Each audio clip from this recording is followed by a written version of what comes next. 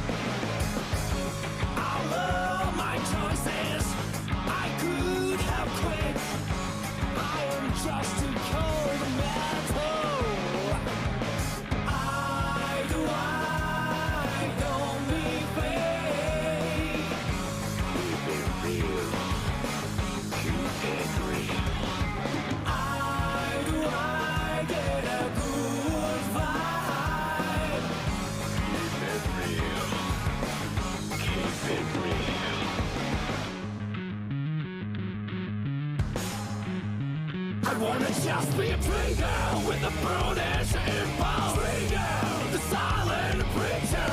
Watch out, keep your hands up. Don't make a big deal out of me. Trigger, don't be curious about me. I don't want you to get hurt. Watch out, keep your hands up. Don't make a big deal out of me.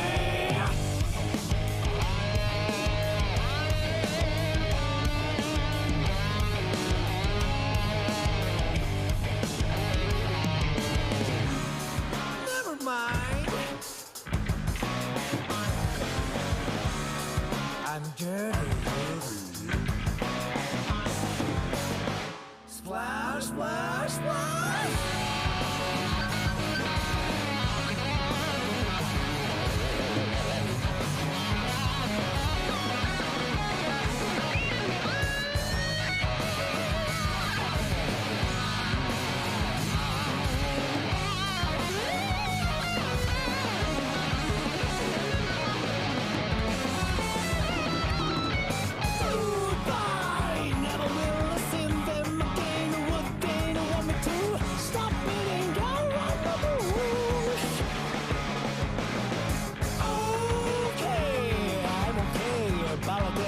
Just to me, nobody's who put on my feet.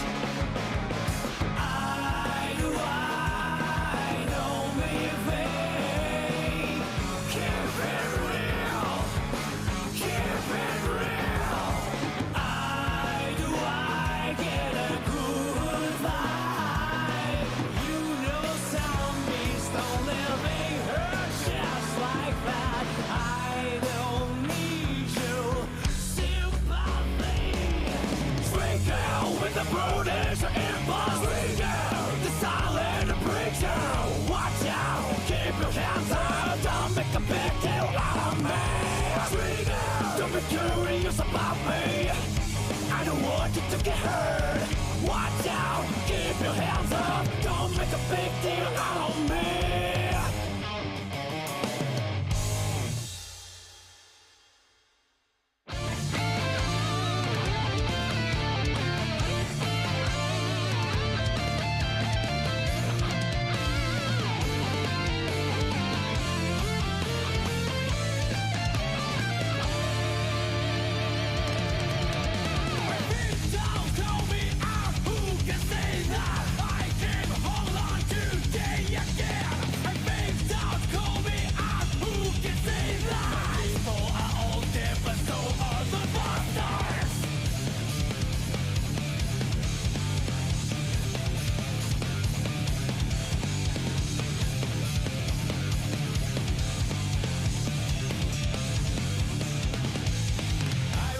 morning, strangers say hello to me. Tomorrow their names will become on the stone. We're going home, and I'm a terrible liar. Forgive me, that's not the art of prayer. For the sake of the day, keep crying out. Swing the soul, swing the soul, swing the freaking soul down.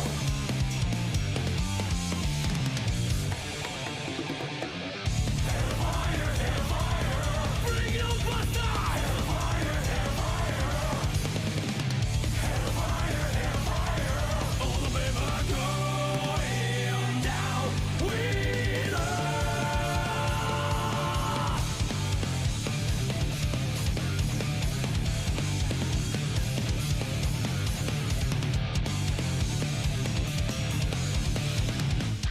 Those who dream of heaven. Those who dream of heaven never last very long. The running flash and dirty sky infect my wounds. We're going home alive, alive, alive. Forgive me, just get me out of this hell. For faith and the day, keep crying out. Swing the soul, swing the soul, swing the freaking soul down.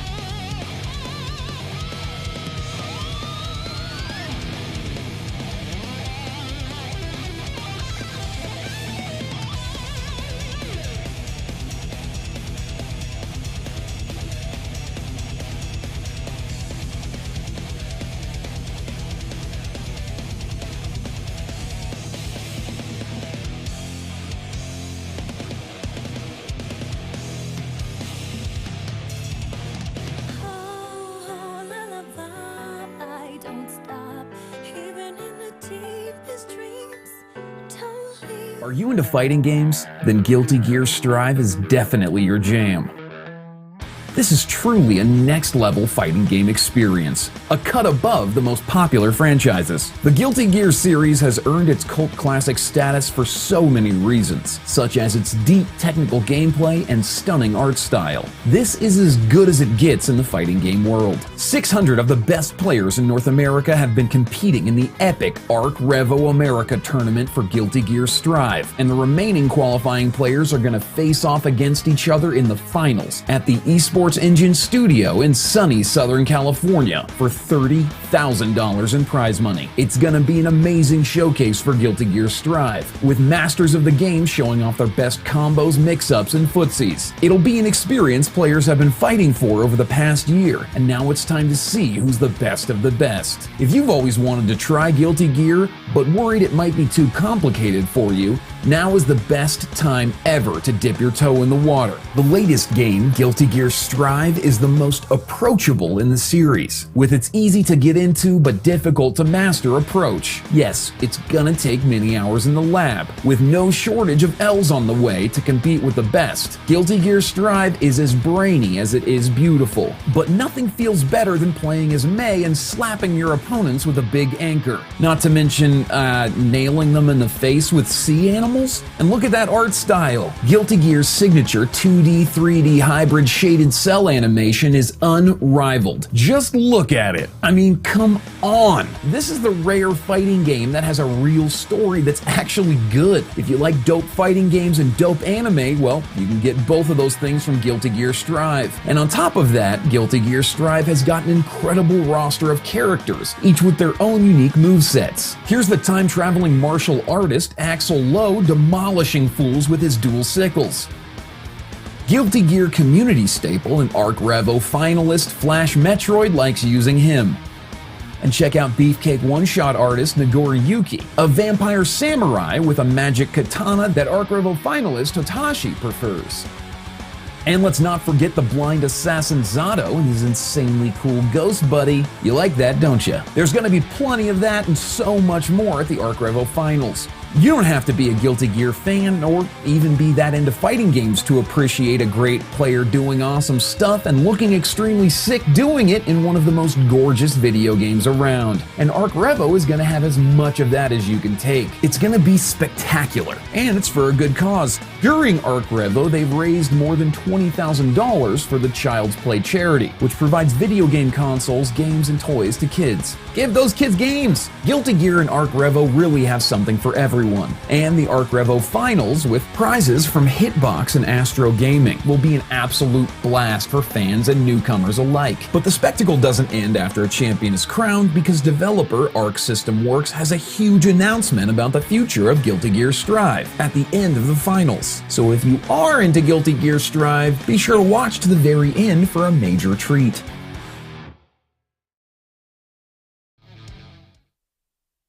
There's something inside of everyone. A drive for greatness, for victory. Some never pursue this drive. Others let greatness slip through their fingers. But some will keep fighting, pushing themselves to the limit, to the extreme, for the chance at glory.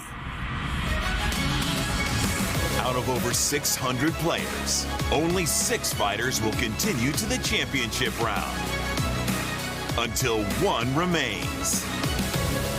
Each of them have it. The drive for greatness. But will it be enough to carry them to victory? Only one way to find out.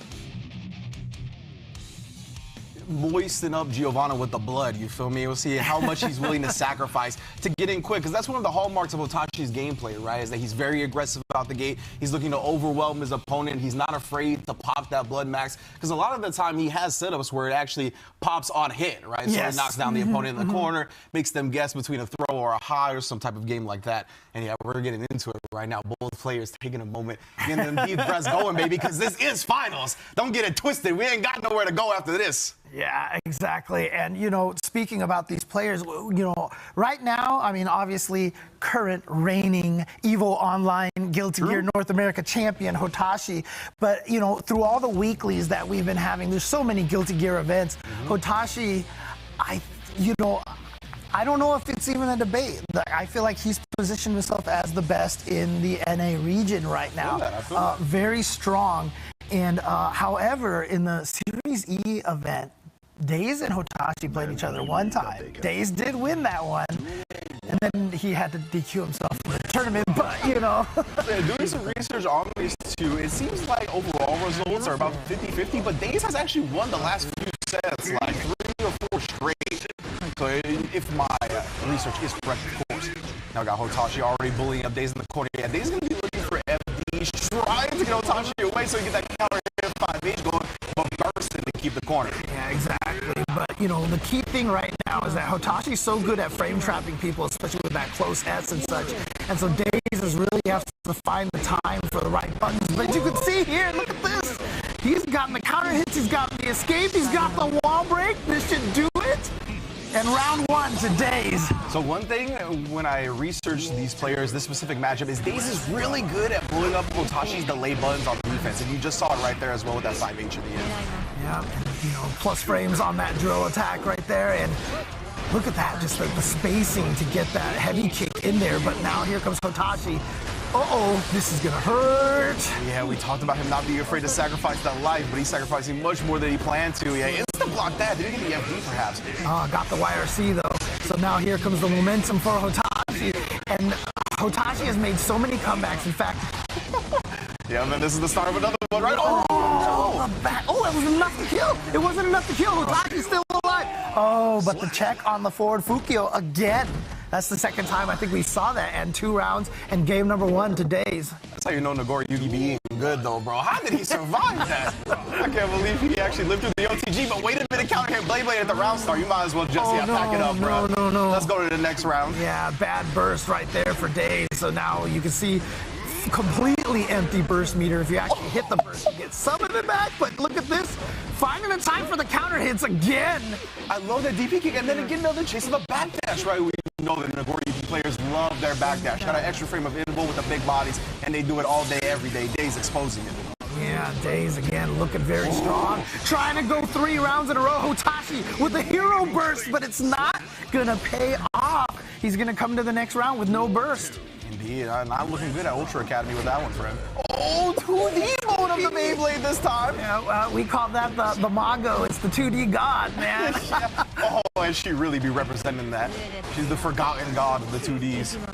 Man, and now look at this, the dash up throw, Daze, the pressure. Again, just waiting for the backdash, getting it with the close test. He'll be able to break the wall. That's plus frames on the stage change. It's not looking good for Hotashi. Backdash does get him out of dodge for now, and the counter hit Shizu. Okay, this is the I mean, look, Nago dishes out the damage. We know what this character can do, and here we go. This is gonna catch up in life, but more importantly, gonna give him the positive meter bonus. However, Daze has the meter for a BRC right after this. Let's see if that's the option he goes with. He's got 100% tension. Yeah, I was gonna say wake up super into the RC. Yeah. Does have it to keep it safe. Does so here. RC trying to check the blow. Ooh, even blocking the cross up. Good stuff from Hotashi.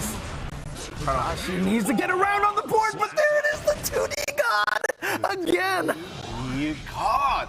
Looking good here, too. And, you know, a lot of the time, I feel like it's a bit scary for Giovanna to use that button when Nagoriyuki's in 2S range, just because Nagoriyuki's love that button so much, and it's pretty good at being 2D to the punch. However, he's just been finding every single perfect timing of it. We've seen a counter hit Beyblade, we've seen a counter hit buttons, and I mean, this is looking great for Daze to start. Yeah, and keep in mind, again, these groups are round robin, so even though if Hotashi loses this, if you can win the next game and get 1-1, you know, the goal is to hopefully have the third player go 0-2, but no guarantees there. Obviously, a lot of potential for tie scores here. Let's see how this goes, but Hotashi wants to get this win on the board. Like I said, positioned himself as probably the best in NA, but Daze definitely. Oh, backdash of his own this time too. You saw Hotashi still with the backdash right there. Daze thought he had conditioned him enough to just sit there and block, but no, sir. Then this time another counter here on the 2S. This is so surprising to me. You rarely see Nagoriyuki's get their primary button shut down like this. And now just jumped in, quick breakdance fighting. Is that enough? Oh my god, even on Nagoriyuki. Oh yeah. This character has so much defense, so much guts, and still enough damage from Giovanna. Ooh, look at that 5H whip punish too. And that's one of the things about Giovanna in this matchup. She has such an easier time closing the distance after Nagoriyuki whip buttons. Now trapped in the corner here, but Hotashi, wow, that first hit really far. And Daze still has the pressure, catches with the DP. Here we go, gonna get the wall splat and gonna go for the super wall break just to get the hard knockdown and the pressure afterwards. Here we go. Just needs this one round. That's why Hotashi bursting up, trying not to lose that last heart. Doesn't want to start this tournament 3-0 for sure. Ooh, actually doesn't have enough blood. Yeah, 2.5 bars, so that means the 2S to the 5H connects. But again, hits the tap, does it to the RC, and Daze starts off ARCREVO America 3-0. Why are people not using Giovanna as much anymore? This character is so good. That is Hotashi, and he is very upset about it. The Daze getting the W right there over the 3-0, but they're jawing back and forth a little bit, all in good fun. Daze, man, what a way to start this off, coming out on fire. I mean, like I said, I saw them fight just the one time before, and Daze took that one. And look at this, showing that it looks like he studied this Nagoriyuki match so well. Yeah. He had the whiff punish on the far S, and wow, just really, really came in here prepared. 100%, right? And going into this, I did my research on them in tournament before, and it seemed 50-50 until recently. Daze had really started to run away. It's 50-50 because Hotashi was favored at the beginning, and now Daze has gotten 3 or 4 sets on him straight. Right. So definitely very impressive that Daze has really figured out what to do in that matchup. And yeah, you see the prowess of Giovanna. I don't know why people ain't playing that no more. Tell you what, I know people are playing her now. Yeah. But yeah, good stuff once again to Daze. Look at this. Just shutting down so many options of Nagoriyuki. I thought he called out the fuzzy timings on Hotashi perfectly. So many times he got the counter hit on the delayed buttons. We saw him play good defense up against Nagoriyuki as well, really prioritizing the FD in the corner. Just overall textbook style. I mean, you saw, for example, Hotashi went for the command throw and Daze backdashed that. And then Hotashi backdashed, but Daze called that out and hit that. He just had such a read on what it was that, I think this is the far slash whiff? No, the whiff punish. Oh, there was the that. 2D interrupting the Beyblade. Exactly. Yeah, and he had a couple of instances too where, like, one time after Beyblade, from a little bit of a distance away, he did DP, which I thought was so smart because the DP kicks, it's only upper body invul, right? It's not a true DP, but if it trades with like 5K from Nagoriyuki, that's a huge trade for Giovanna. Yeah, that's one of her best combo starters, so I really like to play with that idea as well. Yeah, and like I said, I think I just wanted to see that far slash whiff punish because it was so good. I think it comes right. Oh, it was a far heavy that he whiff punished right there. It was so good, and like I said, you know, Nagoriyuki obviously when he gets that blood gauge up, the far slash, the far heavy slash, practically like 75% of the screen distance right there, and to be able to be aware that you can whiff punish and it leaves the hurt box behind, just really nicely done. And Daze starting off strong. Indeed. Let's take a look at the standings actually after that first match, just to make sure we get everybody into the flow of things. Again, this is going to be a round robin format, so Daze starting off a nice and hot 1-0 here. Hotashi falling 0-1 here, right? So Hotashi's actually going to be our next match as well. So this is a very, very important set for him straight up, because I mean, going down 0-2 is going to be real rough at that point. Yeah, I think if he goes down 0-2, that's it, right? Because then the other two players will be 1-0, so one of them's guaranteed to be 2-0, the other one's 1-1. It would essentially, yeah, let's say Daze wins all of his matches, and then I think we would go to the tiebreaker, which would be like 2-1-2s versus each other, whoever won that match. But we'll get to that if it happens, of course. Yeah, so Hotashi's going to be sitting down, but before we get to any of that, we talked about the prizes that they're going to be winning, the prize pools and all that, but y'all could be winning some prizes in the chat as well via Astro, giving away those A40 headsets. You know Happy Chaos be bumping the tunes. You could do it just like Happy Chaos by entering the giveaways in the chats as we go to break. Absolutely. So don't go anywhere. Again, it is going to be Hotashi going up against Symbolist coming up next after this.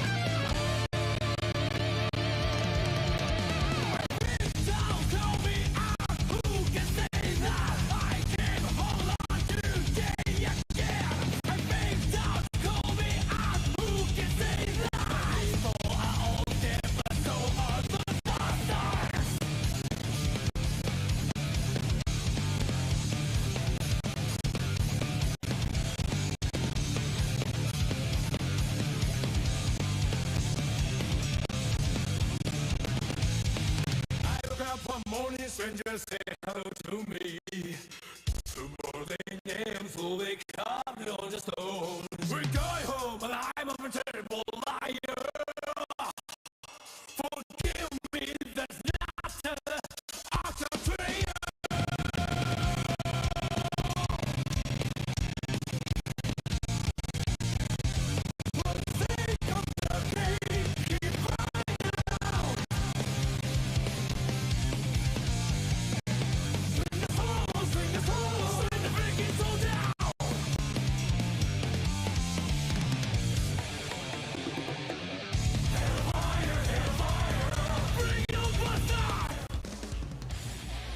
Hey, yo. Shout outs to all my bad guys out there, of course. And look at that beautiful trophy. The ARCREVO America champion going home with that. Going to be able to add it to their collection. That's a nice trophy right there. And I know, I've talked to a lot of players, man. You would be surprised about how much medals and trophies really mean a lot to them, bro. Yeah. And so a sick trophy like that, they're going to be playing extra hard today, best believe. Yeah, and so, you know, if that trophy and myself happen to disappear halfway through this broadcast, it's weird. I don't know. It's unexplainable. I don't know. Yeah. Just make sure you break off the soul joint for me. You can keep Okay. Yeah, there you go. What are you talking about? Yeah, we've got a match coming up here. It's, of course, we're continuing with Group A, and it is going to be Symbolist now going up against Hotashi. And Symbolist, you know, you see the sole bad guy here on the screen, but obviously Symbolist has a happy chaos as well. Indeed, and I'm glad you brought that up because the last time I saw Symbolist play against a Nagoriyuki was Test Your Luck at Wednesday Night Fights earlier this month. It was a very recent set. And it actually started with Symbolist on Happy Chaos, going down 0-2 very quickly, and then running it 3 games straight back on the sole bad guy. Oh, dang. So I'm expecting Tony Montana, I'm expecting Scarface, but we'll see if he brings out the Happy Chaos first. Happy Chaos, just one of those characters that you have to have he's kind of like the new Zato, right? Like, if you don't know how he works exactly, you're done. Like, you have to have the knowledge to be able to fight this character and watch their resources. Notice when Happy Chaos runs out of bullets, like watching the Eddie gauge, you know, et cetera, et cetera. So, obviously, Hotashi probably has a lot of experience fighting against Happy Chaos, so we'll see how this goes. But, I mean, here on the West Coast, Happy Chaos player Umisho has been kind of wrecking shop out here, right? Yeah, Umisho has definitely been giving them plenty of practice in the Happy Chaos matchup, so we're going to see how that translates to now. We've already seen my man Hotashi OSing on Twitter. Is he going to have to continue the OSs? Or will he be a little bit more comfortable? We shall see. Okay, well, we talked all about the Happy Chaos, but it is indeed going to be the sole bad guy for Symbolist coming here. And again, you know, a lot of people have been talking about Nagoriyuki as the strongest character right now. You know, oh my gosh, this character, you know, so strong, But, you know, I mean, Soul, he was the original problem when the game dropped. You know, a lot of people theorize that Happy Chaos is a pretty tough matchup for Nagoriyuki. But once he does, Happy Chaos, invincible reversal, whether you got meter or that, I think Symbolist feels more comfortable with Soul than he would with Happy Chaos. Right. Soul will have as an advantage. It's funny because, like, Giovanna is not necessarily known as a character with long range. That was immaculate as, you know, we expect to see from Hotashi a lot. Out. To the verse with that RC at the end. Got a little bit to work with if he wants to delay Beyblade camp. He's cutting his soul in two. That was a perfect. You know, the risk gauge was building up early on. And here comes Hotashi at about 2, a little over 2 in the blood gauge now. That's one thing. I'm so glad that he already showed that. Symbolist is very proficient at instant blocking the second hit of the far S sequence of against Nagoriyuki. Something to keep in mind going forward. On the other side, Hotashi very good at instant blocking 5H block against Soul, and again the stomp sign that 2S. Oh, but he is even better at that. He constantly looks for those clashes with 5H and DP, and he night raids after. He's so ready with that. Yeah, unfortunately dropped the combo afterwards. Hotashi using the PRC to try to keep the pressure in the corner right now. Yeah, uses the Fukio to try to get in there. He's trying to keep himself at above 2 bars of the blood gauge so that he still has access to that far 5H. All right, that's 2.5. and the BRC to get in there. Misses the throw, but gets the air throw. Back in the corner. Where are you going? You see, that's what's so good about that BRC in the corner, though, that even though he jumped and, of course, just gets caught flinching right on the Beyblade, maybe not FDing for the chip, or either way, gets clipped, and Hotashi taking the game 1 advantage. Yeah, but you know, you were mentioning that BRC. Yes. Because it hits the opponent, and so even though they jump away from the throw, they're so slowed down that they can't even punish the whiff throw anyway. Yeah, you would need some of your own meter and perhaps like do a drift RC down your own to try to do it. But either way, Symbolist, early start, but another early burst from Hotashi, right? He's really prioritized not letting Symbolist get the start that he wants. Yeah, both players already using their bursts right away. Probably figured, you know, keep the resources even at this point. You see the jump does to change his jump arc timing. Yeah, Hotashi is so good at that, honestly. He actually catches him at the end. Ooh, a little OTG combo. I didn't know about that one. Yeah, most people are not expecting the third swing of the SSS Gatling. But of course, you know, that's why you get frame trap, because you think he's going to stop. Oh, just slices him out the air. And that's one of the Symbolist's primary ways of getting out of that corner. He loves the instant air dash. And it's very good up against the Goriyuki because he's got these long committal buttons. But right there, Hotashi lied in wait. Oh, there was that ID second hit. Press the 5K. I don't know if that actually went to the far end sequence, but either way, Hotashi, of course, still has that 3-frame kick. Oh, here we go. Nice. Catches him. Goes for the hard knockdown on the now. Probably going to send him through the wall to kill. Oh, sir. Fast. I love that. Again, you see the instant block right there. And I like that it just came from Hotashi. He went with a special cancel instantly, but Symbolist was ready with the DP. That was really impressive. Yeah, you see that one situation coming up, and the mind game is developing off of it. We'll see how it advances forward, but... Oh, what a clutch backdash there. But again, Hotashi bursting to keep this man in the corner, trying to keep that momentum in his corner. Yep, Symbolist has his burst ready to go. Those 2 hits always do so much damage. Why does that OTG 6H always hurt so much?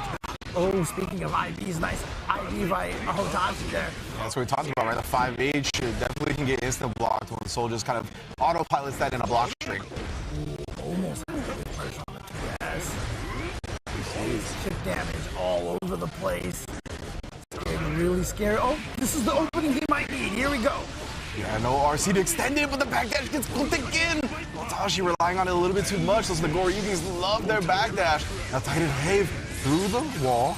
How are we gonna present this opportunity? 100 meter on the side of Hotashi. You gotta respect the 100 tension, bruh. Oh, there you go. Hotashi with the wake up super, going up 2-0. And we had mentioned this is really, really important here. He wants to end this at 1-1 to keep he stays in there. And then the interesting part now is that Hotashi is gonna want to have Daze win the next match. So it'll be a 2-0, 1-1, 0-2 if Hotashi can pull this out. Again, only 3 players in each, but especially in the close slash, it's like a giant wall of hitbox, basically. Oof. Hits out of the air. Possible! And that's why, so we can extend the combo to make sure it kills. At the beginning, when the blood popped, I was like, he could die for this if Symbolist has the right combo, most definitely. And that's one thing that's a hallmark of his game as well. Symbolist has amazing conversions. Here we go. Oh, no wall splat on that. Just goes up for the throw again. This is through the reversal DP. Get that out of here. You just keep doing it. Oh, he tried for one more. Finally, the 5K brings him out of it. Oh, baits it out, but, you know, it was blocked, so he could still RC it. And now Symbolist has the corner, but a nice backdash from Hotashi into a back Fukio, and just kind of gave Symbolist enough rope to try to do something, but ended up hanging himself. Beautiful 6S right there from Symbolist. And we talked about these conversions. Look at it all the way in the corner. Goriyuki eating this damage. Backdash getting clipped. Again, using that 5H to just kind of get himself out of the corner. And it was only a level 0 5H as well. Yeah, you can see Symbolist still prioritizing, really approaching Goriyuki on the ground. Gets caught slipping there. It's a bit of an OTG hit, so I'm not sure how much of that far end sequence was actually going to connect, but either way. Symbolist was going to burst it. He had already determined to burst it. We didn't know that Hotashi was going to drop it. Oh, he's going to be able to hit him before that move attacks, yeah. Oh, but here we go. Gets the counter hit, the PRC. Oh, I thought he RC'd to bait that burst, but he ends up getting clipped by it. Hotashi still very much in this round and very much in this set. Oh, again, those IBs keeping himself in range. There we go. The backdash with the far slash, no 3-0s here. Symbolist getting one on the board, and we talked about that Happy Chaos, but he's on his last game right now. It is going to be Soul Bad Guy and Soul Bad Guy alone. Here we go. The 6Ss is working out a little bit better now. I'm liking the Symbolist's game a little bit. He seems to be getting more comfortable, willing to be aggressive. Oh, but right now, stuck in this corner, burst out on the Fukio forward. And this is decent because Hotashi, he can't really use a special at this point. He's got too much blood. Just trying to find the moment to get in there, trying to see if he can get Hotashi to whiff so he could run in afterwards. We've seen Symbolist do that a couple of times. Oh, wow, the DP after that was so good. Half a screen away. He's just like, no, you're going to hit a button and I'm going to DP it. Thank you. Oh, the BRC backdashes out of it. But again, like you were saying, the slowdown on the BRC makes it harder to punish those things. No, did not convert that corner combo. Gets cut out of the air. Yeah, it wasn't that bad for Symbolist. These clutch backdashes. Tried to make out the burst of the BRC there, committed to it. Good patience from Hotashi, and the throw puts him on set point yet again. Ooh, here we go. Symbolist needing to take 2 rounds in a row now to stay alive. Hotashi just needs to get this 1 round. Again, those IBs, but that's why he goes with the Beyblade this time. Yes, I love that cancel. Interrupting the IB. New Symbolist would try to challenge after. And look how much you paid for that. Where did it fly? It's gone in his pocket now. That's Nagoriyuki's lunch money. That's his help. Gold burst, gold burst, gold burst. He got all that meter now. Oh, yeah, BRC, get out of there. Air block. You see consistently instant blocking these second hits of the far S, but at this point, he doesn't want to swing after because of the Beyblade counter hitting him last time. Oh, perfectly timed Fukio forward into grab. Symbolist, we talked about that, right? He likes to take to the skies a little bit in the corner, trying to make his way out. Right there, Hotashi lying in wait. Fukio forward as he lands to get the throw, and that's got to give him a little bit more of a reprieve, a sanctuary, so to speak. Yeah, I mean, we didn't get to see it on stream, but as soon as it ended, like you could see Hotashi like sigh of relief and kind of like a little mini celebration there. But of course, he knows it's not quite over yet. No. But again, interesting situation now. Hotashi is 1-1. And Daze is 1-0. Yeah. And now Symbolist is 0-1. So if Symbolist could beat Daze, it's 1-1 across the board.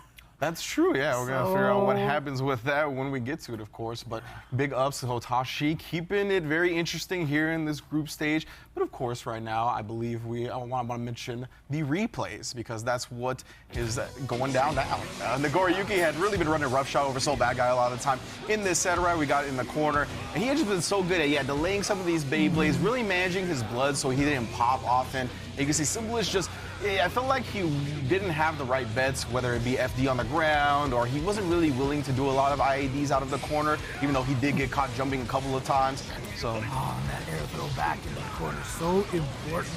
And again, one of Hotashi's biggest strengths is just the read on the opponent when he gets up close. Like, you can see this pressure right now. Look at this. And then he finally gets the hit there, the counter hit on the wrist gauge, and then kept him from getting out of the corner with the 6H. Yeah, really, really good. Just, I think a play from both sides. Honestly, it was just one of those situations where Hotashi ended up winning the gambits early and just kind of rode that to victory. You can see. So nice. And I just really love it. And we talked about how this is offline, right? This is most definitely offline. And despite this game having a fantastic netcode, there are still very strict execution things in this game, like instant blocking. You only have a 2-frame window. So I love seeing how consistent these fellas are at instant blocking offline, because it is not an easy thing to do. Yeah, and you can see after the wall break, the little mini game that shows up after the wall break is so key. And you were talking about the fact that Hotashi had the full 100% bar. Hotashi called it out when Daze had the 100% bar. He knew he was going to wake up with the super in the RC. And there you saw Symbolist did not count on that from Hotashi. It was just maybe hoping he would miss time to wake up or something. Yeah, it's like when it comes to that and you look at the risk reward of everything, Hotashi's not going to super, right? Because he wins the game, he goes up 2-0, he has a way to make it safe. Like, it's just so heavily favored. If Hotashi actually just woke up and grabbed and Symbolist actually blocked, I'd be like, okay, you're on a level that I've never seen before. But that's the thing, right? It's all about risk reward management. And that's a lot of what encompasses fighting game decisions. And, you know, shout out to Symbolist, obviously Symbolist taking that third game, not letting it go 0-3. But as you can see from the standings, like I said, interesting situation here. Daze up 1-0 and Symbolist 0-1. If Symbolist beats Daze, we're at 1-1 across the board. I'm not sure exactly the rules for the tiebreaker. We'll find out. We'll find out most definitely soon if it's going to be the case. So, yeah, we are on the verge of finding out our standings of Group A, of course. But before we get to that, I want to make sure that everybody, once again, gets ready because we got another giveaway going on, perhaps? I'm not sure, actually. It's not every break, but it is indeed. It's going to be a T-shirt giveaway this time. Oh, this is a T-shirt. We got the Guilty Gear Strive T-shirt prize straight from Arc System Works. You guys know how they get down. They always make the dopest stuff. And a lot of the time, the Guilty Gear Strive clothing and merch is only available in Japan. Yeah. So this is actually like a really big opportunity for a lot of the NA people in the chat to win some exclusive merch. So please do so while we take a quick break. Don't go anywhere. We'll be right back to decide how Group A falls out.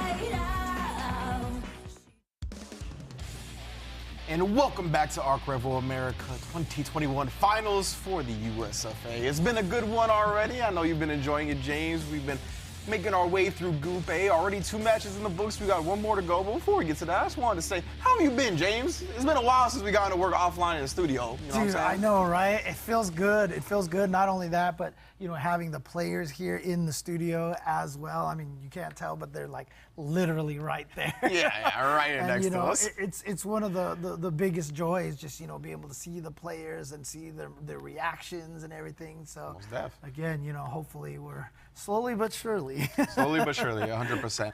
Being safe about it as we do so as well. So I want to tell everyone, or I want to show everybody, in case you're a little bit new to Guilty Gear Strive, perhaps you haven't seen it much, I want to take a look at one of these replays that happened in our last match. It's actually going to be the Nagoriyuki versus a Symbolist match here. And Nagoriyuki has that blood gauge, right? If you could pause it for a moment real quick.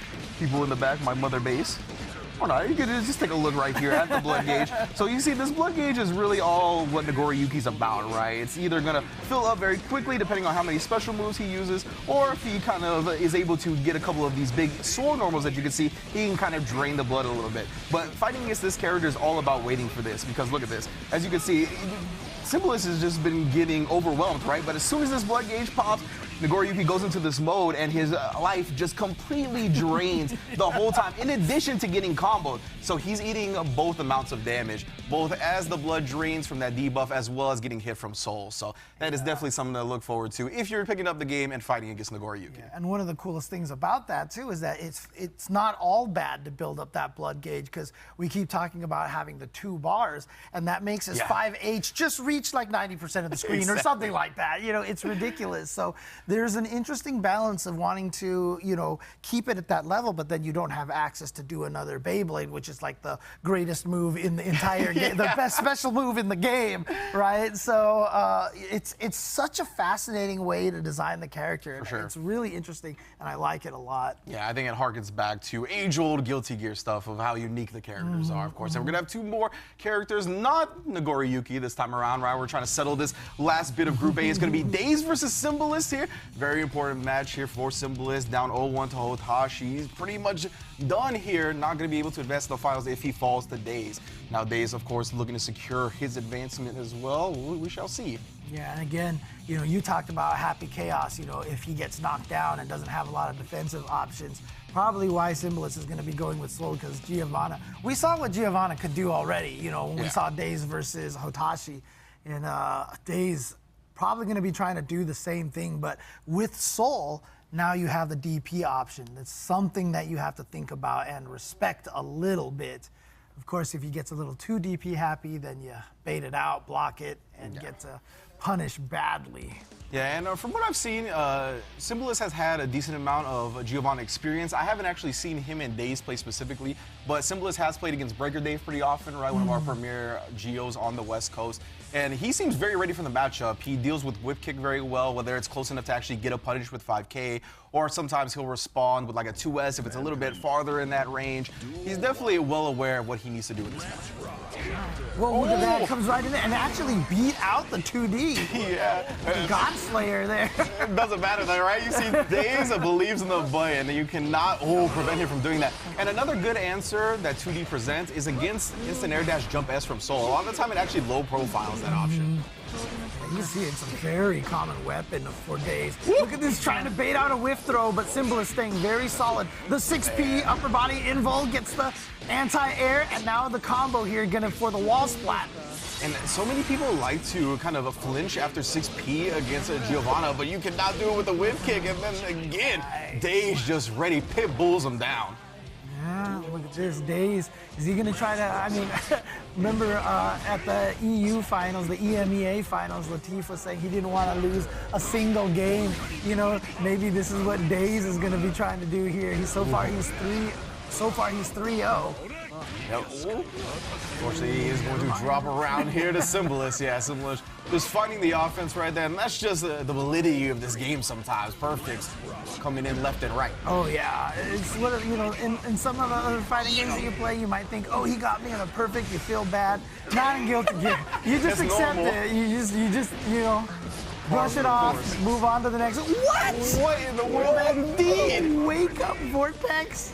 to beat the burn kick. Yeah, because the burn kick is a high hitbox, right? Direct Vortex does low profile Soul for a little while. It could have just been like a missed input, right? It could have been like an SDP that got turned around. Right. Or he could just be the smartest player I've ever seen. But either way, that was definitely cool stuff from Symbolist. And putting a game on the board early in the set is very important. I mean, when it landed, I didn't see Symbolist react, but you know how we all do that. When you do something that works out, you're like, I totally did that on purpose. All part of the plan from the beginning. Exactly. There's one of Giovanna's better strengths right there. Getting in for the dash throw and then the safe jump setup. Yeah, he's always has those on deck too. You can see, he has that safe jump timing too, where like if you go with the DP, it's just gonna completely whiff. So Symbolist not really looking for the IBFDs. We see that a decent bit against Giovanna, but not right now. That's what I'm talking about. IBFD on the meaty close S. Yeah, but you saw him just dash right afterwards and just completely negate the pushback on that. And here comes Symbolist though with the pressure. Again, Giovanna, outside of having a super, doesn't really have any true invul moves. Got the DP, which is upper body invul. And that CP actually whiffed right there, so that presented an opportunity for Symbolist to just start overwhelming with offense here. Trying to, oh yeah, that's that air bandit burger I said. Symbolist definitely has some funky air bandit burgers, but he has not been pulling them out today. Yeah, maybe he was trying to hope, predict Daze trying to dash forward out of the corner. Oh, got out of the way! I can't believe he didn't punish in time though. Oh my God, this is one of those no-hit combo videos out there. That was so cool too. Like from the beginning with Symbolist trying to beat it out with the backdash, gets clipped, and Daze is the one breaking hearts. Nice, good conversion on that chase down, caught the backdash. And again, it's not even necessarily a reaction kind of thing because Daze has probably hit so many of those backdashes and it's just another day for him. Yeah, another Daze. And the thing with Giovanna, right, is a lot of the time her dash normals are so fast that like in instances where you feel like you could backdash safely, great instant block into the punish right there was super impressive. But because of that, a lot of the time, like Daze will clip your backdash. She just goes so far. I mean, remember, they buffed that too. Yeah. Before, she couldn't attack out of a dash right away, and now, God, take her all the way to the wall. Ooh. Get the clean hit through the wall. Look at that, no life left. Symbolist, though, with no meter. 2D, and then, yeah, again, you can see him faking that setup right there. The safe jump, he fakes it to go with the empty throw. A lot of time it works out. The close S on wake up, though. Punches her on the other side. Daze does go for that sometimes where he like ends up doing an instant air dash and lands on the other side for the throw, so Symbolist may have just had the hard read there. Okay.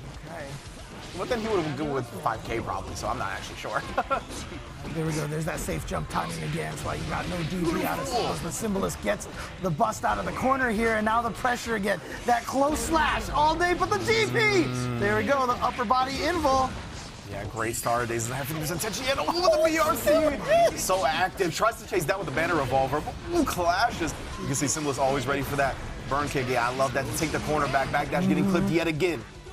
Yeah, that burn kick wasn't even intended to hit. It was just, let's get out of the corner here. Nice check. We talked about that in the Hotashi match. Does get the shimmy, baits out the throw. Daze.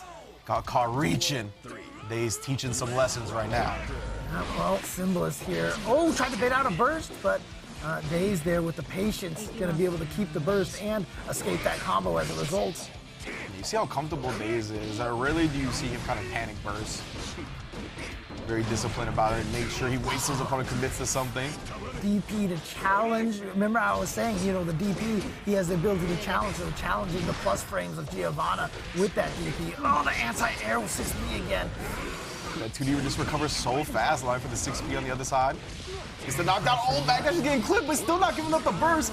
Not gonna do it to the very end. And Symbolist with a safe jab pressure. Very well done. Yeah, he tried to bait out the burst the first time, but the longer you let your life go, the more you have to burst. And so, even though Daze did not burst the first time, Symbolist had the read on the second one, was able to punish and take it. Oh no, that backdash once again. Daze, and he loves doing that. He'll just sit there and wait for you to wake up backdash. Oh God, again, dash throw for Giovanna, such a powerful tool. There's another one. He's been conditioned. Yeah, but there was the tech, and actually Goldberg to keep the corner. That is so nasty, bro. I've seen him do it before. The 6H quick RC into the low, you ain't blocking that the first time it comes out. It's just not gonna happen. All right, Daze trying to get this to 2-2 to be our first 2-2 match of the day if he can win this match. Symbolist got this pressure. Look at this, and the wrist gauge just getting cranked along with it. And still not scared. Oh, but this time, okay, there we go. The shimmy again. Finally caught reaching. Daze would not be deterred, just kept going for it. And that's exactly why. You see the reward, it's all worth it in the end. Yeah, talking about risk and reward. Oh, that's didn't kill him just yet. Just goes for the tap dust, finishes it off. It is 2-2. Our first game 5 of the day between Daze and Symbolist. And isn't it fitting that it's like the last scheduled match of the group? Yeah. Like, this could definitely determine who moves on and who stays. Yeah. Oh, Symbolist getting the wake-up throw. That always feels bad when your opponent gets the wake-up throw like that. Oh, again! Lessons are being taught right now, bro. Yeah, Get to class. It's conditioner right now.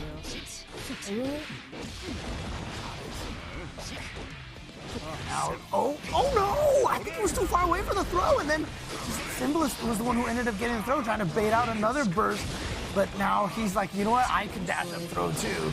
Oh, Symbolist, he tried to use that late RC to convert with a combo. Nice block. YRC gets him out of that situation, gets the burst out of Daze. Yeah, but like Daze, he has no meter, right? So you see him just being very defensive with the 2Ds and then the 5P anti-air so clean, and then he recovers with a throw. That's so smart. When you have your opponent in like a scramble situation like that, where you're both fighting for your life, low health, the dash-up throw with Giovanna is just such a quick option. He was playing GameCube Mario Kart there, dude. He had the double dash in there for the throw. Oh, and look at how far that dash 4S goes, bro. Oh, no! Hands and arms inside the vehicle, young man. All right, through the wall. Look at the life lead that Daze has. Oh, the throw's enough to kill, as it is. And there we go. Daze closes it out with a perfect. And indeed, it will be 2-0 for Daze, 1-1 Hotashi, and 0-2 for Symbolist. Definitely. So that means Daze and Hotashi will be moving on, and Symbolist is out of the tournament. He was trying to bring about the apocalypse, the end of Daze, but he was unable to do so. Daze is going to move on with the perfect record. Indeed, indeed. Good stuff. We might be in for a Machiavelli, a 7 days theory, perhaps. We shall see. We still got a long way to go, though. He will be making it out of Group A in that top seed as well, right? Getting both the W's. Hotashi going to be going down to the second seed from that group. But yeah, I really was impressed by Daze throughout the set. We're going to take a look at the replays now from that match. And yeah, you can see so many times. Yeah, that was what we were talking about right there, the night rate actually being the burn kicks. That was so cool. But so often you can see Daze, he gets those knockdowns and then he just switches up between the safe jump pressure and then actually whiffing a button or making you think the safe jump's coming and then actually just throwing you when he lands. So it's real good. And you can see even when he goes with that setup, that also baits DPs. So it's a really, really strong situation for him. And you know, you see this so much. Daze, the MO for Giovanna, get you in the corner, just rush you down. Dash up throw is so important. I mean, you know, very similar to Amelia, to a Chip in terms of like, you know, just being a rush down mix-up character. But for her, that dash throw, I feel like is so important. Yeah, and that's one of the things I was actually really interested in seeing how she performed offline, because she's such a strike throw heavy character, right? You would figure that stuff like that would be a bit easier to react to offline, but I mean, she's just so fast that it's damn near impossible still. But Daze is just like, go ahead, try to react. Go ahead, try to react. Go ahead and get counter hit. Thanks. That was super cool too. I love that. The Bandit Revolver to go back in and then recognizing that Giovanna was ready, so he responded with an RC of his own. Like, both of these players are very high level. Yeah, I mean, obviously coming down to the final game, but Daze was able to clutch it out in the end, going 2-0. But I mean, it's damage that these two characters are dishing out to each other. Again, yeah, if you're a little bit unfamiliar with Strive, you saw a lot of perfects that set, right? There was like a perfect every game. I think Giovanna had 2. So that's just par for the course, though. That's what you're going to see with this. These characters have very strong offensive games. And when you bet big on defense, you could die real hard if you bet wrong. So. Hey, look, man, I'm from the era of 3-hit half-life, man. Like, I love this big damage. Yeah, for sure. I'm down with it.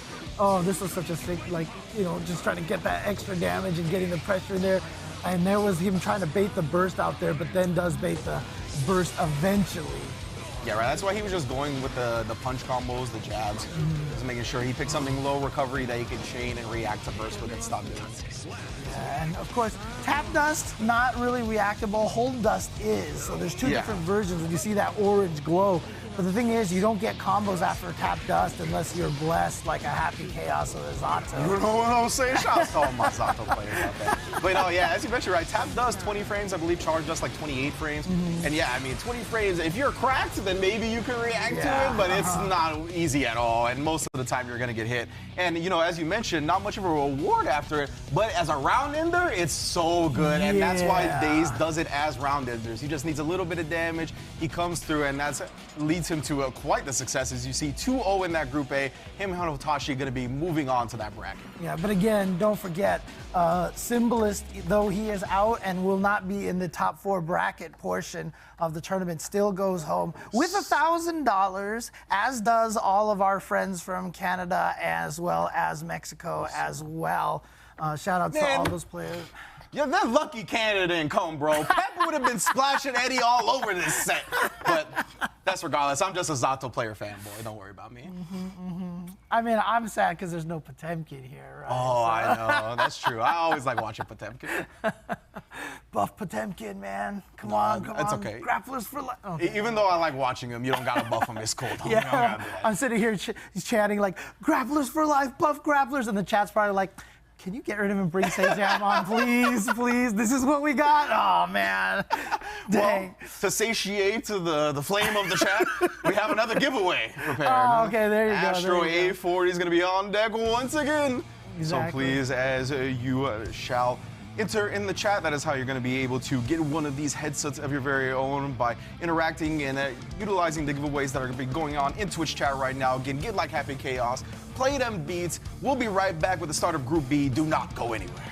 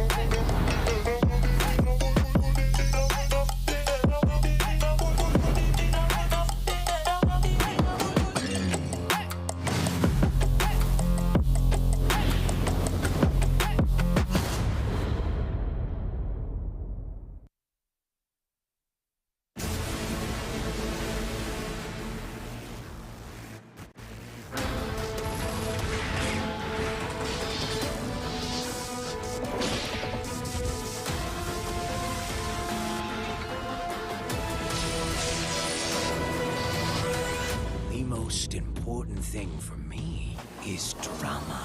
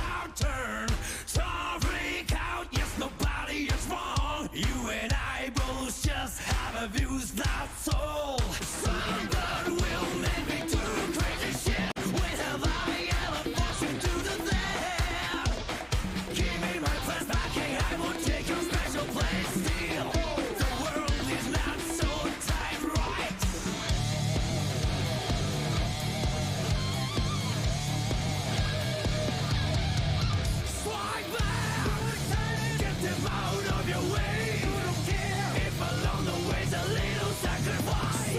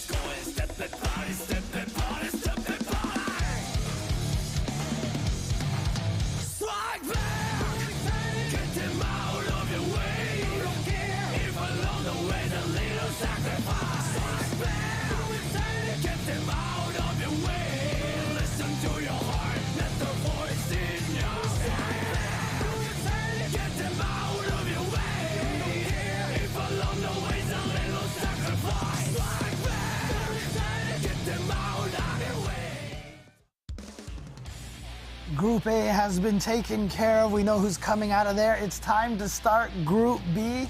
Once again, thanks for tuning in to some ARCREVO North America. I'm James Chen, and joined by Ringe, of course. Yes, indeed, James. It's already been hot and heavy action here. Group A is in the books, of course. It's phenomenal stuff.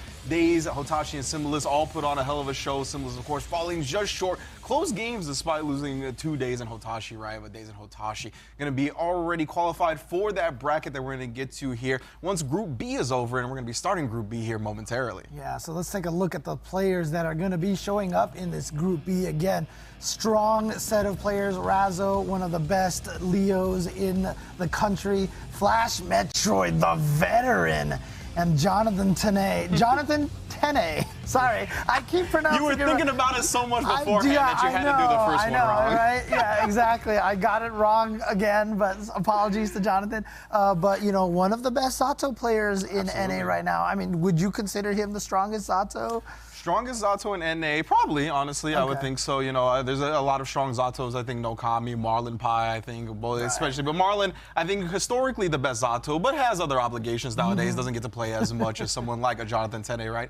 But the thing that, we'll get to Jonathan in a little while, of course. I was going to actually go into my rant about him. Because you know me as Zato players, I got a lot to say. Of course. We got Razzo versus Flash on deck right now, and I want to take a look at the head-to-head between these two. It most likely will be these characters that we're seeing right now. Leo versus Kai, of course. Flash Metroid has a Axel as well. We've seen Razzo bust out the Ramla Fall in certain matchups, but I am expecting these two characters here. And historically, I believe it's gone to Razzo's side a little bit of the time, but I think Flash has beaten them in tournament before and is capable of doing it, especially with the way he's been playing lately. I thought he's been playing phenomenal. Yeah, and one of the things that's really important to note, too, is that, you know, Flash Metroid, I call him the veteran. He's old school player. Yep. Like, he's been around for a long time. I could go into his accolades. He's only been talking about Jam since getting here. Yeah, he's like, give me my character that I've been playing for 20 years. That's who he got, you know, second place in the team tournament at EVO years ago, almost by himself. Yeah. One of the things, though, is that I think it was Frosty Faustings. He got top 8 over there and was, you know, able to beat players like Adventure and everything. Flash Metroid, you know, we talked about how good the online code is, but net code is, but Flash Metroid is an offline old school player through and through. It changes for him when he gets to play offline. And I'm interested to see how he does up against this Razzo offense, right? Because, like, even fearless folk are scared of Razzo on Leo. You feel me? Like, they are just so overwhelming, so great on offense. That's going to be tough. And Flash, you know, he's never scared to throw out the stun edges, and that could cost him here if he doesn't manage it well. However, he's looking strong so far. He hits the buttons like an old school player, too. I can hear them joints. Dude, I mean, every time I stream and I hit buttons, people think I'm mad, you know? Because you weren't sure those buttons work in those arcade cabinets, let me tell you. I can hear them joints. Like, you can see the stun edges again. Ooh, but Razzo lying in wait. Flash kick anti-airing. Ooh, that actually does beat the charged stun as shouts to the heavy fireball. Yeah, a lot of durability on that heavy fireball. Here we go, the corner position, but again, Kai with the range, which is really nice. He does outrange Leo a little bit. Uses the PRC to keep himself safe. With this and PRC out of there, and I like Razzo knowing to block afterwards, but then trying to go in and Flash, getting the counter hit, taking round number 1. It's real cool because the way Flash, I think, approaches a lot of the aggressiveness of this game, considering he's such a veteran, is a control style. But he does it aggressively himself. Ooh, even the TP. That's so unfortunate. Yeah, Razzo's character didn't turn around in time. Yeah, and you know, I talked about Flash Metroid getting top 8 at Frosty Faustings. If I'm not mistaken, Razzo got second place there, didn't he? Probably, yeah. Razzo, they've been one of the premier players when it comes to results in Strive, right? Won like the first offline tournament over at PAX. Like, have just been doing the damn thing since the game's launch. Yeah, they're definitely, you know, just one of the strongest players in the NA region. Of course, that's why he's here. That's why they're here in the top 6. So. All right, now Flash A. He's trying to keep control again. Oh, and I love that. The closest directly into super locks out the burst. You're not going to get a chance to do that. Super smart from Flash. It just goes back to his veteran prowess, man. Always keeping the little things at the forefront of his mind. Yeah. Flash has been playing Guilty Gear forever, like I said, and so all these little subtle things are just innate. They're second nature to Flash at this point. And that's like something that has actually transferred from Guilty Gear game to Guilty Gear game, Yes. right? Is that like supers do lock you out of bursts. Exactly. And so Mr. Peters, who's seen me right now, having a strong start here. You see already backdashing as well. He's playing such good D up against Leo, honestly. Oh, but I say that, risks the stun dipper. Razzo coming through with the punish.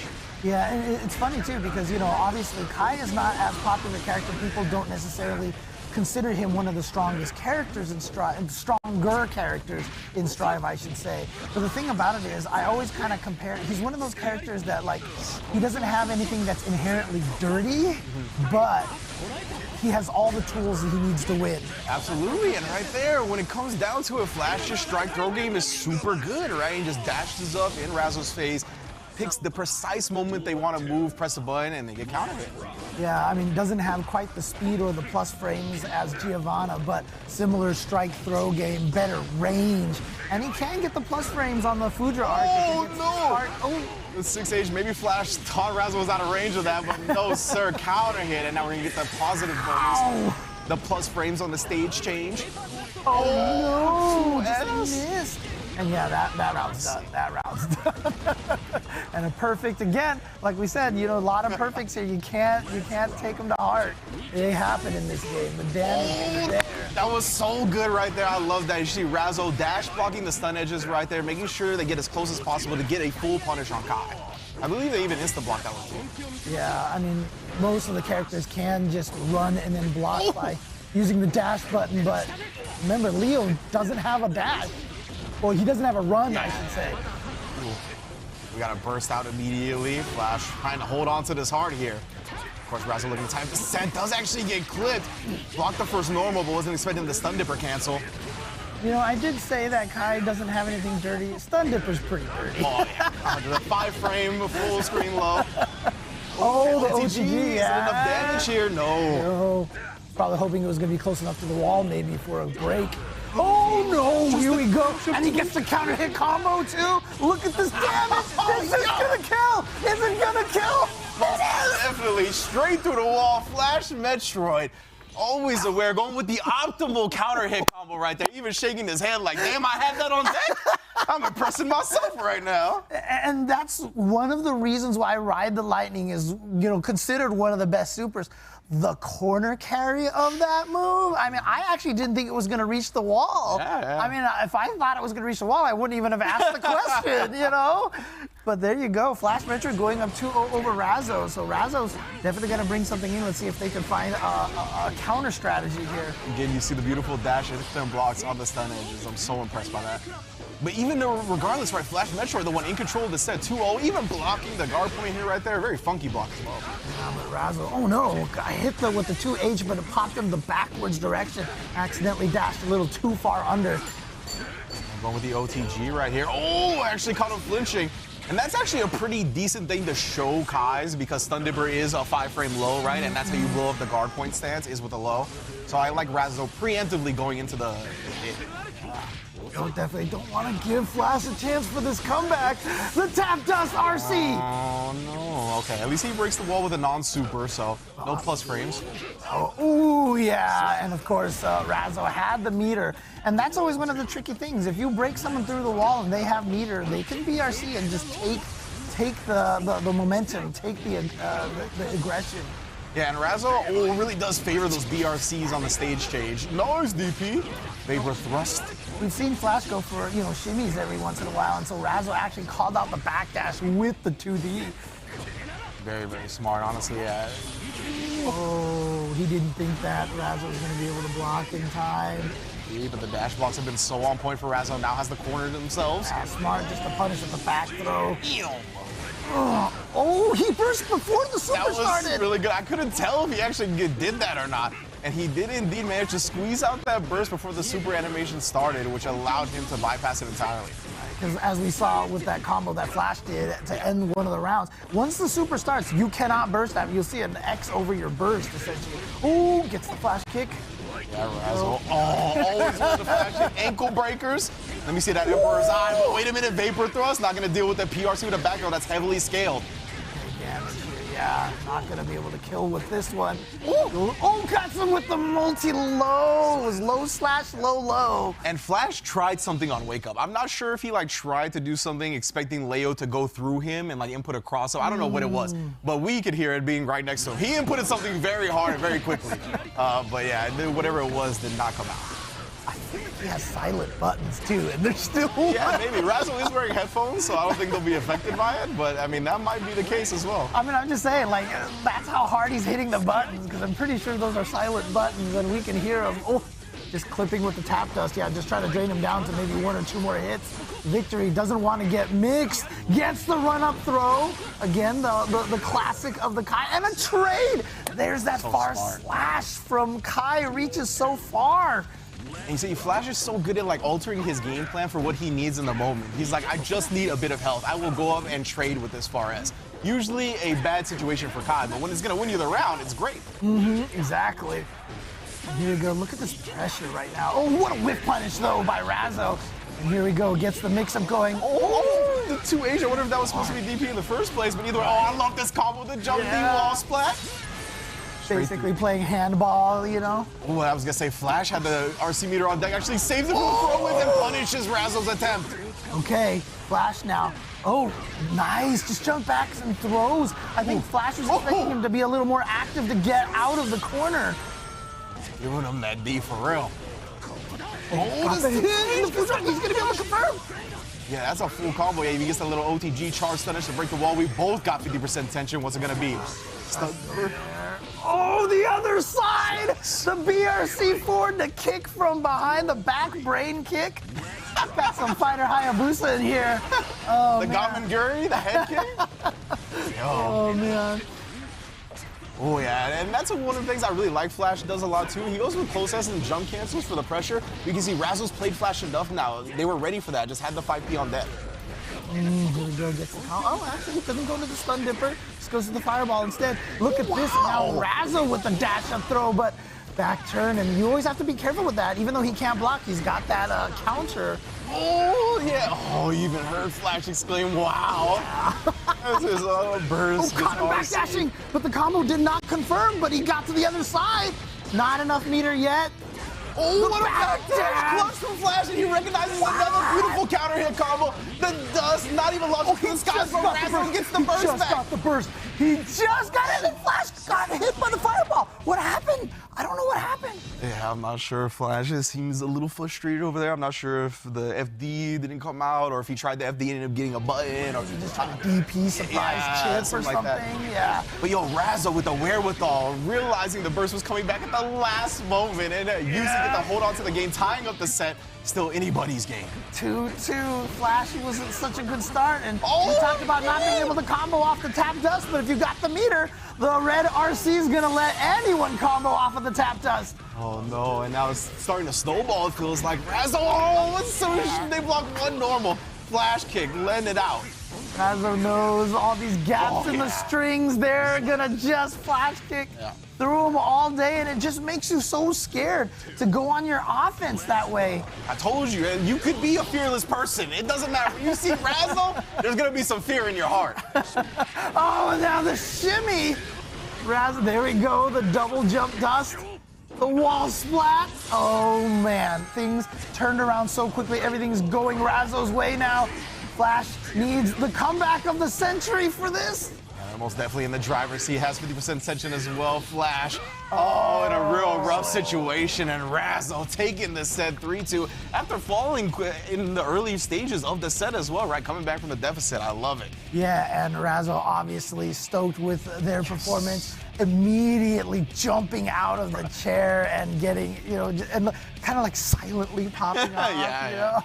And both of these groups are extremely hard, you know what I mean? And I think Flash looked so good coming into this event. Still looks good in that set as well, right? It went down to the wire. Both these players play phenomenally, and these are two top-level players coming into this event. So two of the favorites in the single group. It's tough for them, but you can see why all these players are just so damn good. It's crazy, because honestly, I feel like if you played these sets, the same sets, these same 3 round robin players over and over and over again, we're going to get different results like constantly because they're all so equally skilled coming down to the last game like that between these two players. So. Yeah, exactly. Let's take a look back at that set. How electrifying it was, honestly. No pun intended. Yeah, I mean, Flash was looking so smooth and clean at the early start, landing some of those really nice combos. Yeah, this wasn't enough to kill. And one of the beautiful things about competition, James, is the any given Sunday aspect of it. And it's not just about like your performance in game, right? It's about how you react to the things out of game. It's how you kind of control your mental fortitude. And we heard Flash crack, right? Yeah. On that 2-1 where it ended up being a burst baited with the Flash kick in the RC. Flash exclaimed, we heard him, wow, and he sounded a little heartbroken off that, right? And then we saw in the next game, Razzo just turned up the heat, made sure they took advantage of that situation and just kind of overwhelmed Flash. It's always something to keep at the forefront of your mind, to keep your calm, cool, and collection going. Yeah, there was also that other moment, remember, where he looked like he was trying to either DP against the fireball or something. Two very clutch situations that kind of prevented Flash from well, not saying shouldn't per se prevent it, but maybe put a little doubt in his head or a little bit of frustration. Yeah, exactly. Just kind of took him out of the game, right? And when you kind of get taken out of your game plan, you start letting things bother you, or you start thinking like, wow, I can't believe this happened. This shouldn't have happened and whatnot. That's where it starts spiraling down. I feel like we got a little bit of that in that last game, but of course, Flash, very much a veteran, always making it close, and both of these players just so good. Razzo, very good at flash kicking off of like one normal as well. As long as they have the charge, they're going to let that flash kick rock. Because so often we see in Strive, people commit to block strings that are multiple normals, right? And a lot of those times they do have gaps. So the flash kick exposes that consistently. Nice confirm by Flash, but you saw that the burst at the last second. I can't believe I'm not sure what Flash was trying to do there, but we definitely audibly heard him just kind of like a little bit of exasperation there. But then after that, it was just pretty much all Razzo from this point. Yeah, and that last game, Razzo definitely ran rough shot. That's what you used to see when it comes to the Lions. Then you never want to get in there with Leo. Yeah, the BRC slowed down. And just like neutral BRC like that at the end, it's such a checkmate situation. You're like, I can't do a damn thing. Like everything's slowed down. Maybe you could try to bash out a DP, but even then, it's gonna be tough. So this is how Group B's played out so far after that first game, right? Razzo up 1-0, Jonathan Tennais stepping up to the plate to take on Flash Metroid next, as Flash looking to put a W on the board himself. Exactly, he wants to try to get that 1-1 on the board. We saw how the last set played out with the 2-0-1-1 and the 0-2. Very likely you're going to have similar scores here. So Flash knows that if you go down 0-2, that's pretty much it. That's done, because the other two players are guaranteed they're the only two that could have beat you. So they're going to have the 1 wins. So Flash has to win this to be able to stay alive. And of course, Jonathan Tennais, as we've mentioned, and I'm going to keep saying Jonathan Tennais, is, honestly, I've been watching him every week on the Series E event, and it's just so much fun to watch him play. His Zato is so good, and he's one of the best I've seen at using, obviously 5P as a staple, as a defensive move for Zato, but he gets the red RCs off of it really well, and I also feel like he's really good at the 5H to interrupt 100%, people. Yeah. Don't worry, I got plenty to say about Jonathan Tennais, but we're going to take a quick break, and we'll be right back so I can gush over my man, and of course, continue with Group B. Do not go anywhere.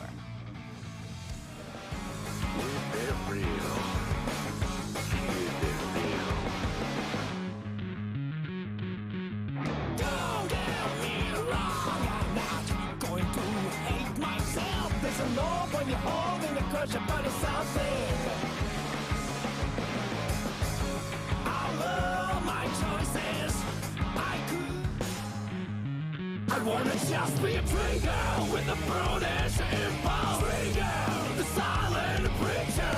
Watch out, keep your hands up. Don't make a big deal out of me. Trigger, don't be curious about me.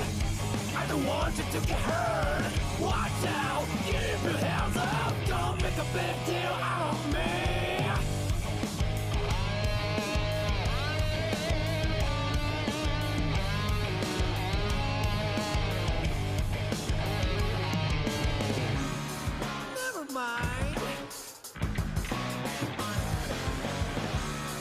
I'm dirty. Splash, splash, splash.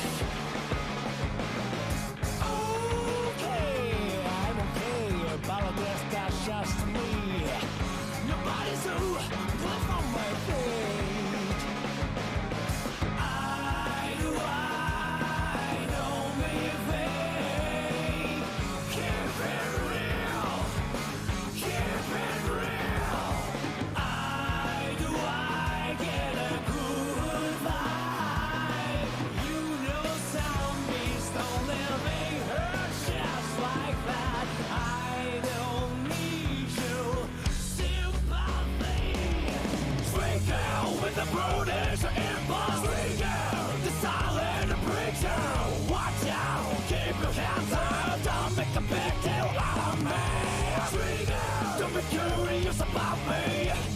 I don't want you to get hurt. Watch out, keep your hands up. Don't make a big deal out of me.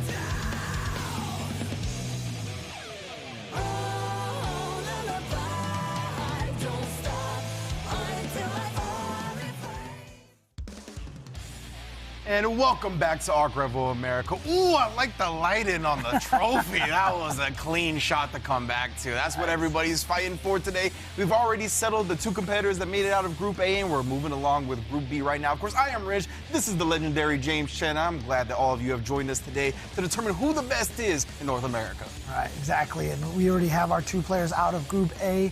And Flash, unfortunately, who lost the first game here in Group B, is trying to keep himself at a 1-1. Because, like I said, if he loses to Jonathan Tennais, then I think that's pretty much it at that point in time. So, of course, Jonathan Tennais doesn't want to go down 0-1 either, because then he's in danger and wants to keep it as close as possible with the 1-0. And now this is one of the things that I actually failed to double check on before this event started. But if I recall correctly, Flash didn't have the nicest things to say about NA Zato players. Was kind of calling them out a little bit, saying that they need to step their game up. Of course, I know Latif says the same thing, and Latif walks the walk a little bit harder than most. So we're going to see if Jonathan Tennais is prepared today. I mean, I got a lot to say about the kid. He's kind of grown up in the spotlight of the FGC. Yeah. You know? He's very new to fighting games. Like Dragon Ball FighterZ was his first fighting game, and he just kind of, since then, has really just been a part of big event after big event, right? He's here at ARCREVO America, and he's just been at stream after stream of these fully produced big events, and he's kind of gotten used to that type of environment very quickly. Now, one thing I want to talk about his gameplay is that I think he's one of the best at utilizing jump back BRC as a defensive option. You don't usually see people like completely rely on that, but he likes to jump back, and if he has the tension available, what it essentially does is turns every jump back into an advantageous situation for Zato, right? Because you slow the opponent down. So that's something to keep in mind. I actually did watch these two play against each other in about mid-January in the E Series, and Flash had that in mind already. There was a moment towards the end of one of the rounds where Jonathan Tennais jumped back, and Flash had spaced himself just outside of slowdown range. So Jonathan actually didn't BRC and just fell, and and Flash immediately dashed through, much like what we saw Hotashi do earlier. Yeah. So we got to keep that in mind. I think Jonathan's very good at utilizing that. I think he's on the forefront of utilizing BRC in that way. But Flash is also, I think, the best player here against Zato. That's a key point I want to make as well. Yeah, he is a veteran. You talked about it. Legacy skill up against this character, and he's just so good at exposing gaps. Stun Dipper is great to interrupt the 2 hits of Pierce and make Zato deal with it as well. So many answers. Yeah, but so far, of course, already nice fireball reflex from Jonathan. But here comes Flash. He's got the first big hit. Sends him to the corner, keeps him out of range, and actually, you know, the threat of being able to RC the Stun Dipper lets him get away with just doing a raw Stun Dipper into nothing. Look, and that's exactly what I was just talking about right there, right? Yeah. He does the jump back here, and when he sees that, the thing is that it's not that good against Flash either, because we've talked about how Flash does the close edge jump cancel pressure a lot as well. So he ends up being in the air even before Jonathan and forces Jonathan to VRC down like that. Oh, look at this. There's that run-up throw. The throw strike game going into play. Gets the safe jump set up. Actually, you don't even need a safe jump setup against Zato now that I think about it. Here we go, the PRC. Yeah, you can see Jonathan. Oh, and one of the hallmarks of this gameplay is his defense. He really likes to sit it out and block. Right there, though, he gets a huge frog, finally taking Kai to the other side of the wall and grants him some space. Yeah, but not a hard knockdown. So you see, look at that Flash. After the transition, just runs forward. No fear in his heart at all. And Flash Metroid taking game number 1, but Flash knows he took the first 2 games last time and still went down. So he knows he cannot he can't be overconfident here. Absolutely. And you know, one of the things, oh my goodness, that 2S working out so well. Flash is so good at utilizing the fact that you realize he has meter against you as well. Like, he just will not Stun Dipper, but he'll dash up throw because you're respecting the Stun Dipper into the RC. Just so many good ways to cycle his offense.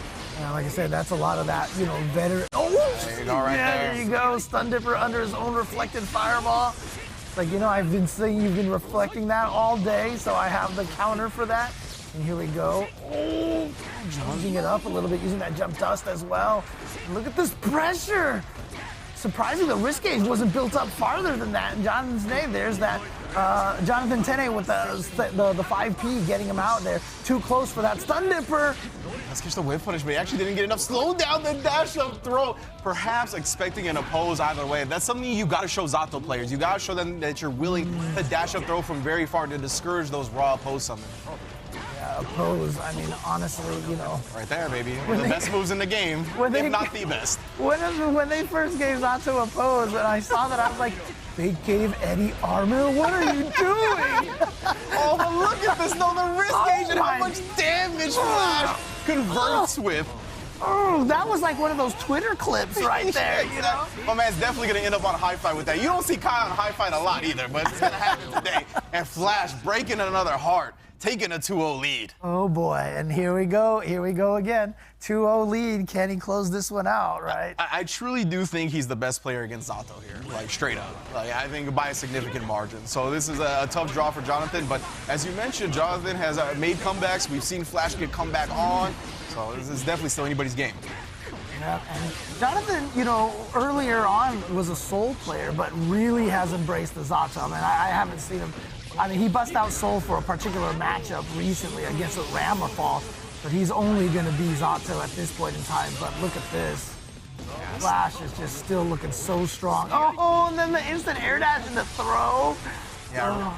After those stage changes where you have plus frame, so many people have safe jump setups, right? So Flash just kind of bypassing that and going with the empty throw because Jonathan's expecting the safe jump. Exactly. Oh, yeah, and to kill Eddie that way. Yeah. And we haven't even seen it this set, but Flash also likes to throw the sacred edges out after people block the stun edge, you know, because it's at negative frames, but sacred edge will still catch you. It comes out very fast.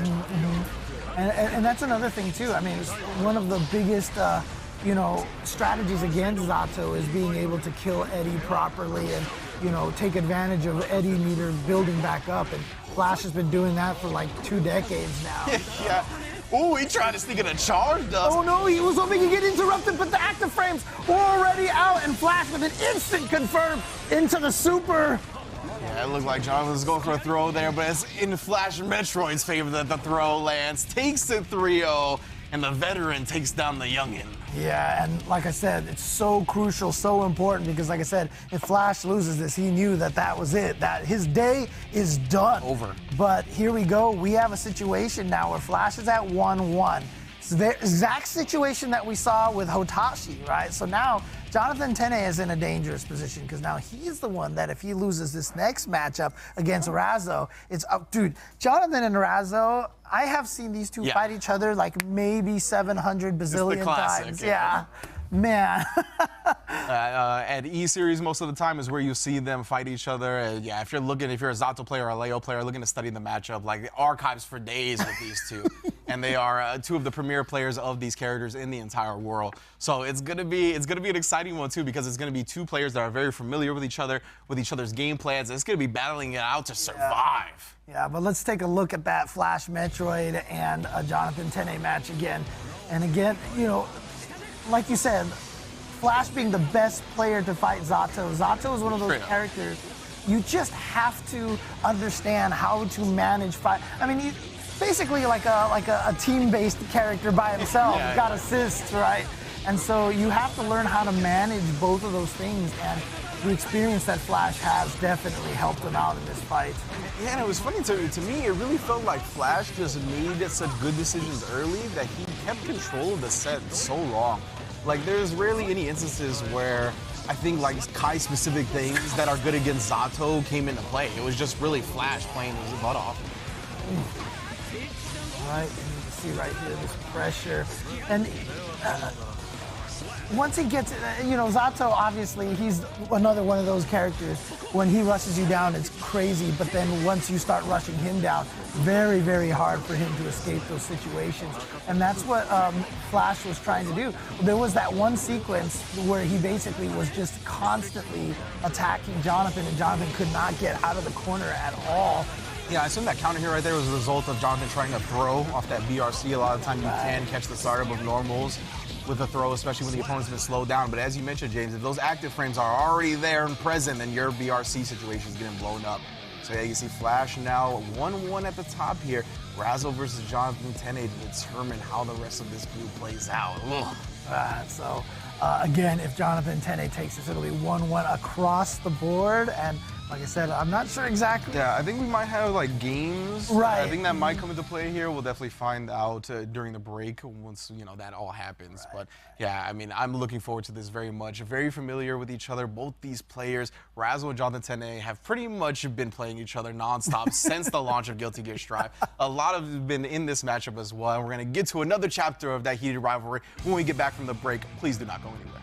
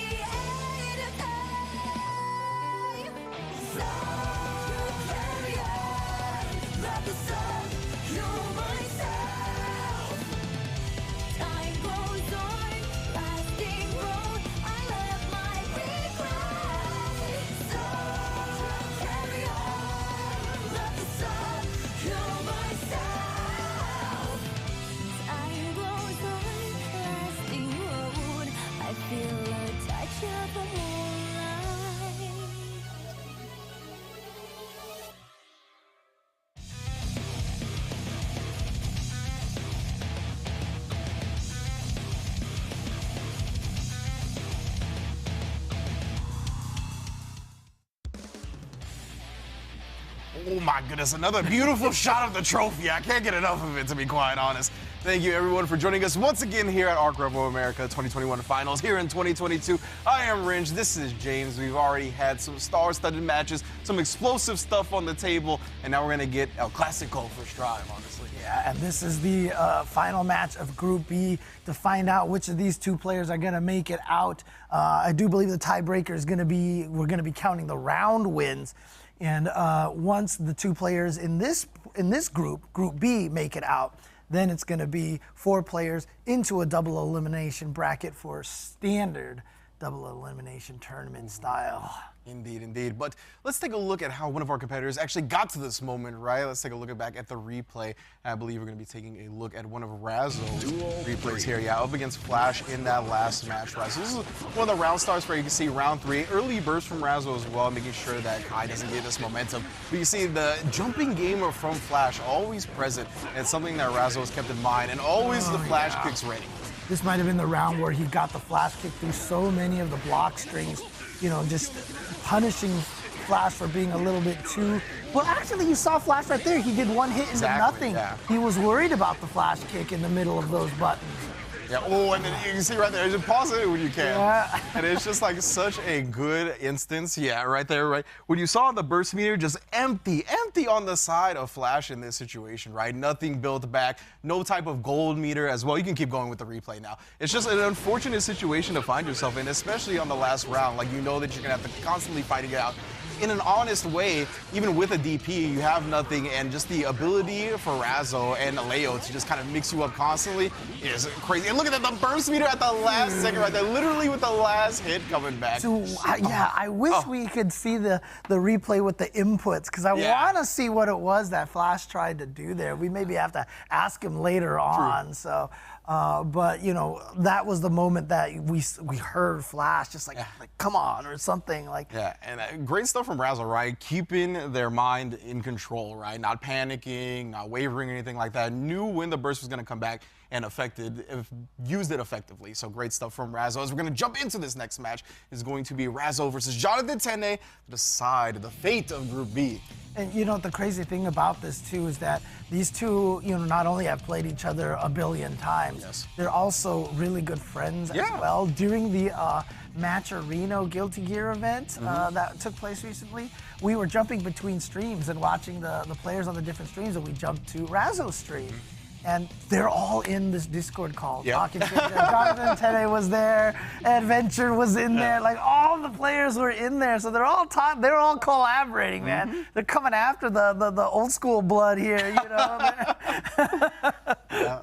Birds of a feather flock together, you know, and that's just how it goes. Absolutely, and as you can see here, like I said, these two have played each other a million times. I mean, back and forth and back and forth. So hard to call this one out. This is another one of those any given Sunday matches at this point. Super, super difficult, I think. Like, historically, let me see here. It looks like historically, up against Razzo, Jonathan Tennais has done pretty decently, I believe. But it's, again, that any given Sunday aspect, it's all about how you play today. And yeah, both of these players are just so aware of each other's capabilities. You'll see a lot of the time Jonathan Tennais trying to establish that 5H game behind opposed, but right there, the 6P coming out for Razzo. Yeah, you'll see a lot of times from Razzo too. Definitely tries to use the Sonic Boom basically to destroy Eddie, as well as there are times where he'll just flash kick, hit Eddie, and then just know that Jonathan can't get a huge punish afterwards, you know, just to get rid of the Eddie. You see Jonathan, he's getting these small hits here and there with these 2Ks, but he's just not in range for the 2B to follow up. Oh no, you gotta watch out for that big 5H from Razzo. He does jump away from the throw, but the PRC forces him back into the mix-up situation. Manages to get Eddie out, but you see right there the challenge with the 2B to take out Eddie. But Jonathan also one of the best at staving off the, you know, basically killing the Eddie recharge time. Most definitely. He is very good at buying time for Eddie to come back. And once again, you see him set up shop here with the 50% tension, not hesitating with the Sun Void. Yeah, just using the sword super right there to build the Eddie gauge back up, just to guarantee the corner pressure situation. And Razzo, they've been FDing here to try to prevent this chip, but they don't have any meter left here.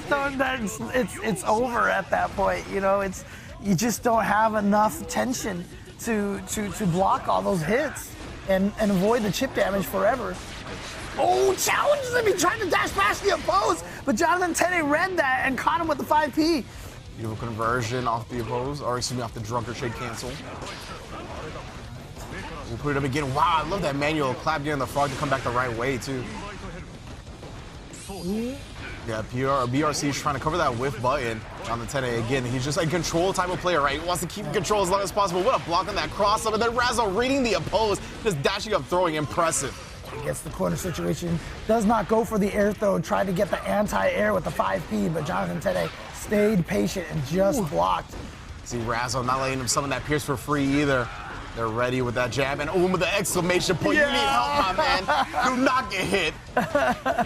Bro, still doing a huge chunk because of the wrist gauge, and oh no, burst gets locked out because your wall splatted. That sucks. All right, just a tiny bit of damage left, but oh boy, no, couldn't get the combo to keep going, but did get the tack dust. Didn't have the side switch combo ready. Oh, the 2H. Oh, I love that cancel. And then the throw on the other side. I can't believe Jonathan's still alive in this round. He can still take too far away for the tap dust. No, he goes for the low this time. Razzo was expecting another tap dust. Backs off to try to build some Eddie back. Eddie was taken out, but the 6P anti-air from Jonathan Tennais taking game number 1. Oh my goodness, 6P war crime button, definitely. Thanks for the buffs, by the way. Much love on that 6P. It's definitely one of the best 6Ps in the game, and Jonathan uses this so well. Look at that combo right there, too, from that counter hit. I said, you know, he flash kicks Eddie so that, you know, the resulting combo won't do much damage. I lied, apparently, because that hurt a lot. Oh, nice right there as well. Making sure RC with the dash throw to keep Razzo locked in this corner here. Oh, and the delayed jump knee. Catching Razzo. You can see they're still staying aggressive. Actually got clipped in the middle of that. If Jonathan Tennais takes this, it will be 1-1 across the board, and I don't remember the round counts. Yeah, we're gonna find out. Let's see though. Oh, Jonathan putting a stop. No ankle breakers here. Again, you know, Jonathan with that 5P, just one of the best players at using that, calling out the gaps in between the opponent's offense. Some of the opposers, as soon as he gets that space, that's something Jonathan really loves doing. See right now, get all the way out of the corner. The wake-up jump dust to avoid the throw. The hardest of call-outs from Razzo right there. Oh, man. You'd love to see it. Yeah, honestly, I really do. Like, confident defensive decisions like that are one of my favorite things in fighting games. Everything trying to get away. He was trying to get in that 5H range. Thought he found him, but no, instead melting to Razzo. Takes another round and breaks another heart. Yeah, it doesn't even need the wall break. The splat itself was enough to kill. Here we go. Jonathan Tennais still 1 round away from potentially going up 2-0. I was going to say, are we going to see more instant air dash from Razzo? They definitely kept it grounded. They did lose that 1 round going to the air. But right now, that whiff actually caught Razzo flinching. All right, gets the recharge on Eddie, forces the block string to the corner. Oh, yeah, almost had to burst in that situation because he was going to eat a ton of damage. Nice stagger, got the counter hit, but immediately burst by Jonathan Tennais. Opposed blocking the jump attack from Razzo. Oh, yeah, man, went with the empty low right there, but Razzo's so good at blocking these empty lows. 6P, put that 5H away, fam. Wow. You need a lower hitbox to hit me. Oh, remember he tried to do that on Flash and he ran, but the active frame's already out. Not this situation for Razzo. Oh my goodness, he actually got caught reaching, but Razzo already committing to the instant air dash. Oh, and then the 2D catching him with the OTG drill afterwards. 2-0 for Jonathan. Enough to kill, yeah. Jonathan looking really strong here. And again, we're in a situation right now where we potentially could have 1-1 across the board. But remember, Razzo, when they beat Flash, the pop-off, why? Because they were down 0-2, and they came back. True. Take it 3-2. Razzo just wants to make it hard for himself. Just, wants to put themselves with the back against their wall. Hey, I mean, I feel like that's comforting for Leos, right? I feel like they're at home when, like, the blood is dripping from their mouth, or that cornered animal, you know what I'm saying? Like, definitely, like, that's when they're at their most dangerous. Oh, man. Oh, you see the perfect distance right there? They crouch right under the leapfrog, the gaping maw, as I like to call it. Oh, the 5-inch long distance again. Yeah, if Razzo can find that spacing, it'll pay off big. But you can see Jonathan, that's why he sets up a pose time and time again. Oh, but gets rid of Eddie, deletes that from the screen. With the deletes some armor, help too. Yeah, with the armor, absorb the hit from Eddie and then quick counter strike. And there's that standing heavy, that 5H from Jonathan that I've said that I feel like he's one of the best at using that button. Most definitely. Yeah, Razzo, I want to see if they keep going with like a guard stance or guard point stance setups. Oh, overhead and a counter hit into the super immediately. Just wanted to get it over with right there, Jonathan. Didn't have any burst to lock out or anything like that, but still, Razzo doing their due diligence. When oppose being set up there, but yeah, I like that Razzo still risked the dash right there towards the end of the oppose, right, just in case Jonathan like actually drunker shaded it away. Look at this corner pressure now. Oh, what a backdash. And you know what? Everything could be, dude, yeah. Oh, that was such a good breaking the law bait as well, dodging the burst, taking the corner combo for himself. Jonathan on set point. And we may have the 3-way tie. All it takes is one more round. But yeah, oh no, the backdash and him getting clipped. They were just trying to get some more room after that 5D whiff. Getting hit out of the air makes the needle hit combo on both of the hits. Yeah. And here he goes. Oh no, the super did not get a chance to hit. But it's okay, he still actually got the Eddie meter back. That happens sometimes. Oh, interesting. Yeah. Okay. Ooh, the PRC slowed down. Great tech throw from Razzo, trying to stay alive in the set here. Wants the corner, kept the corner with that burst. Watch out. Oh, the opposed there, yeah, had to jump out of the way. So many active frames on that invite hell, just gives it so many wonderful meaty situations, and Jonathan ends up taking it 3-0 over Razzo, and like I said, most of the time when these two play against each other, the sets are pretty close. Yeah. I was expecting a closer set as well, James, for sure, just because these two have played each other so much. But that's what happens sometimes when you play against a sparring partner, right? Just on a certain day, you have the right reads and like you know each other so well that it's just like one day you actually do know their game plan almost as good as they do. And when that happens, it's unfortunate for the person that is on the end of getting beat down. And right now, the people in the production booth right now are calculating the tiebreaker. Like, calculating tiebreakers, reticulating splines, you know, all sorts of things. So we'll find out. We'll get you the results here. But I feel like a lot of these matches were pretty dominant. So what was it? The last one I think was the one that went 3-2. So I think that's going to be an important one. Yeah, for sure. And you can see right here, right, in the corner game, it was tough a lot of the time for Razzo. I didn't see them spin like instant air dash risk a lot. I feel like I would have been a little bit more comfortable with them trying that a couple of more times. But we did see Jonathan's usage of 6P is so good. So I understand why kind of being discouraged from that is a thing. You see the fireballs, as you mentioned, always so good at dealing with Eddie, but the 6P always on deck to deal with those instant air dashes. Right, they're actually sneaking behind Jonathan with the VRC drift. Definitely a tough scenario. Jonathan minus 6P. Calling out the side switch.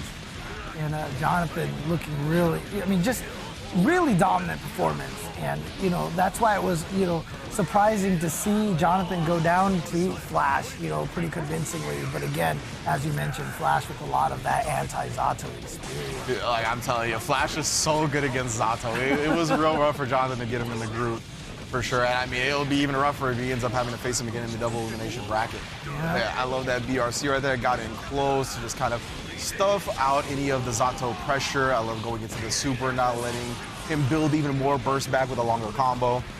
And then, in the corner right here, you see the clutch backdash actually avoids the command throw, but that's what we were talking about. Yep. The jump back into that VRC drift down, it gives him a gigantic punish. That 2H starter is Zato's best combo starter, period. So we didn't actually get to see that combo, but it still also allowed Jonathan to read the burst, react with breaking the law to get up under it, and then take the corner combo for himself. You mentioned when Pierce hits that airborne opponent, you get both hits, you get a bigger combo. It was just rough for Razzo. Saw burst just to keep the position, and I have gotten official word that we do know the order of the players now. So let's find out here. It looks like it's gonna be Flash and Jonathan Tennais, and Razzo, who had that amazing comeback against Flash Metroid, is going to be out of the tournament.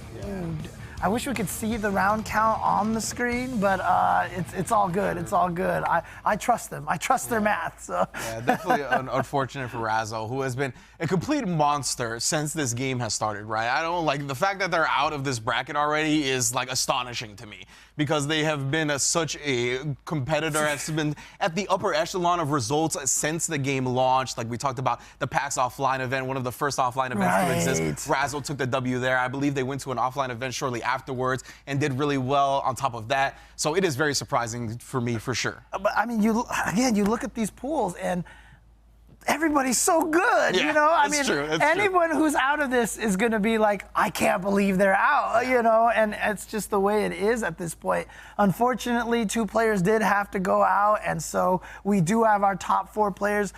The 4-man double elimination bracket is set and ready to go. So you guys definitely do not want to miss this. It is going to take place after this break. Well, I want to tell the people about Red Bull, though, before we get to that break, you feel me? Red Bull partners with ARCREVO, and we're giving a case of Red Bull away right now in the chat. Ooh, and some nice glasses as well. So if you're really trying to get your Happy Chaos on, because you know that man be pounding the Red Bull, and put the glasses on to make sure your steady aim looks good, make sure to enter into the chat right now. That's going to be our prize before we go to the break here. Right. Just want to say, my recommendation, ask for watermelon flavor. You know what I'm saying? You know that. I'm right there with you, Jake. That's definitely the premier Red Bull flavor. We'll let you all go get a Red Bull into the giveaway in the chat. We'll be right back with some more Guilty Gear.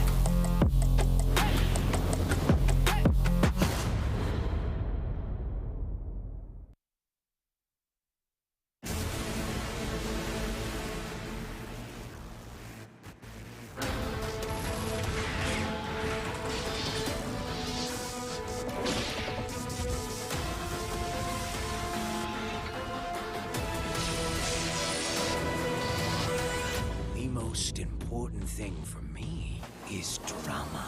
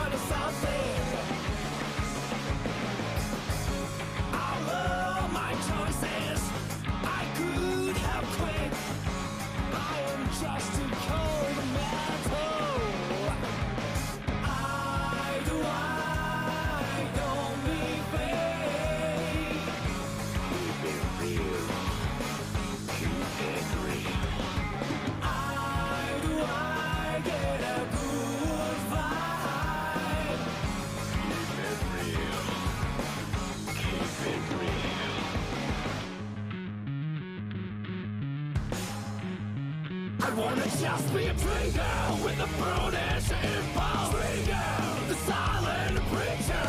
Watch out, keep your hands up. Don't make a big deal out of me. Trigger, don't be curious about me. I don't want you to get hurt. Watch out, keep your hands up. Don't make a big deal out of me.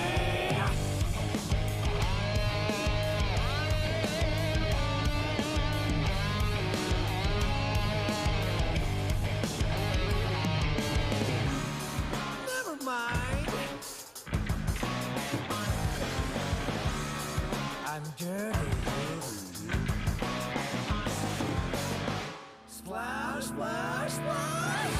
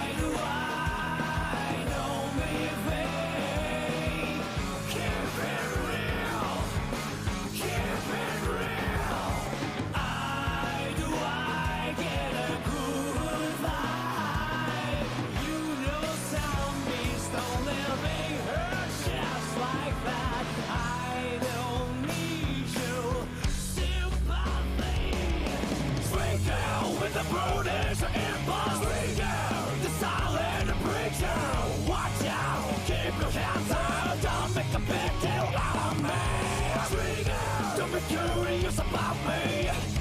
I don't want you to get hurt. Watch out, keep your hands up. Don't make a big deal out of me.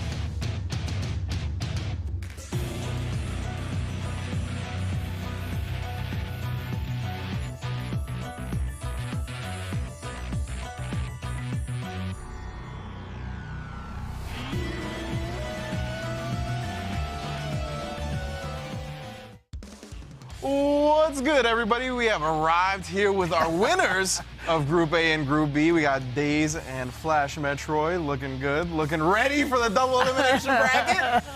But of course, Daze, we're going to start with you, my man. And I have the mic here for you, not for me. That's why I was No, you don't hold it. I'm sorry. I'm a professional. They won't let me give it to you, I promise. I'll get scolded if I give it to you. It's all good. So we were You actually can hold talking... my microphone, Pete. No, I was kidding. But basically, so we were actually chatting a little bit that you haven't played offline since ARCREVO 2019 finals. It's been a minute. This is like, it took me maybe like an hour and a half for me to be like, okay, like I'm adjusted to the delay. Normally it doesn't bother me, but I was like, it's been 2 years. So it was probably a little rough at first, but were you able to kind of get the kinks out in the locals, the casuals, the warm-ups? Yeah, see, plus this is another thing too about like competitive games and like playing offline with your character. It is super nice to play a character with like a low execution like floor, because like Gio, she has like some things that you can drop if you're like sleep, like, you know, short dash 5K stuff, especially on heavies. But for the most part, her execution is mad simple in comparison to like other games and characters I've played where like I just go offline and drop shit. I mean, It's okay. We understand. We've all been offline and dropped stuff that we don't want to drop. I totally get it. So yeah, that is actually a great point to bring up, right? It really frees up your mental space to think about other things as well, right? Right. Okay. So yeah, man. But what do you have to say to Flash, James? I mean, obviously, you're one of the veterans here, right? So, I mean, how much do you feel like, because you've been playing Guilty Gear for what, like 2 decades or something like that? Just about. How do you feel like that experience gives you an advantage over everyone else? Does it at all? I don't think it gives me that much of an advantage. I think if I had Jam, I would have a huge advantage. Like Latif, he has 20 years of experience on that same character. Like any game you put him in, he has like, you know, the battle experience from it. I need mine. Well, so right now you're going with Kai, you know, who's, you know, not considered one of the strongest characters, but, you know, what is it about Kai that's working for you right now? He's pretty much the only character in the game that can play a defensive playstyle and win a tournament, I think. So yeah, when I watch you play, I feel like a lot of the time you're aiming for control, right? Like you don't want to explode in this game full of explosions. I'm not even trying to play. I just want if you go to sleep while I'm playing, I'm like, yes. I mean, obviously, you know, I like to talk about your veteran status here, old school player. How different has it been these last 2 years just playing nothing but online, you know? It's been horrible. But, you know, it's better than having nothing, so yeah, it's cool. So does it feel good to be playing some offline matches here? Oh, yeah. Stun dippers hit when I want them to.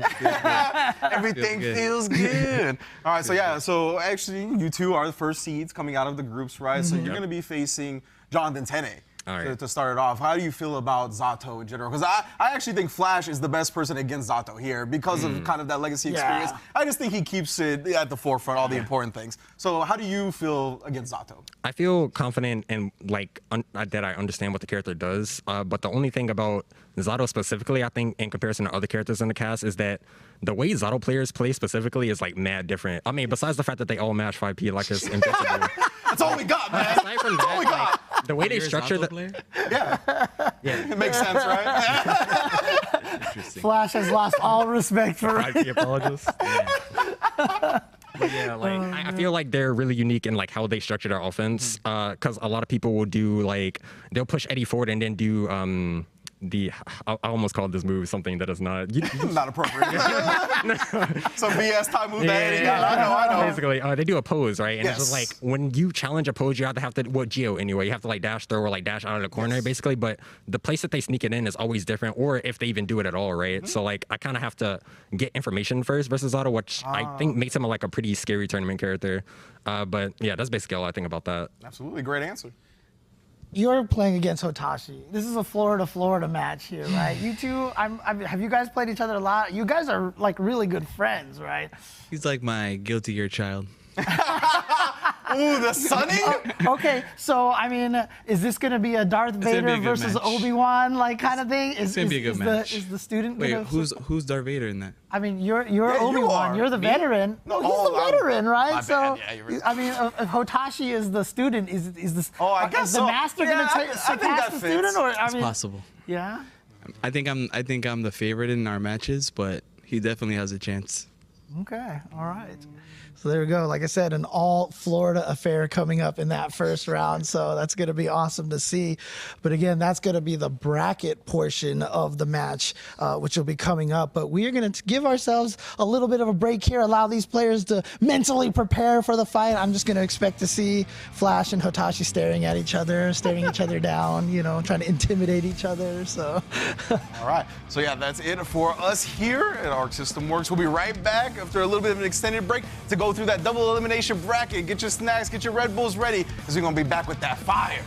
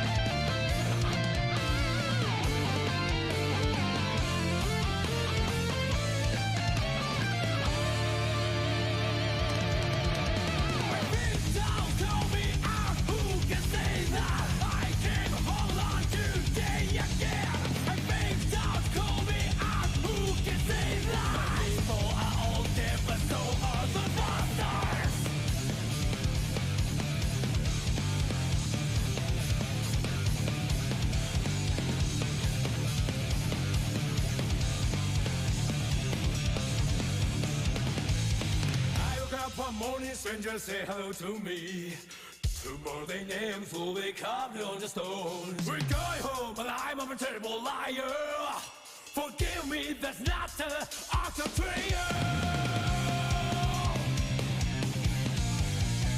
For the sake of the day, keep crying out. Swing the soul, swing the soul, swing the freaking soul down.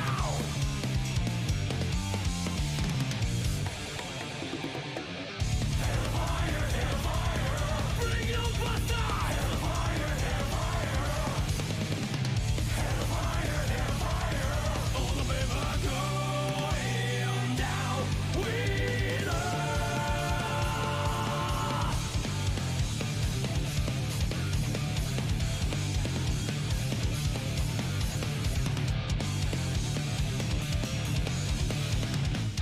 Those who dream of heaven. Those who dream of heaven never last very long. The running flash and dirty sky infect my wounds. Forgive me, just get me out of this hell. For the sake of the day, keep crying out. Swing the soul, swing the soul, swing the freaking soul down.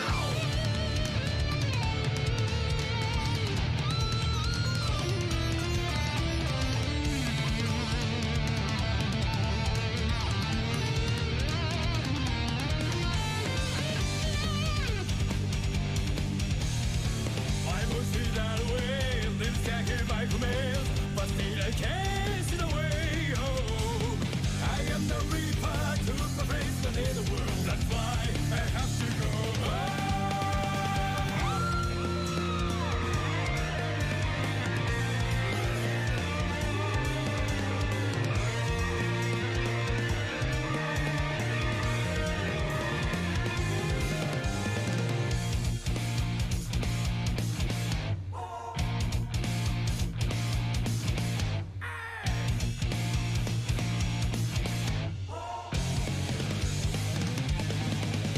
I think down, told me out, who can say that I'm just an ordinary soldier.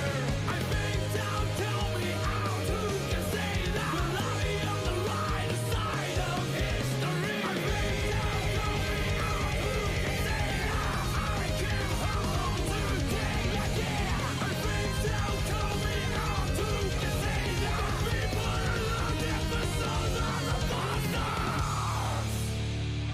Bring it on your bastard! Hellfire, hellfire, bring it on bastard! Hellfire, hellfire, hellfire, hellfire. I'll never call him down. Hellfire, hellfire, bring it on bastard! Hellfire, hellfire, hellfire, hellfire. All the people going down with us.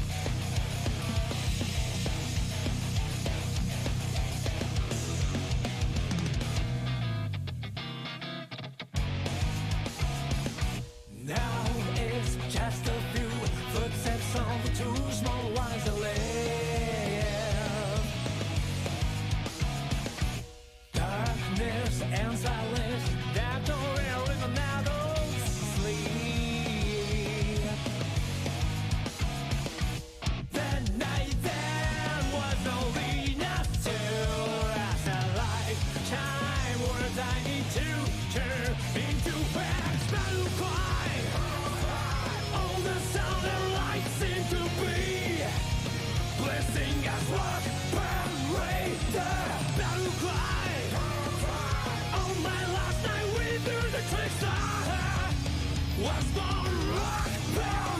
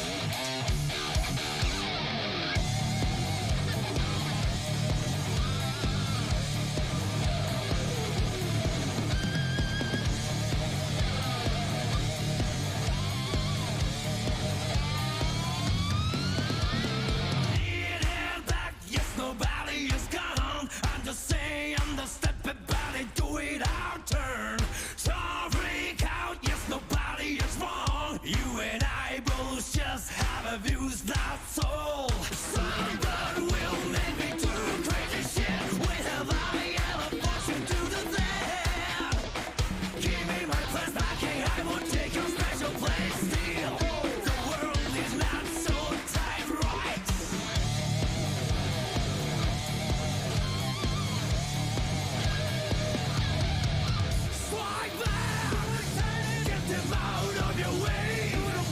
If along the way's a little sacrifice.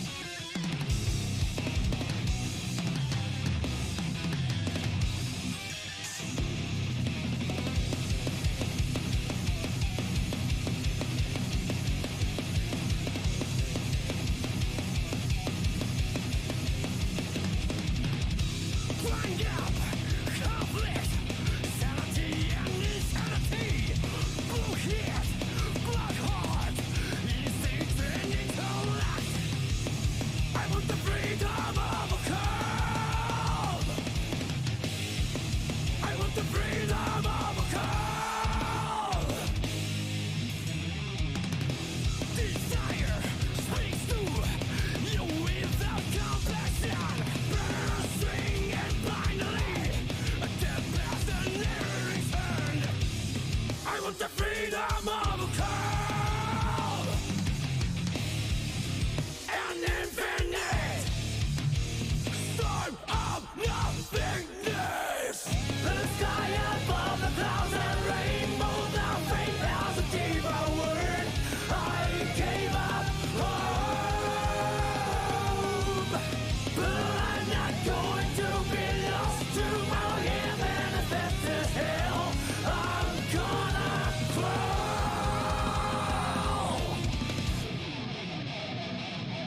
Slide tranquility. Slide fate domain. The car is not real. It's only my mind. Same old, bring it on down level. Same old, bring it on down level. Find out, conflict, sanity and insanity. Blue heat, black hearts, instincts and intellect. I want the freedom of a call. I want the freedom of a call. The sky above the clouds and rainbows. Our faith has a deeper word. I gave up hope, but I'm not going to be lost tomorrow. Yeah, manifest this hell. I'm gonna crawl.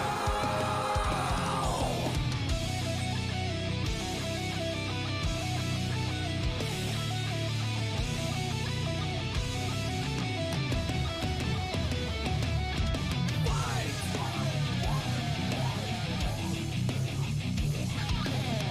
The sky above the clouds, every move our fate out of game I'm gonna crawl.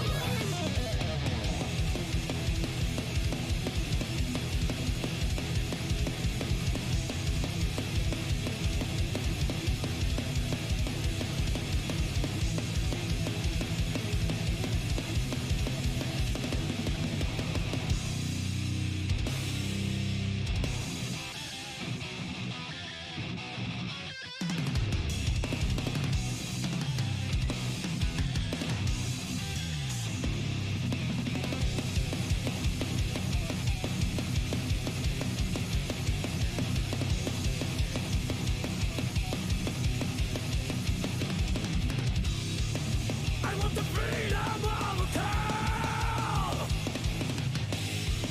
I want the freedom of a call. I want the freedom of a call. An infinite storm of nothingness.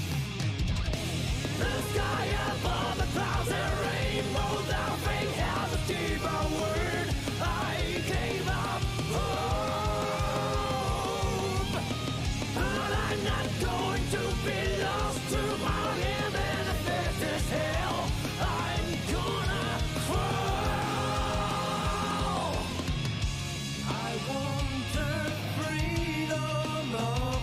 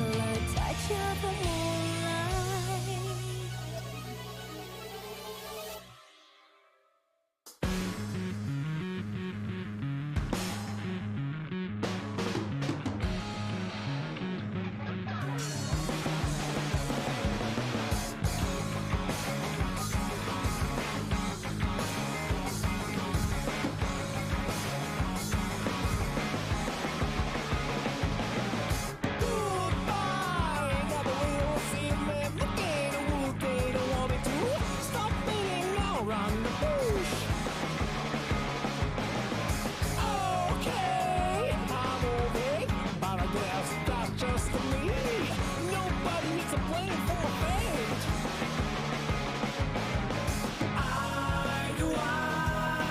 Don't be fake. Keep it real. Keep it real. I get a good vibe. Keep it real. Keep it real. Don't get me wrong, I'm not going to hate myself. There's a love when you're holding the cushion by the something. I love my choices. I could have quit. I am just too cold metal. I don't be fake. Keep it real. Keep it real. I get a good vibe.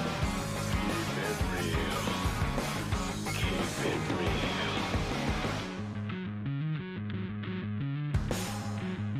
I wanna just be a trigger with a brutish impulse. Trigger, the silent preacher. Watch out, keep your hands up. Don't make a big deal out of me. Trigger, don't be curious about me. I don't want you to get hurt. Watch out, keep your hands up. Don't make a big deal out of me.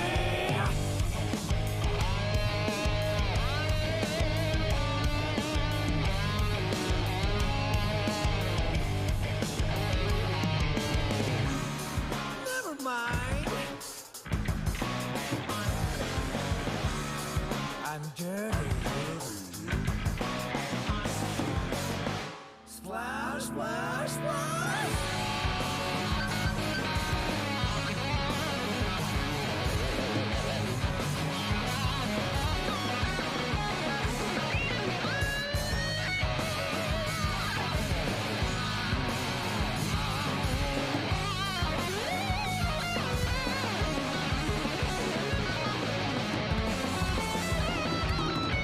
Goodbye. Never will listen them again. What they don't want me to stop it and go on the move. And welcome back to ARCREVO America 2021 Finals. We are here to determine the finest Guilty Gear Strive player in North America. Big ups once again to our Canadian and Mexican participants that could not make it today. They're still getting a little piece of the change, most definitely. But right now, we have advanced through the round robin groups. Of course, I am Ringe. This is James Chen, in case you're just joining us. And if you are, you have joined us for the double elimination bracket portion of the finals. Yeah, exactly. We've already just finished the pools. We had 3 players in each of the pools, and only 2 of them were able to make it out. Now they're in a 4-man double elimination tournament. And again, first prize, $10,000. So there's a lot of money on the line. But as you mentioned, just to be clear, everyone at least gets $1,000, even the players who didn't make it, such as Bean and everybody else, right? So, Peppery. Yeah. Peppery, Splash, exactly. Yeah, so there's definitely plenty of money to go around, and we're going to see who gets the lion's share of it right now. It's going to be winner's bracket action here. You can see everybody starting in that upper half of the bracket. It's going to be Daze versus Jonathan Tennais and Hotashi versus Flash Metroid. Now, it's actually interesting. I asked Jonathan Tennais about this tournament beforehand. I was like, have you played everybody here? And he said, I actually haven't played Daze. Me and Daze have never played. Okay, yeah. okay. So it is a very fortunate that we're actually going to see a meeting between the two for the first time. At the very least offline, but as far as I'm concerned, it's pretty much the first time, period. That's going to be interesting. So not going to be able to take a lot of that information. Like a lot of people, when you play online, when you play on ranked, you know, so a lot of times you don't run into the same guys over and over again. But at tournaments like this, you do. And so building that knowledge base of what the players like to do. When you talk to top players about other top players, they're always like, oh yeah, he likes to do this, or she likes to do this, you know. And it's so important to have that information in there. All right, so we're going to see who kind of brings their experience and expertise into this matchup, and we're going to see how they do it right. Jonathan has played against plenty of Giovannas. Daze has played against multiple Zattos. They just haven't played against each other.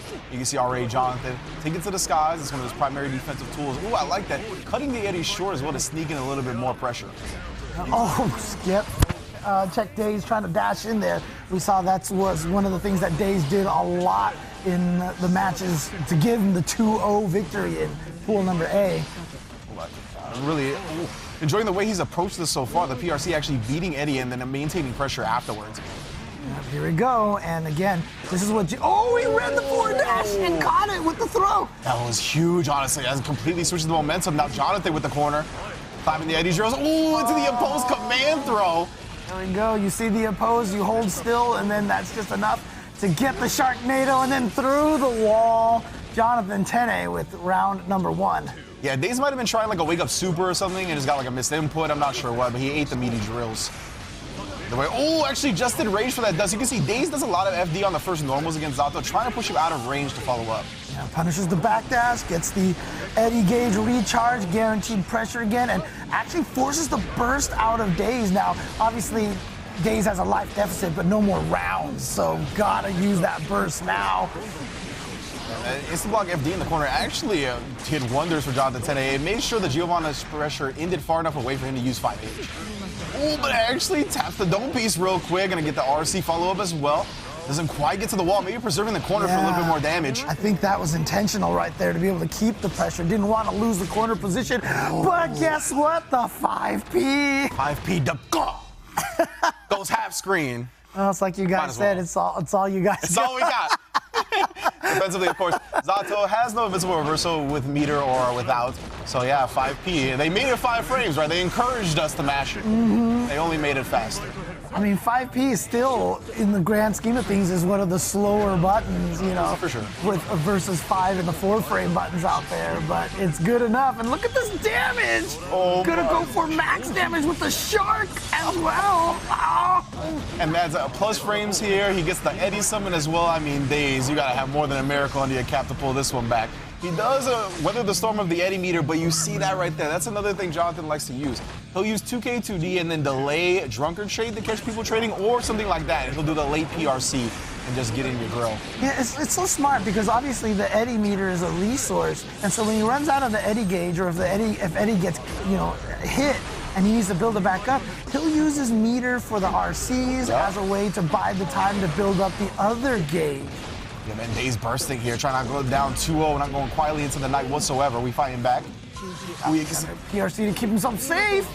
Fuzzy jumps from Jonathan, like, yeah, definitely can be exploited. Instead, he goes in the backdash, just as I say. Oh, man.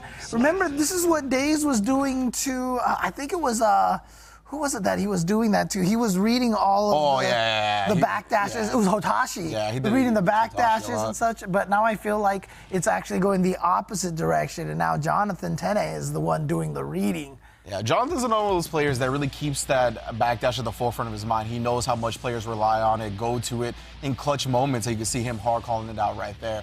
Now, we did interview Daze before this set, and he said, remember, Zatto takes me a little while to figure out how the players play the character, right? Because they play it so differently. So he said it might take a couple of games of intel before I really start showing out. So right now, his back's against the wall. He can't afford to drop another game. Yeah, here we go. Oppose into the corner right now. Still trapped there. You see, there was the Drunkard Shade, as you mentioned. Yeah, exactly. He likes that delay. Trying to catch for trades because it's a hard knockdown if it does trades. Okay, so Daze is in now. Plus frames all day for Giovanna. Use the RC. Oh, God, the shimmy. Here we go. Combos into the fully charged dust. Oh, he's dead, James. Zatto just like that. Don't get your wrist gauge cranked or else that health bar is going. There was definitely a he's dead Jim opportunity. He's dead Jim. Oh, to the corner. Look at this. Back-to-back needles. Now, try to see spacing with the invite hell there. Again, really active, that move. So while it's going away, it can still hit. And the opposed keeping Eddie from getting hit. Now hitting from the other side. The snake's coming in clutch. That was, so good. PRC to convert as well. With that wall break, it will be enough damage to put Jonathan on set point. I really love, though, if you saw in that last Eddie sequence, he manually did the frog, which actually gave him enough meteor to still have a pose afterwards. That's just good management from Jonathan. See, as a non-Zato player, it's all magic to me. He's just doing jutsus over there. Yeah, He's summoning things. I don't know what's going on. Exactly. So, you know. Oh, man. Here we go. More pressure. Gets out of there. Gets the counter hit jump attack. Big opportunity for Daze now. Again, down 0-2 right now. Needs to win this round to stay alive. Oh, the backdash again in the corner. How is he getting these reads, James? But now a back throw into the corner. Got him locked down. And again, yeah, you air block. You have so much delay when you land. He's got able to keep this pressure. And the wrist gauge is up, but he misses the drill. Oh, no. Yeah, right there. It looked like Daze was trying to keep his space right to kind of avoid the burst. He did some spiral arrows set up. I'm not sure if that was supposed to connect or it was just like a burst bait, but either way, Jonathan kind of feeling the pressure at the end right there. Noticed it was a funky situation. Just trying to burst his way out, but sometimes that's how you end up clipping yourself. And after it missed, Jonathan was just kind of laughing. Yeah, he was like, bro, like, yeah. That's kind of how it goes, right? When you're scrambling and you're like, oh, for sure my burst is going to hit in a scramble. And then that's the one time they just don't get in your face. Yep, exactly. Oh, but these 5Ds, bro, he's catching them left and right. Yeah, and that's the dangerous. And it's one of the things that makes Zato so scary is just when he traps you in the corner like that. It's just, you know, the games like this, right? The mix-ups. Yeah. I cannot believe he hard caught out another throw with a backdash. Had the oppose out, so it's more likely, but still. And you can block for a long time, but it doesn't matter. You can block 8 mix-ups, but then the 9th one hits you and you're still dead. Oh, no. Jonathan ended up bursting, trying to keep momentum in the corner right there, but Daze actually backed off, made him whiff it. 6-piece, so clutch in the scenario here. The lane jump piece, so good. You know, it can be also a low jump, an empty jump low timing. Is this gonna kill? Oh, most definitely does. Amorphous coming through. The shark takes a bite out of crime, and Jonathan Tennais guaranteed top 3 with that finish. Woo, there you go. Moving into winners finals just like that. Again, a 4-man bracket. No biases here from Ringe. No, you guys. He also thinks Aladdin is the best Disney movie. So we connect on multiple levels. You know what I'm saying? You know what I'm saying? I mean, look, even I'm there, dude. There was one point I could recite that whole movie practically. Let me tell you, okay? My bad. So let's take a look about how. Don't get me to karaoke, man. I will sing. I know. We've been, so we gotta go again soon. But yeah, let's take a look at the replays for Jonathan Tennais and Daze right there. Jonathan with some clutch backdashes multiple times to really turn the whole momentum of the game. Yeah, exactly. You can see this pressure over here.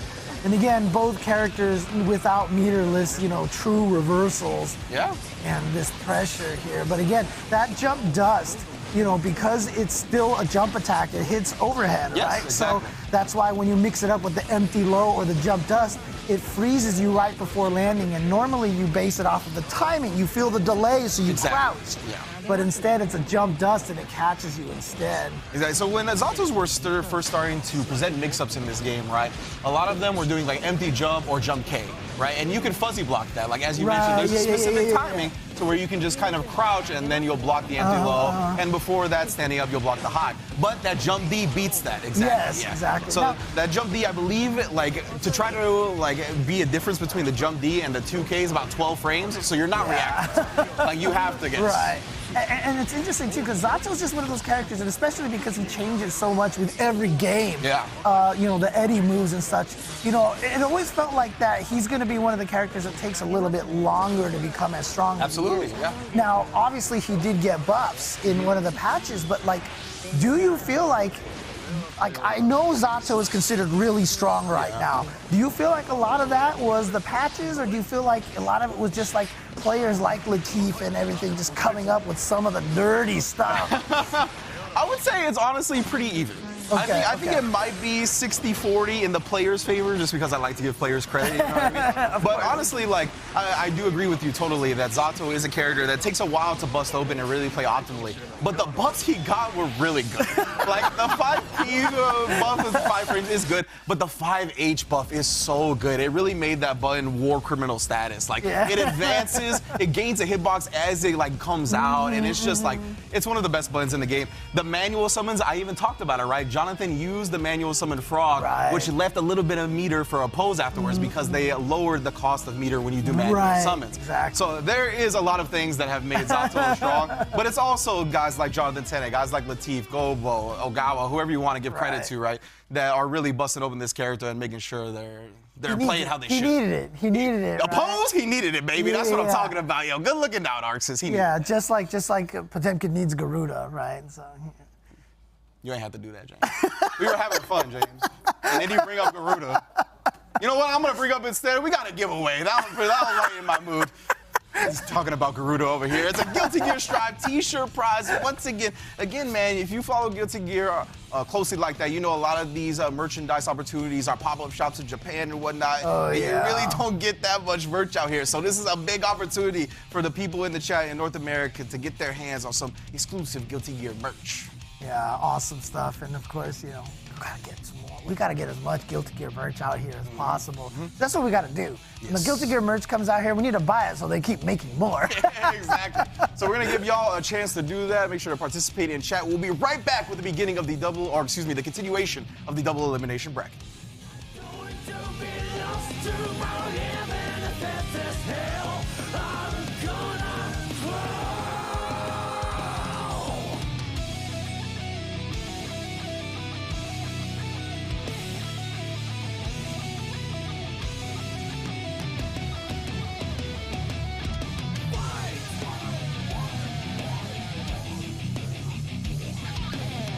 The sky above the clouds, every mother made out of give I'm gonna crawl.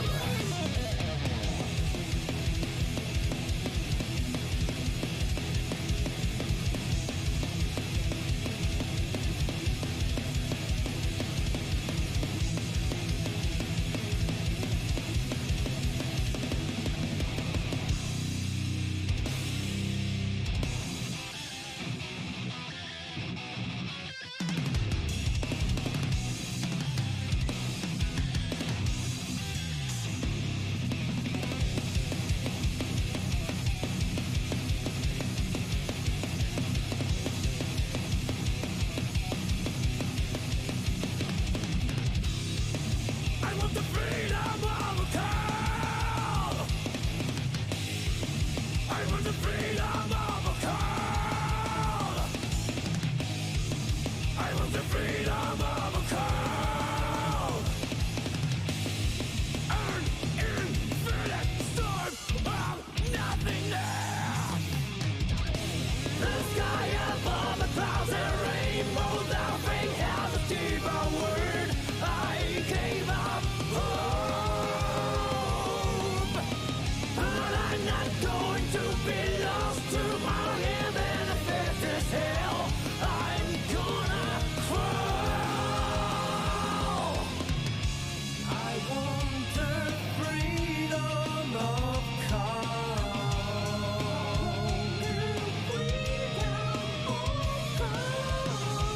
I want the freedom of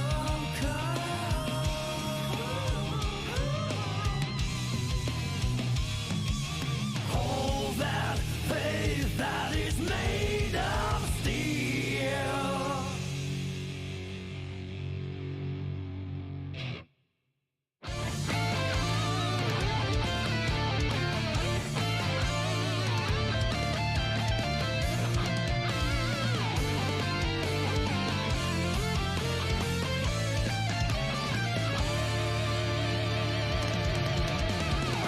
Don't call me out, who can say that I can hold on today again? Don't call me out, who can say that? People are all dead, but so are the monsters.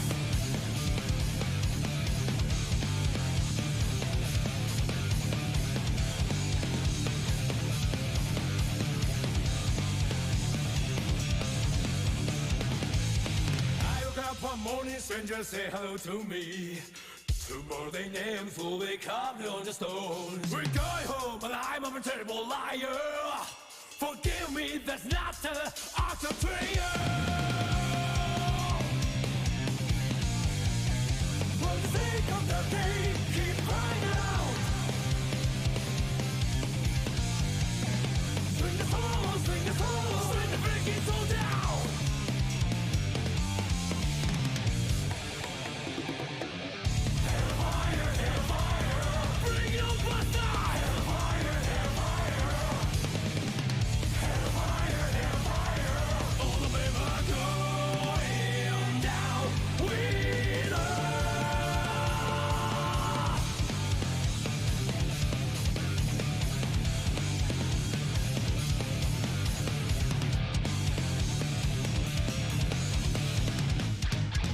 dream of heaven. Thought the dream of heaven never lasts very long. The running flash and dirty sky invade my wounds. I'm dying of alive.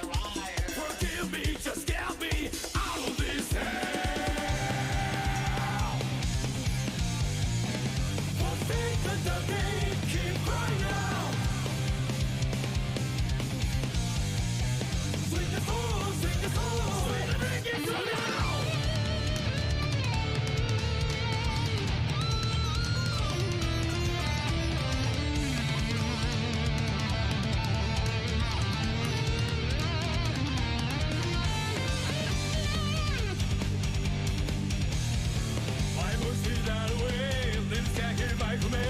But still I can't see the way home. I am the reaper, took my place in the world. That's why I have to go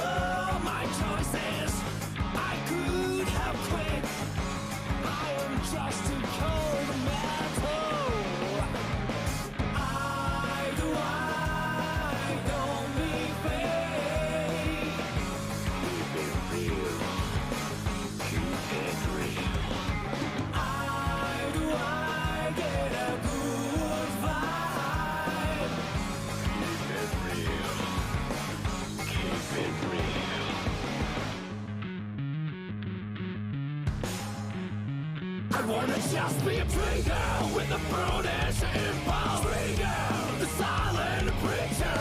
Watch out, keep your hands up. Don't make a big deal out of me. Trigger, don't be curious about me. I don't want you to get hurt. Watch out, keep your hands up. Don't make a big deal out of me.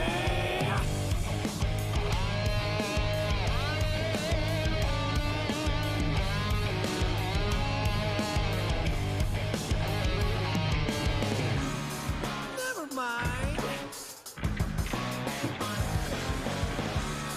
I'm dirty. Splash, splash, splash.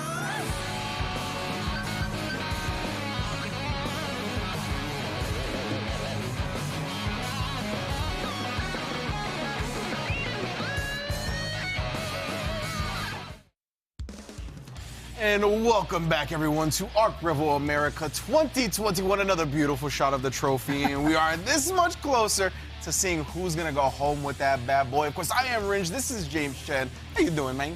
I'm doing good. I'm enjoying some Guilty Gear action, and it's been really, really good stuff. And I'm kind of excited for this next match here, which is going to be the Florida rivalry. I don't know if I can call it a rivalry because, like I said, they're good buddies, right? Yeah, for sure. But once you get in the game, oh man, that's out the window when you're in the game. I don't care if we're sparring partners. I don't care if you're my godfather. It's all all bloodbaths when we come to this. And you know, it's kind of something that Flash kind of alluded to, right, is that he is the godfather of Hotashi's Guilty Gear life, right? He's like, when Hotashi came around and first started playing at the local Florida scene, he was like, who wants to play Guilty Gear? And Flash turned around like, oh, you trying to play my game? Yeah. Well, let's do it. Seriously, Flash was probably across the room. It was probably super noisy, but it's just like the words Guilty Gear. The whisper. Just like pierced the air, and it just like focused on Peter, and he was like, what? Guilty Gear? And like just like appeared. It's like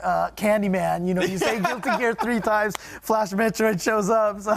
And that's where it started, of course, and this is the latest chapter of the rivalry between Hotashi and Flash Metroid. We're gonna get into it here for Striving, and this is the other half of winner semifinals in our double elimination bracket. Winner of this moves on to face Jonathan Tennais. All right, here we go. And again, it's interesting here because obviously, you know, a character like Nagoriyuki outclasses most other characters with range, you know, maybe not Ramlethal, obviously, and Kai actually, you know, Kai's Far Slash is actually a pretty decent tool. Decent, yeah. Yeah, so I mean, it's not gonna be as dominant of a distance thing. And then of course, you know, the stun dipper from afar can definitely catch Nagoriyuki off guard. Yeah, so having reviewed a couple of their matches prior to the event, one of the things that sticks out to me is Flash's willingness to wake up and ride the lightning. Definitely be on the lookout for that if he has 50% tension. Because he knows, right, Nagoriyuki is such a powerful, overwhelming character that these players, especially Hotashi being super aggressive, really loves to get in there and make you constantly block something, constantly deal with something, and he'll just wake up and ride the lightning. He don't care. I mean, it's going to be similar to, you know, how we were talking about Jonathan Tennais and Razzo, how they played each other. And, yeah, exactly. You know, one of my favorite things about watching two people who played each other a lot is they're going to do things and you're just going to be like, what? But it makes sense to them. Hotashi already very impressive with the instant block, so utilizing it off of an air close S and then actually instant blocking the follow-up as well. Right, and we saw a situation right there where Hotashi didn't have the blood gauge had built up, so he had the shorter range 5/8, so he immediately threw out some special moves to charge that up. I love this too, just bullying with the stun edge here. I don't think Hotashi's gonna burst. Oh no! Oh, his buttons are incorrect, so he knew that his round was going to end anyway, so he was like, I will pause this here. Look at that. Fighting game players genius. even game the buttons. That was optimal Dude, button fix. I mean, he was like, maybe I can win with the wrong buttons, but I'll see. Oh, I can't? Okay, let's go ahead and change the buttons now. Dude, God, we game everything, man. Fighting game players game everything. Give us any chance. So one of the things I've noticed already in the set as well is, you know, oh my goodness, what a great anti-air. Oh, didn't bounce on it properly there. You see how willing Flash is to stun edge and charge stun edge and whatnot, and we talked about being able to dash block those things, get close to Kai, but that's not a privilege that Nagoriyuki has. He has no dash. And now the stun dipper opening him up, bullying him in the corner once again. Ooh. Oh, the YRC catching him out of the air, yeah, and then making it really safe and kind of plus. Yeah, very scary for a second there, but again, Hotashi almost nearly maxing out the blood. He can't really follow it up easily. Stun Dipper punishing the 2H like that. Again, not a lot of characters have something like that. Yeah, reading the willingness, since Flash had that 50% tension, he 2S'd the last Undipper, but didn't want to risk it again. Oh, counter hit slash from full screen. Goes right in with the Fluid Arc. Very fortunate for Hotashi was a trade, but then follows the fireball with a dashing 2H. Flash, I mean, he's so good at his control style of play, right? When we talk to him, he's all about not exploding in this game. And you can see it right there, right? Against Nagoriyuki, who doesn't have easy ways to advance forward on the ground, right? And his jump is slow. You got a Fukio forward, which costs blood to do so. Against the stun edge, it's really not easy to kind of gain ground and get in that spot where Nagoriyuki likes to play. Right, and you know, perhaps I'm probably thinking too far ahead here, but I mean, keep in mind too, Flash probably knows that if he wins this, he goes up against Jonathan Tennais, who he beat 3-0 earlier, and so you know he knows he has a good chance of getting into grand finals at this if he can take out Hotashi. But straight up, I'll give the folks a peek behind the curtain straight up. When we were having a little break and we were talking to Hotashi and Flash said whoever wins this match is winning the tournament. Oh, straight really? up, yeah. Okay. He thinks him and Hotashi have what it takes to be JT. So, I mean, this is definitely a lot on Flash's shoulders right now. He has that mindset already. So even if you say, I might be getting a little ahead of myself, I mean, he's doing the same thing, right? Like, he's like, no, me, the Florida boys got this. Whether it's me or Hotashi, we're the ones taking it home. So. Yeah, you have to be careful with some of those situations. I still remember one time, you know, veteran Alex Vise said, like, he looked at the bracket and noticed, like, the match ahead of him. He was like, oh, whoever gets this one will be excited because they know if I win this. And he actually took advantage of that. So it's just, dude, like I said, we game everything, man. That Hotashi actually cut in the far sequence a little bit early there. I'm actually surprised since he didn't have meter that Flash was getting clipped. But oh no! And there you see right there. That's the reason why Flash will wake up with the Ride the Lightning, because Hotashi likes to go for the throw or close slash mix-up. And so, you know, there's not a lot of times he tries to bait something else. So I like Flash. Oh, it caught the backdash, but I like what he was doing there. 5P, the BRC into the slow. You can see the punish on the screen as well. Whatever Flash tried to do got slowed down and yeah. That's one of the craziest things about, you know, the way that the Roman cancel works. You can whiff punish with it. Yeah, it's one of the primary tools, honestly. People are starting to use it more and more as a whiff punish. God damn it, man. Oh, back-to-back 5K. 5K whiff. Do it again. Oh no, Flash actually looked like he read the backdash, but he didn't commit to trying to attack it. Fortunately, Hotashi always committed. We talked about that, right? Very confident in his decisions.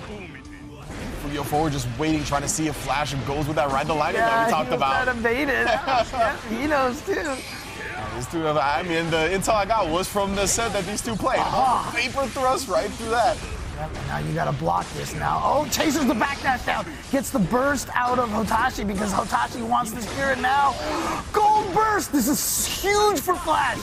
And now he's got the special one combo into super. Will take it at this point. Oh, okay, actually he spent the meter. He doesn't have anything for the Ride the Lightning, but he does get the wall splat, the wall break. Oh, the Fukio covering the whip throw and gets the legs. Hotashi, so fortunate. And that's what we talked about going back to that.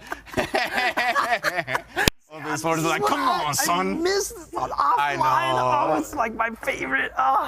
But again, like he had the RC, and I think Flash was still recovering from the punch and was able to catch him out of that. But I love seeing the gamesmanship between these two. Oh, it's so great. Oh, frame trapping. Yeah, you gotta remember, right, Hotashi essentially learned this series primarily playing against Flash. Like, this is one of the guys he's played the most against. So they're more than familiar with each other when it comes to this gameplay style. Flash is making slow, careful approaches, but then just eats the jump in. Not sure if he tried to DP or something. And look at this, spending all the resources to make sure he gets the wall break and the positive meter bonus. Yeah, that jump age, that downwards hitbox actually like arrives a little bit quicker than you expect it to, and it beats a lot of 6Ps, it beats a lot of stuff. Oh yes, there's gonna be a lot of blood that he's gonna spin here, but he's actually gonna drain some of it with that far S sequence, 6H as well. Rise covers himself, but we cover ourselves. RC is the RC. It's that's an exerd thing right there. You see the wires. Oh, he's gonna catch him with the super through the wall. Talked about that before, right? In life, he's gonna catch the backdash. And again, it's that staggered, it's that syncopated timing that Flash. You saw him run up and then faultless defense to stop his run and then fire slash, just to kind of stagger the timing, make it look like he's doing something to bait Hotashi to backdash. Yeah, and he hit that Sigurd edge, right? We talked about it. We highlighted it in the game previously. The stun edge into that. And again, right here, just bullying him with these charged stun edges. He knows the range that he can challenge. Now, Vapor Thrust. This is all Flash Metroid right now. Into the crouching kick. Too far away for that to connect. And here we go, meaty fireball again. Is this fast enough to catch? It is, okay. Got the reversal out. This is gonna be good damage, but it's not gonna be through the wall, and Flash is still gonna have a sizable life lead. Oh, yeah. Oh, I believe he's gonna pop now, so yeah, Flash recognizes it. Okay. It was like Hotashi was dancing on the edge of the end, right? Because the super drained some of the blood, but then he like went with a Beyblade pretty quick, and I was like, like I saw the Fukio forward. I was like, you can get away with that, but another Beyblade causes the pop. He was probably hoping that if he got the hit, exactly, he would be able to kill before he got back to neutral, so that it wouldn't pop. Oh, a trade, and almost a confirm from Hotashi. That would have been so sick. Oh, both players giving each other a high five. Oh no, now the bite's coming through. That means the blood is draining. Hotashi unleashed one more again. Oh, delayed. Oh. Yeah, he just takes that as a hard knockdown setup.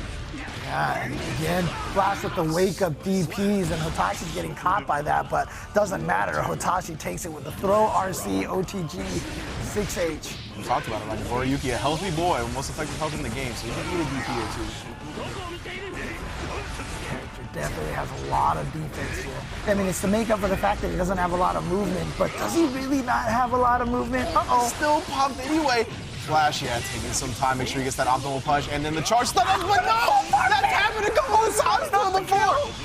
Oh, he just tries to throw the super, he tried to catch him.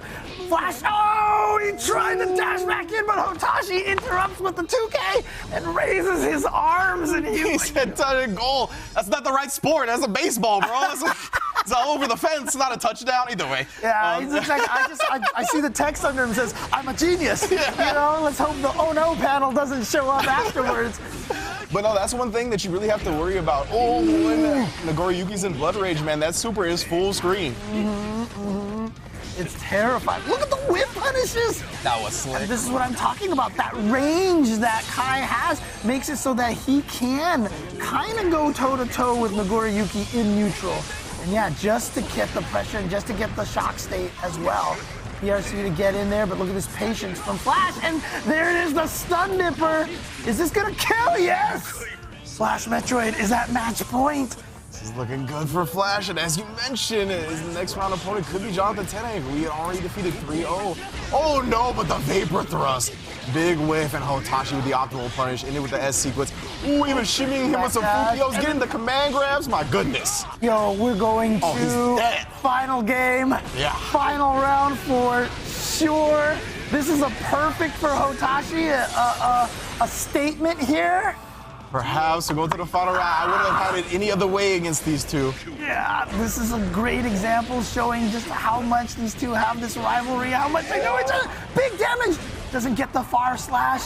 Flash tries to get in there. The kick forces the burst out of Flash.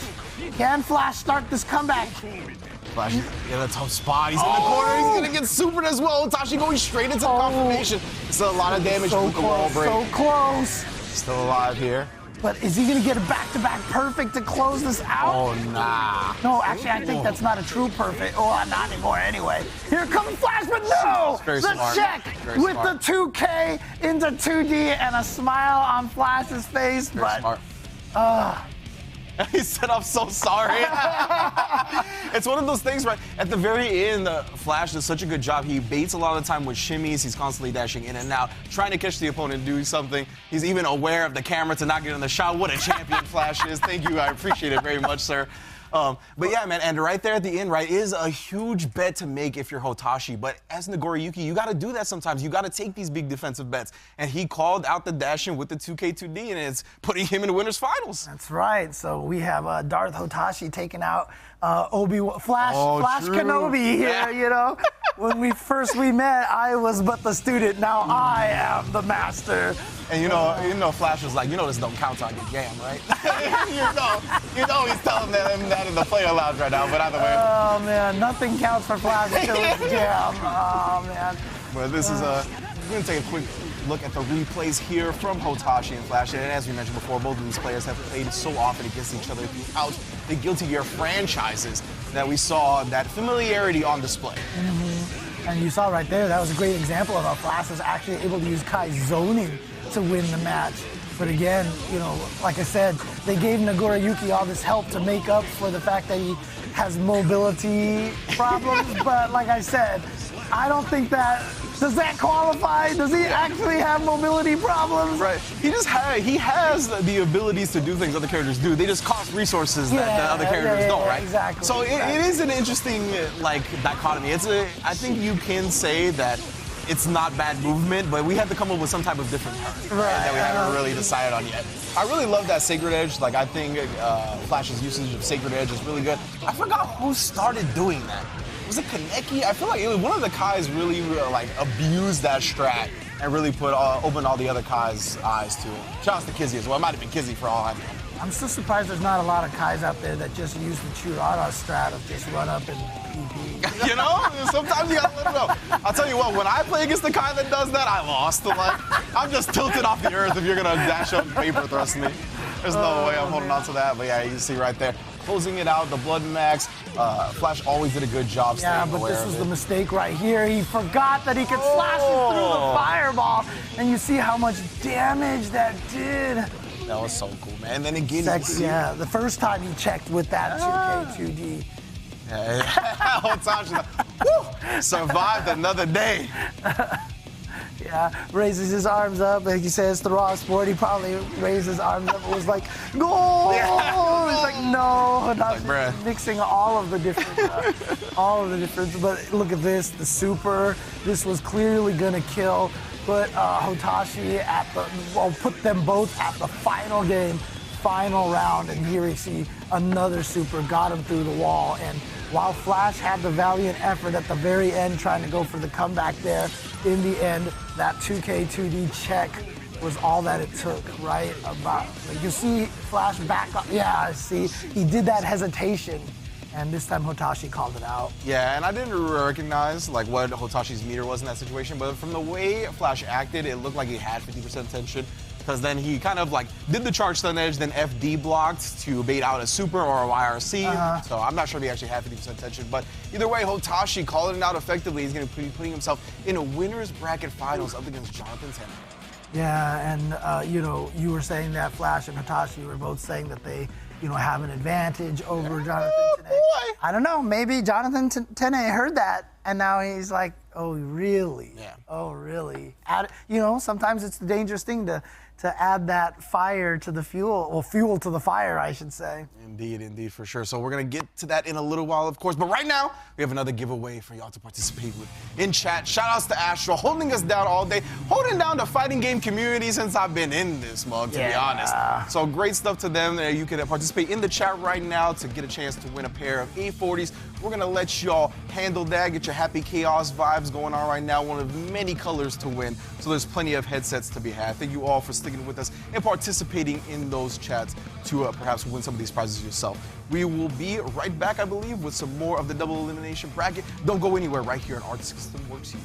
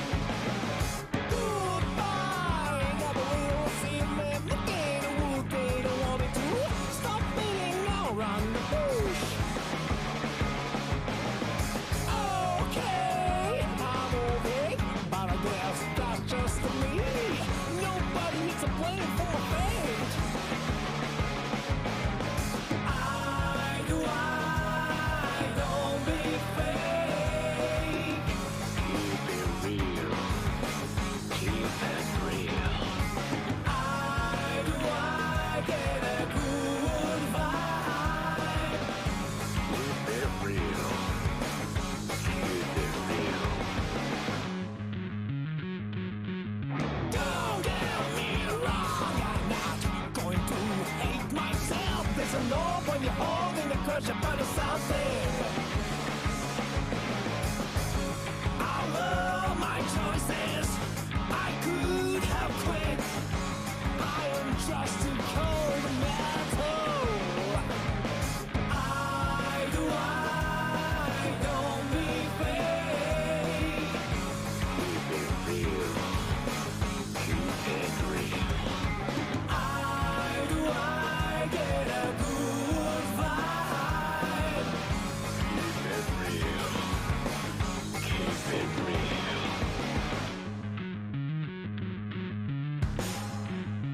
I wanna just be a trigger with a brutish impulse. Trigger, the silent preacher. Watch out, keep your hands up. Don't make a big deal out of me. Trigger, don't be curious about me. I don't want you to get hurt. Watch out, keep your hands up. Don't make a big deal out of me.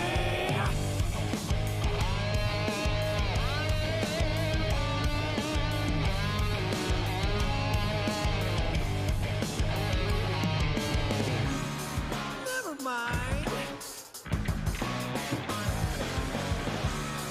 I'm dirty. Splash, splash, splash!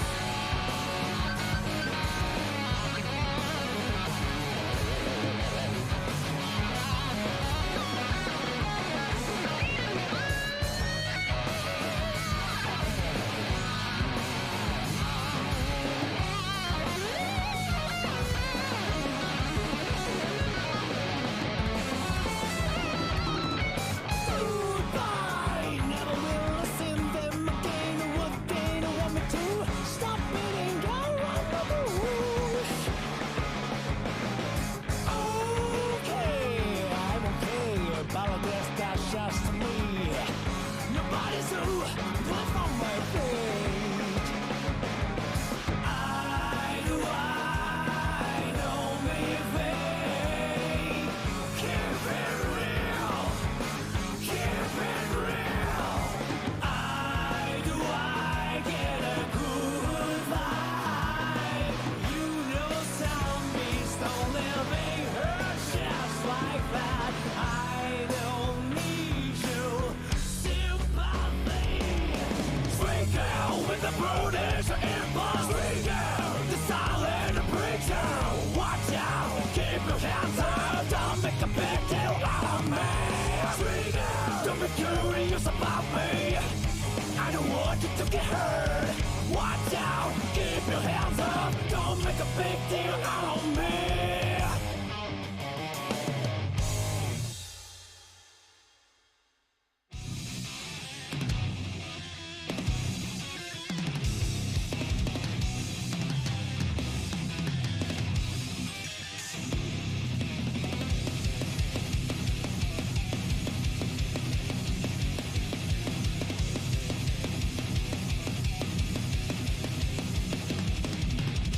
Grind up, conflict, sanity and insanity. Bullshit, blood heart, instincts and intellect. I want the freedom of a curve. I want the freedom of a curve.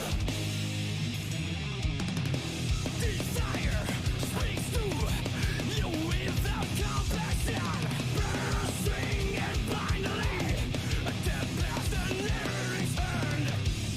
I want the freedom of a curve. An infinite storm of nothingness. The sky above the clouds and rainbow, the fate has a deeper word. I gave up hope, but I'm not going to be lost to my heaven if it's this hell. I'm gonna crawl.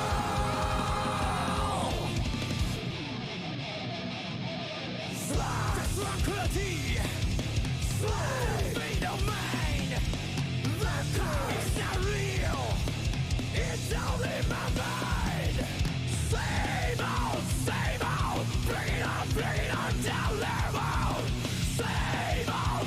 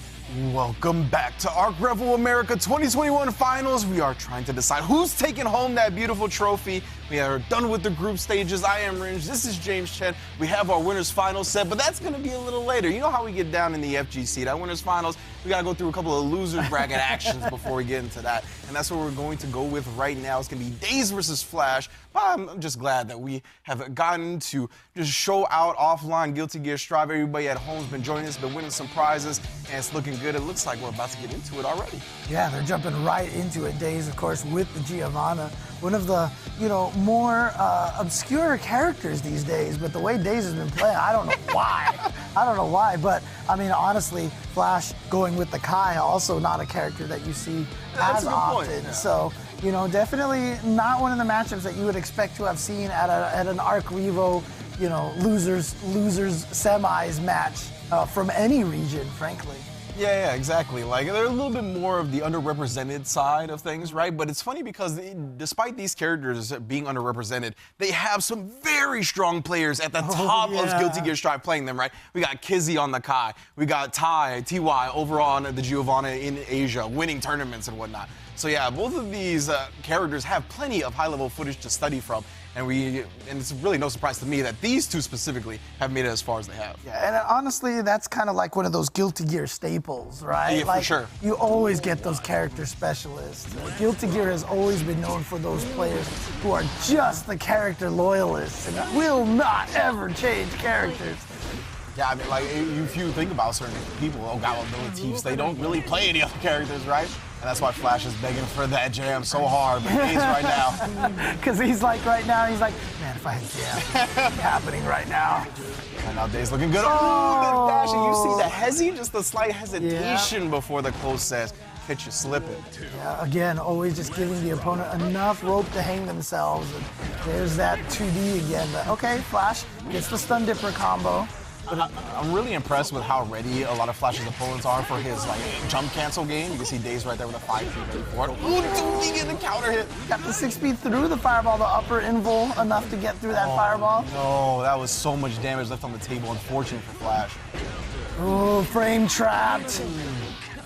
And again, one of the biggest differences between Strive and previous Guilty Gear games is the late canceling. After you get your move blocked or hit, you can cancel it so much later during the recovery, so it allows you to get these frame traps.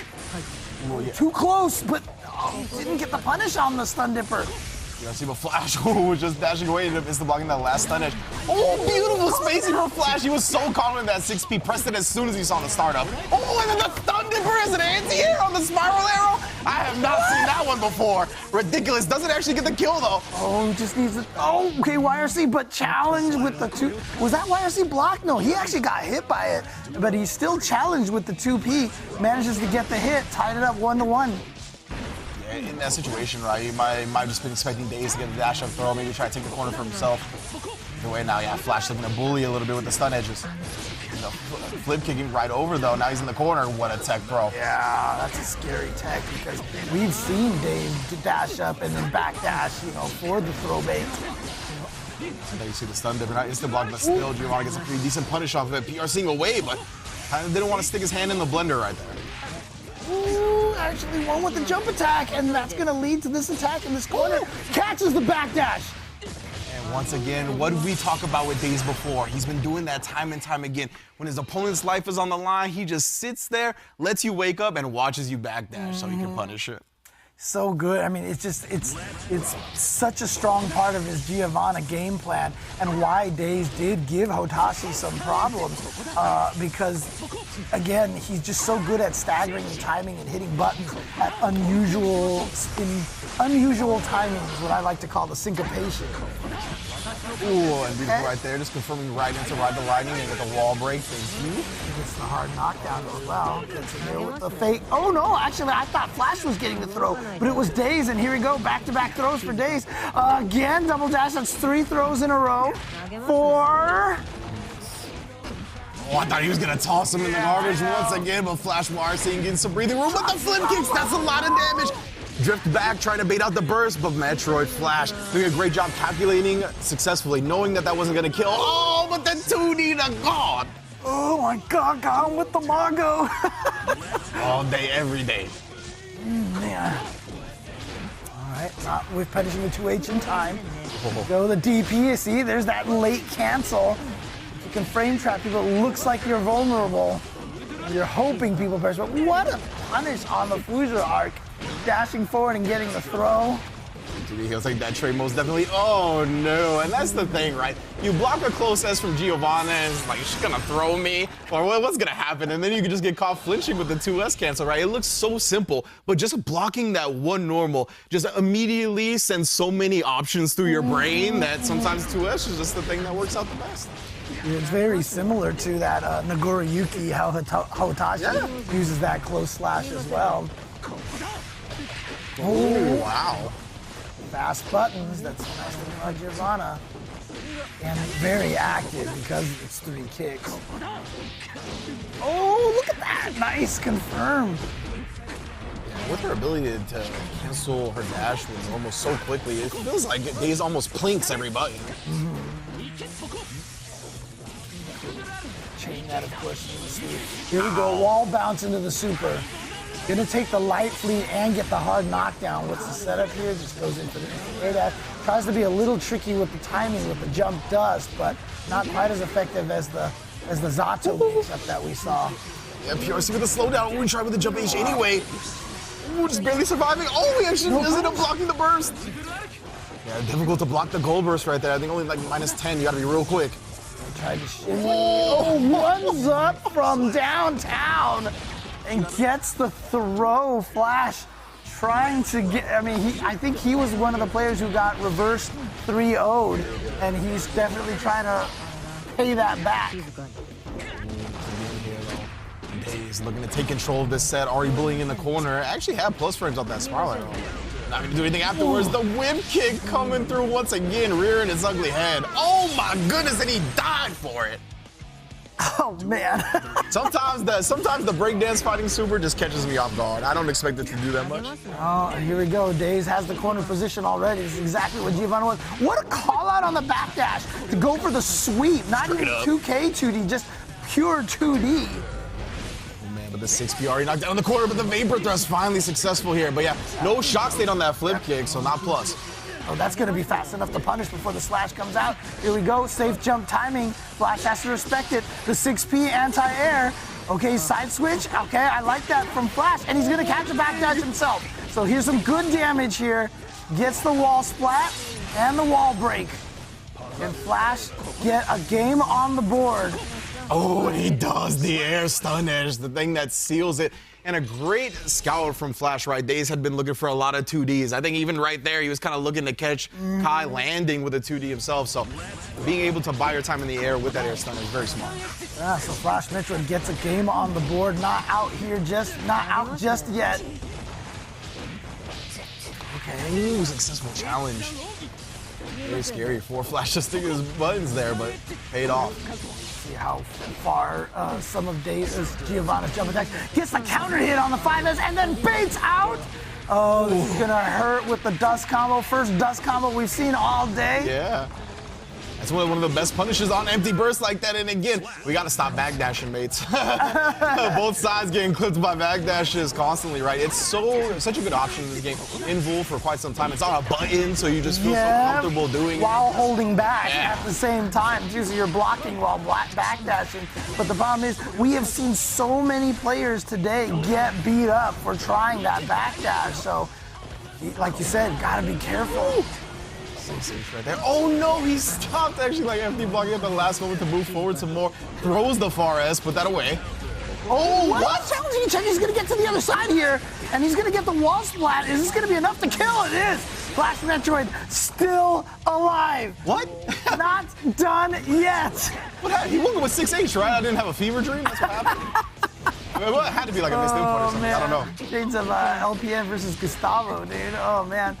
All Maybe right. he just knows something I don't. Honestly, that's not true.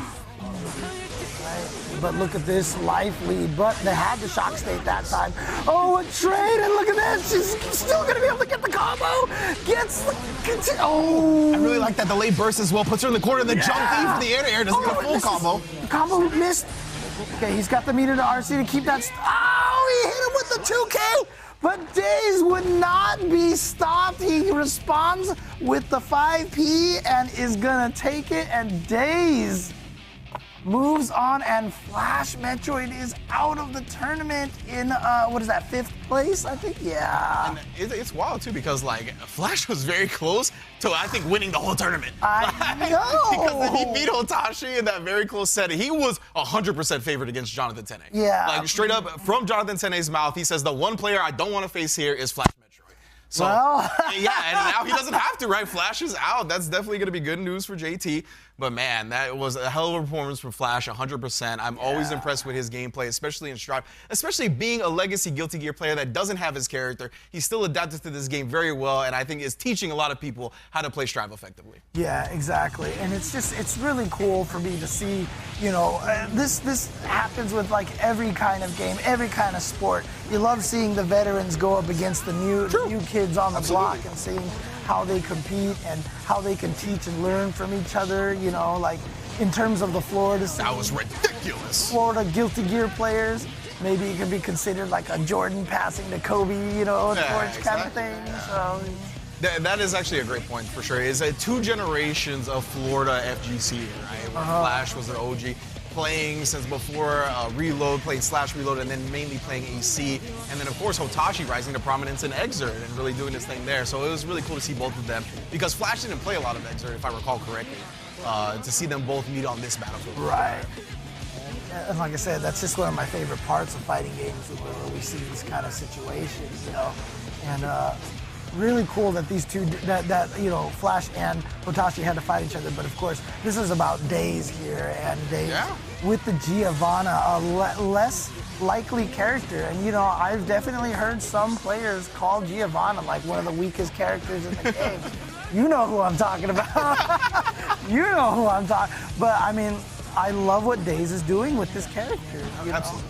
Sure. I think the character, we talked a little bit about it during his interview, right? Is that the character, because she's simple execution-wise, it frees up his mind to think about so much more, right? And consider so much of his opponent's options. And I think that's one of the primary strengths of simpler characters, is the ability to just get your game plan down, get your combos down relatively quickly, so you can start learning what all the other characters want to do and how to fight them. So Daze has just been showing that non-stop. Of course, starting with BlazBlue, he's a methodical type player, right? But he is harnessed. He said BB Tag put him through it.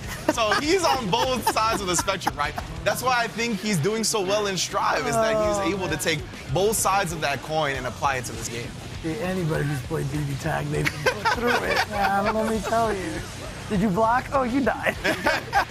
Right? And that's a similar sentiment sometimes in this game, right? Is that you want to avoid blocking in the first place rather than being in a defensive scenario and then having to bet big. Right, absolutely, absolutely. And again, you know, I just have to say it.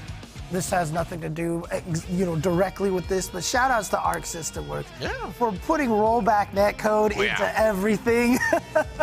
Also, even for Persona coming out soon, you know, but for BlazBlue, for BB Tag, and then of course Strive, really kind of showing the world what good netcode is all about. And you gotta salute Rollback.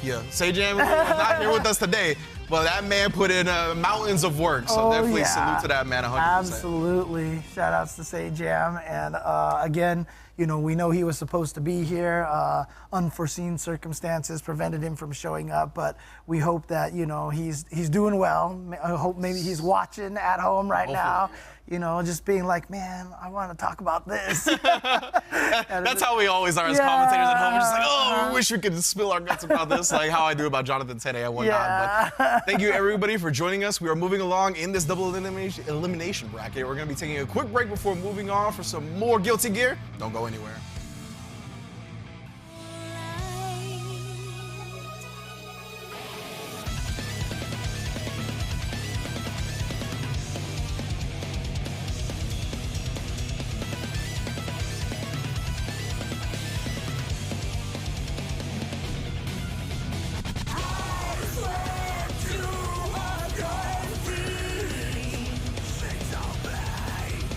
We know deep down there's no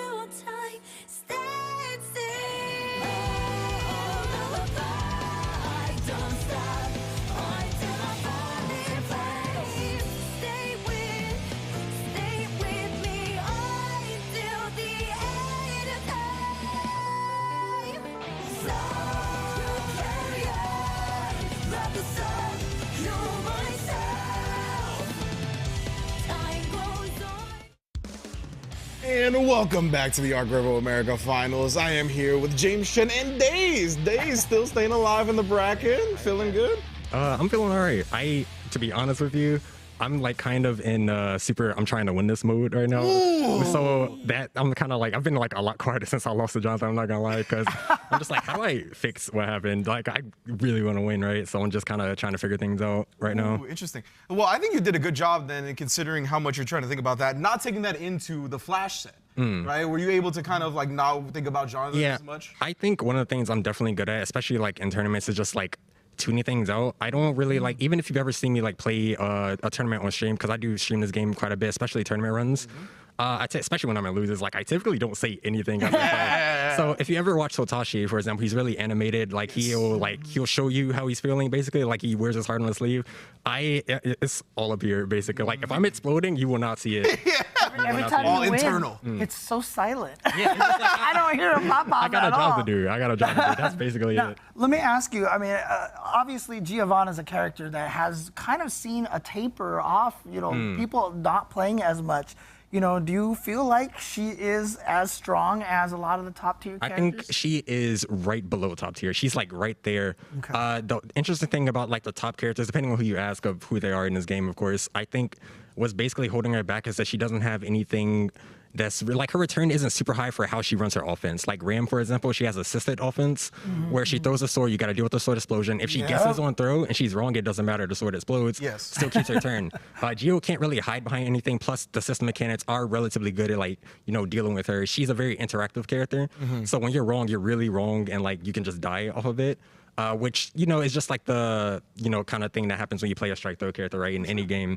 But I feel like that sets her apart, or just like a little bit lower below those characters, basically, because everything else is really good for the system. I would say like she has really high damage, really simple confirms, good buttons, good space control, good pressure, carry and such. Yeah. So would you say then that it's the experience of the Giovanna players that have kind of gotten her in the upper echelon of the results now? Because like at first it was like kind of like you said, it started tapering off a little bit, and now we see the rise again. Is it because of stuff like that? I think the people who like the character will play her. Basically, I think that's really what's keeping anyone who's playing right now. They just think she's cool. I think she's cool, so that's why I'm playing her. Of course, like it also depends on if you're kind of suited for that kind of thing. Like me, I usually play Shotos in fighting games. I'm like, so I've been running strike throw my entire FG career, basically. And in this game, I feel like I'm Rocket Lee with the weights off, because like you can't react to throw. Yeah. And Blazely, you can't react to throw. So hitting good players is very hard. And this game is like, it doesn't matter how good you are, you can't see it. You have to guess. Yeah, which like gives me opportunity. We were on commentary. We talked about as soon as you block a Giovanna close S, like everything just like your brain starts firing signals, because like you can't react to anything. It's just about guessing in that situation. Now, is there any player right now that's still left in the bracket that you are concerned about, or do you think you can take out pretty much anybody at this point? I'm here to win. That's it. I'm here to win. I'm not worried. I like to hear that. That's what I want to hear. All right. So yeah, definitely a good stuff from Daze. I'm expecting you. So do you have, before we go to break, do you have like anything that you can give us a little tidbit of insight on the Jonathan Tennais match if you get there? Or you want to save it? I understand if you want to save it. He's in the ultra sweat mode right now. He's definitely in the other room watching his interview. Okay. All right, so we're going to keep it on the low. Yeah, we're not going to reveal the secrets. Thank you so much, Daze, for giving us our interview. We'll be right back with some more Guilty Gear Strive. Do not go anywhere.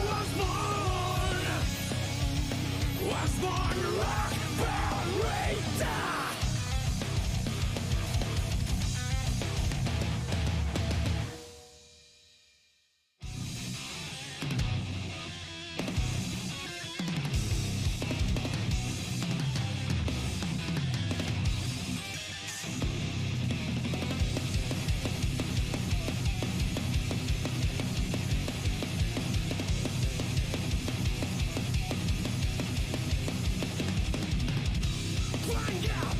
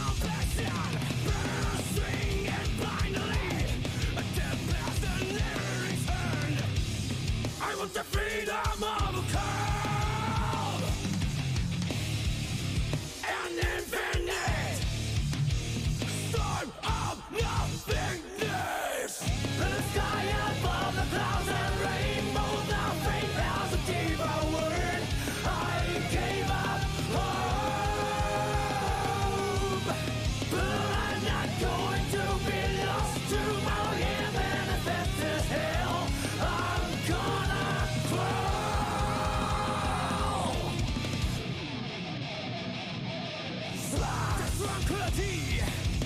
Slave domain. The car is not real. It's only my mind. Same old, bring it on down level. Same old, bring it on down level. Find out, conflict, sanity and insanity. Blue heat, black heart, instinct and intellect. I want the freedom of a cow. I want the freedom of a cow. The sky above the clouds and rainbow, the fate has a deeper word. I gave up hope, but I'm not going to be lost tomorrow. Even if it is hell, I'm gonna crawl.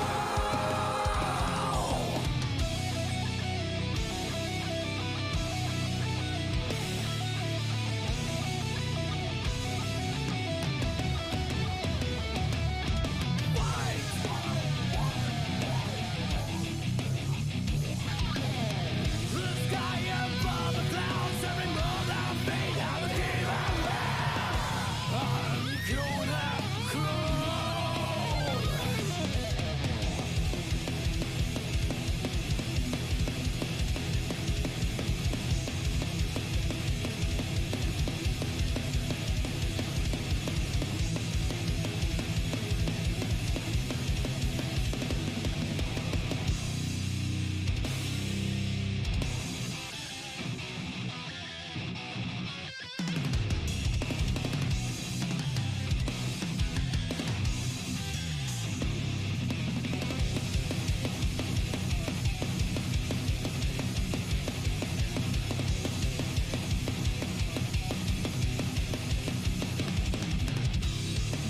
I want the freedom of a cow. I want the freedom of a cow. I want the freedom of a cow. An infinite storm of nothingness. The sky above the clouds and rainbow, the thing has a deeper word. I gave up hope, but I'm not going to be lost tomorrow. Even if it is hell, I'm gonna crawl. I want the freedom of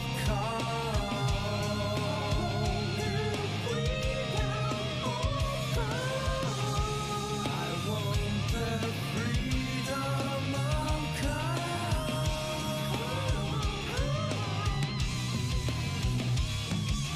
hold that faith that is made of steel.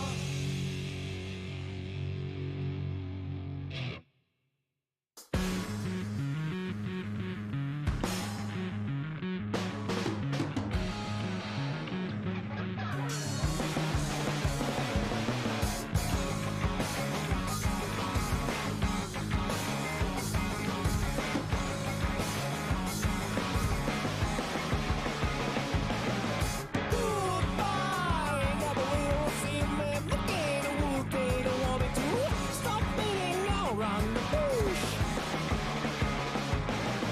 Okay, I'm okay, but I guess that's just me. Nobody needs to blame for my fate. I don't be fake. Keep it real. Keep it real. I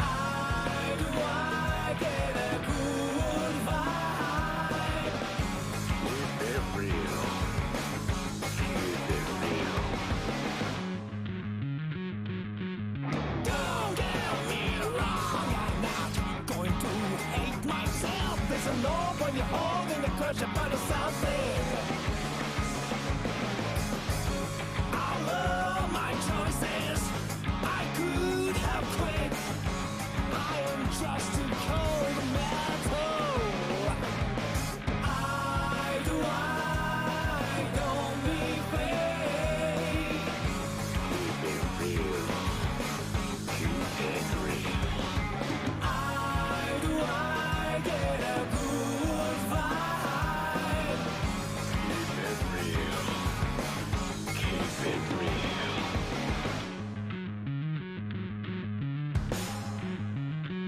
Let's just be a trigger with a brutish impulse. Trigger, the silent preacher.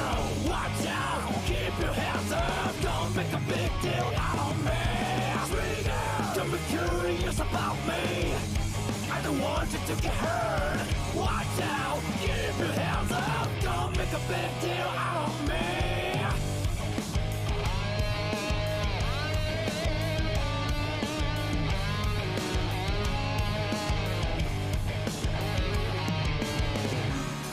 Never mind.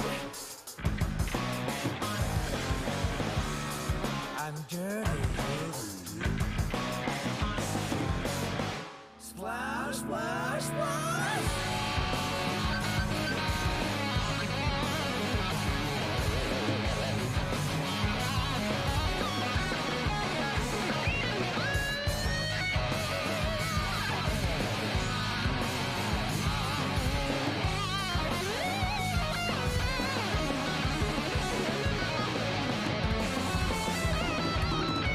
Goodbye. Never will listen them again. What they don't want me to stop beating around the bush.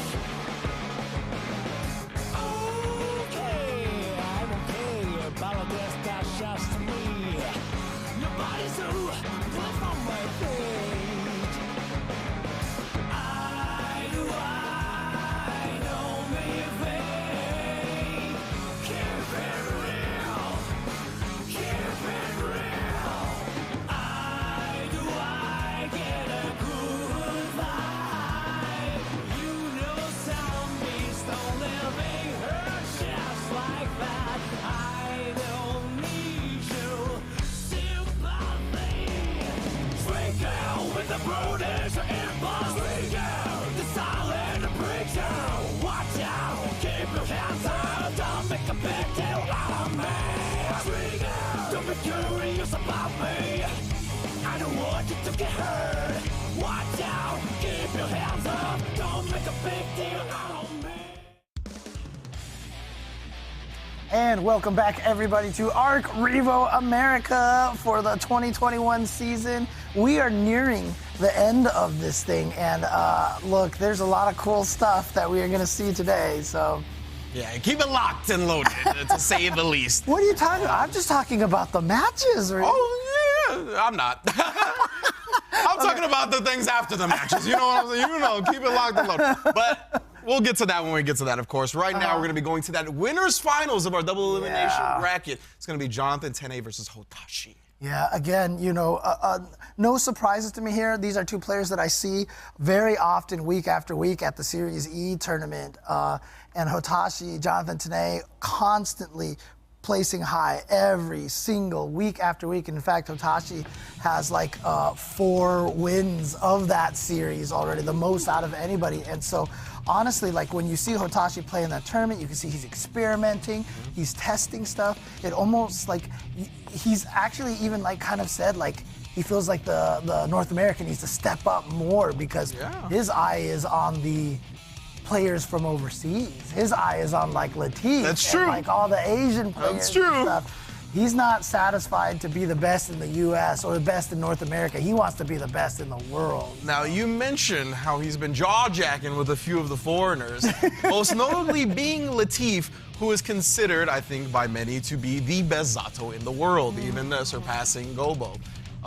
In this case, I think this is an interesting match because of that. Because this can be considered the best Zato in North America, Jonathan Tennais. So let's see how much Hotashi is prepared for this matchup. Right? By the way, I also wanted to correct a mistake I made earlier. Speaking of people from all over the world, I was mentioning that how the Canadian players and the Mexican players were to make it. And I mentioned Bean. Bean was not one of the qualifiers. It was Chetu as well as Excelancer, right? Yeah, so sorry about that. A little bit mistake there. But for sure, sad that they all couldn't be here. Would have really loved to have seen them because again, fighting games are a universal language, and like getting players from all around the world is like my favorite part. I was gonna say, I feel like when you ask people about fighting games and what's part of the greatness about them is that everybody, those offline events where everybody comes together, right? And yeah, unfortunately, couldn't get everybody here today, but we're slowly, surely getting back to that point. I'm sure we'll see some of these heavy hitters square off very soon. But yeah, when it comes to this match, I'm very excited about it because I think there's a lot of things to talk about. As you mentioned, we have the Hotashi Latif beef being in this matchup, right? But also, it's thought that Zato is pretty good against Nagoro Yuki, right? Probably one of his worst matchups. So that's something to keep in mind. However, I asked Jonathan prior to this event how he feels about facing against Hotashi. He told me that Hotashi beats him more than he beats Hotashi. So that's something to keep in mind despite Zato being at advantage in the matchup, right? And we talk about it, you could see, if Nagoro Yuki ever gets like 2 bars of blood and gets to the other side of the screen, you see why Zato has advantage in this matchup. He can't do anything. Zato's just summoning Eddie over and over again, spamming specials at him, and Nagoro Yuki can't get through it. So that's what Jonathan is going to be aiming for. On the other side, Nagoro Yuki, if you get in, Zato has no invincible reversal. He has nothing to threaten you with. And of course, you know, we were talking about how Nagoro Yuki has, you know, effectively the most life in the game. Well, Zato has like some of the weakest, some of the weakest guts, you know, weakest default defense modifiers, and so we've seen the damage that Nagoro Yuki can bust out. And when he touches Zato, Zato is a sad, sad, sad person. Yeah, exactly. So he gets hit the wrong way. We're going to be calling the character Eddie again because he's going to be dead. Okay, he's going to be dead. I'm telling you.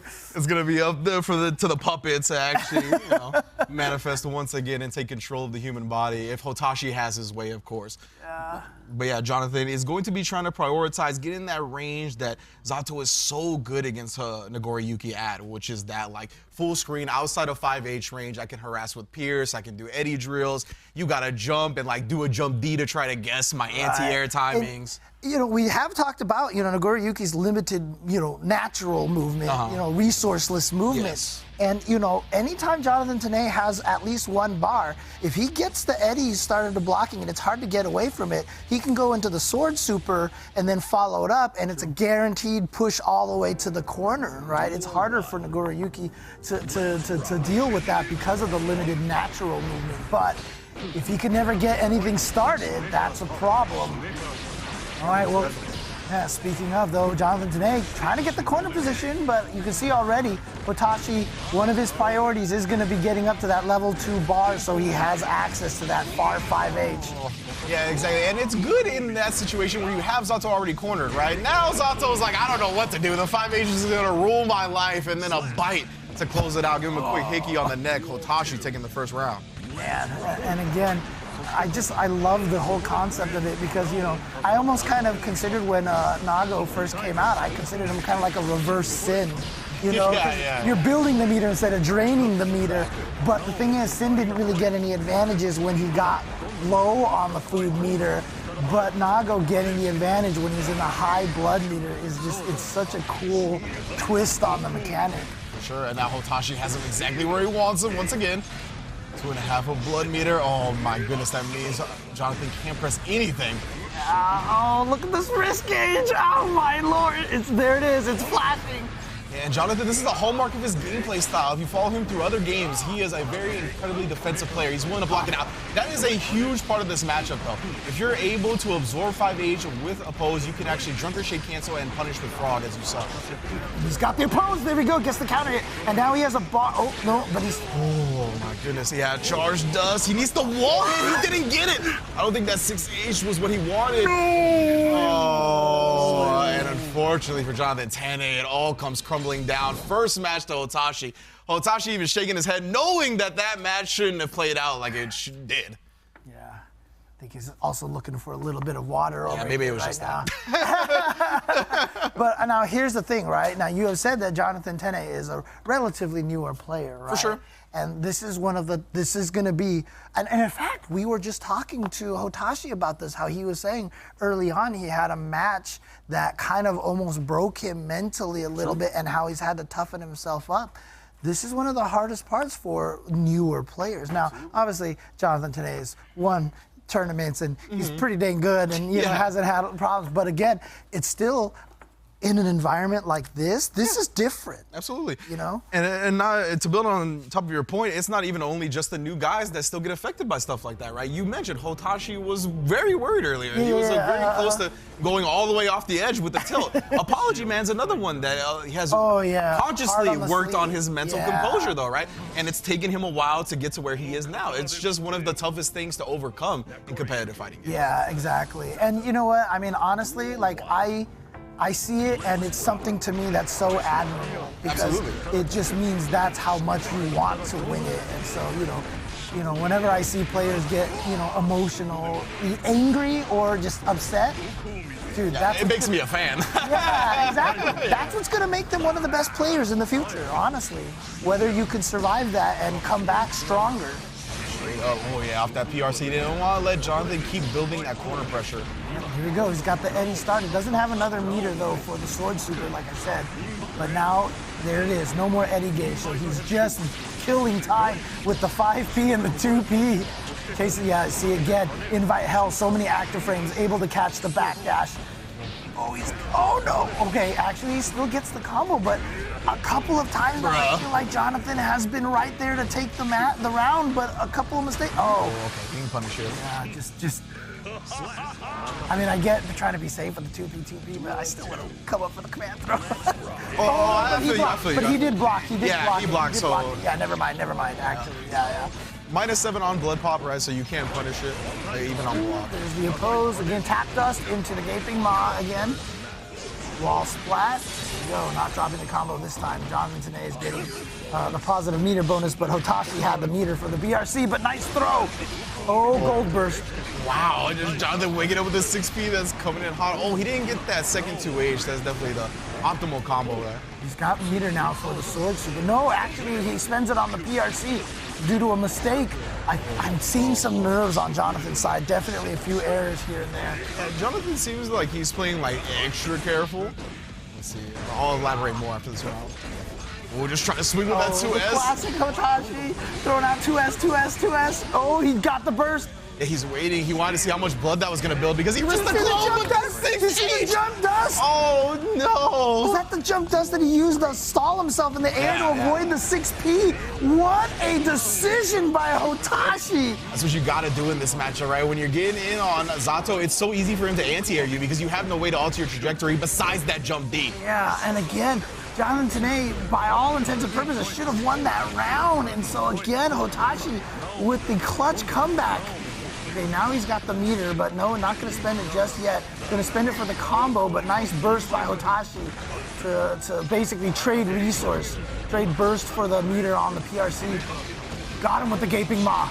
Keep himself safe on the whiff throw into the shark super. That should be able to take the round.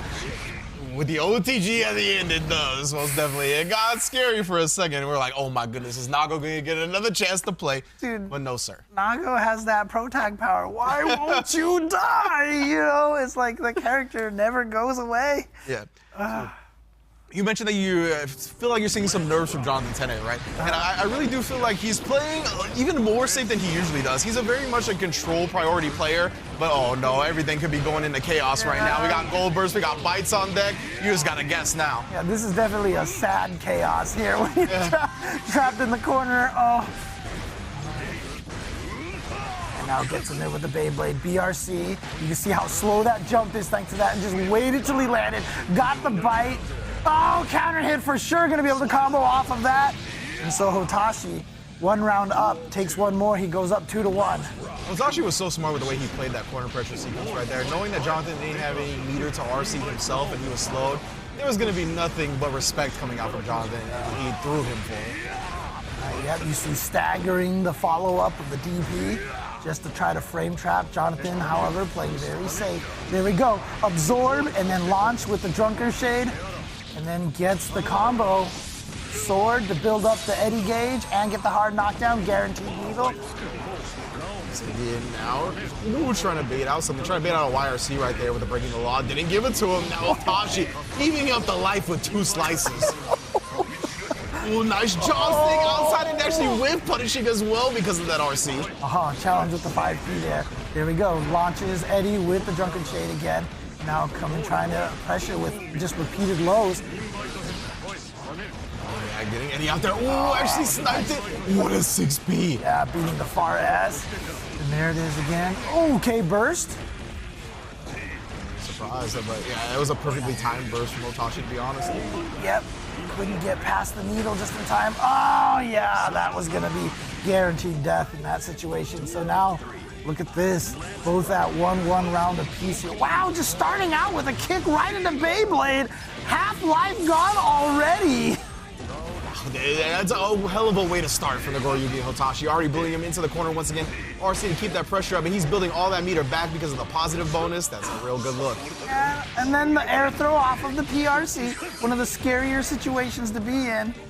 Glide the glide. Shout out to Tasty Steve. Oh, and then stuffing any approach with a 2S. That is one of Nagoriyuki's best buttons, one of his best stop sign tools, and right now Hotashi looking like he's going to be in pole position. I love that angle right there with the silhouette for player one against the monitor back there. It's so sick looking. Oh. Back into it here.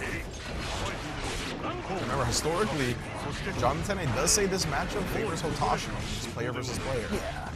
Again, you know, in the end, you know, you can have bad matchups or even matchups or whatever, or you could be using quote low tier unquote characters, but you know, the player makes such a big difference. It's just when you have a player like Hotashi, you know, in charge of a character like Nago. Yeah. Oh, and then Jonathan has done a good job checking the forward Fukio pressure. He gets the combo off of that. Is this going to be enough to kill? Not quite. He said, oh my God, because he tried to input Amorphous with it. Yeah. Oh, but he's still going to win off of the counter hit 2S into Invite Hell. Jonathan Tennais goes up one round, trying to tie this up 2-2. Dude, Hotashi willing to spin a couple of specials there. You're going to be high in blood off the bat. But you're right, though. Jonathan has been stuffing the forward Fukio a lot. Jab or throw pretty much every time that Hotashi's been aggressive. And there's this full screen you were talking about. You saw Jonathan get full screen, and here he goes. He's going to try to keep the pressure going. He's got a sword super. No, actually, he's going to go for this instead. And nice, the BRC going to make it so he can link off of the 2K. Yeah, that was a fuzzy setup, too, with that jump S off the BRC. Uh-oh. Jonathan doesn't exactly. He knows. It's uh-oh for real. Already in the corner here. Checks the challenge, and there's that RC that he always goes for. And good stuff right there, right? He saw. I didn't see it, but Jonathan did. He's keeping his eye there. You must have been so confused for a second. You're like, what are you doing, Jonathan? Not like this. Come on. But you know, look, Jonathan is a Zato player. He's used to looking down there. Exactly. Resource management, very much in tune with Jonathan Tennais right there. So good stuff. Keeping an eye on that Nagoriyuki, just waiting for him to wake up, pop off, and now we are in a final game. Man, oh man, okay, here we go. Remember, winner of this goes into grand finals, is guaranteed top two. You get in the top two, you're guaranteed $6,500. Nice little check. $6,500. Oh man. Right now, Hotashi taking his time here. Definitely one of the signature characteristics of Hotashi, right? He doesn't really rush into games in the middle of the set. He'll take his time. He'll make sure he reviews some of the things that are going through his mind, calms himself down, because as you mentioned, he's very conscious of the fact that he can tilt, right? So it's honestly a joy seeing players really take care of themselves. Yeah, it's crazy too, because I was just telling him, I was like, I would have never guessed, because he's so calm, you know? He speaks softly, you know, people have said that he's one of the players that, you know, talks trash in lowercase, you know, kind of thing. And, you know, I would have never guessed, you know, he would have that kind of action, but look at, this is what Hotashi does. I thought he was dead, to be honest. The 6-inch barely living at that point. He does get the 2S counter hit. Honestly, it's going to be tough, but Hotashi and Nagoriyuki don't have that great a defense. He can definitely get ran through. Yeah, and again, Zato just has this ability to lock you down like this. And here we go. He's going to try to move forward, and he has the positive meter bonus. The YRC to slip through the tap dust. What a timing by Hotashi. Match point. And I can't believe there he did the YRC. I feel like there's been so many instances where he could have, and he's held back every time. Well, that was such a clutch defensive choice. That's what made it so that. Oh, the back dash! Talking about clutch defensive choices. And then there's the empty low. He hasn't gone for the dust option we talked about. Still got hit by the 2S. Couldn't quite glide over it. Yeah, the back dashes. You saw Hotashi wake it up. There it is. Finally going for the dust option. The tap dust got its mark, but again, you can't kill Nago. Not yet, but the 2S is on these stage changes. Hotashi has been challenging with the wrong choices. Oh, it missed. Oh, Oh, and Hotashi was taking a drink, but he was like, whatever, it's all good, it's all good, it's all good. He definitely made a hand motion like, yeah, I deserve to lose right there. I'd already taken a drink of water, you got it. And that's just one of the things with fighting games, right? If you play them a lot, you'll find yourself in an instance like that. Oh, but he actually committed. Oh, what an instant block, though. He actually does get the time. Got the sandwich. Jonathan Tennais, look at this, half-life away from trying to take this, but remember, oh no, he did that a little too slow. It wasn't a red RC, so it didn't get the explosion hit off of the 5P. Nice defense by Hotashi. Weathering the storm. Oh, and he actually recovers in time to get a close S. Jonathan Tennais immediately burst, trying to keep control of this corner here. 2H, the active frames, he respected it after killing Eddie. Yep, and now Eddie's back, though. Gets the oppose and now send him out the drill for the lockdown. But you see him backdashing away from the 2S. So we can't keep him locked down. This is a big hit for Hotashi now. Oh boy. Look at this through the wall. We've seen 2S work out time and time again for Zato here. What's it going to be? He just jumps back. Yeah, Hotashi adjusted with a 2K right there. Great stuff from Jonathan Tennais. BRC to get in. He got the counter hit. Oh, he got the drugger shade. It actually traded. What a backdash BRC, and one slice is all it took, taking the remaining life from Zato and putting Hotashi in Grand Finals winner's side. He died, James. How did he die right there, bro? Give my man some guts, please. I'm listening, trying to get an intel on what they're talking about. What y'all talking about over there, huh?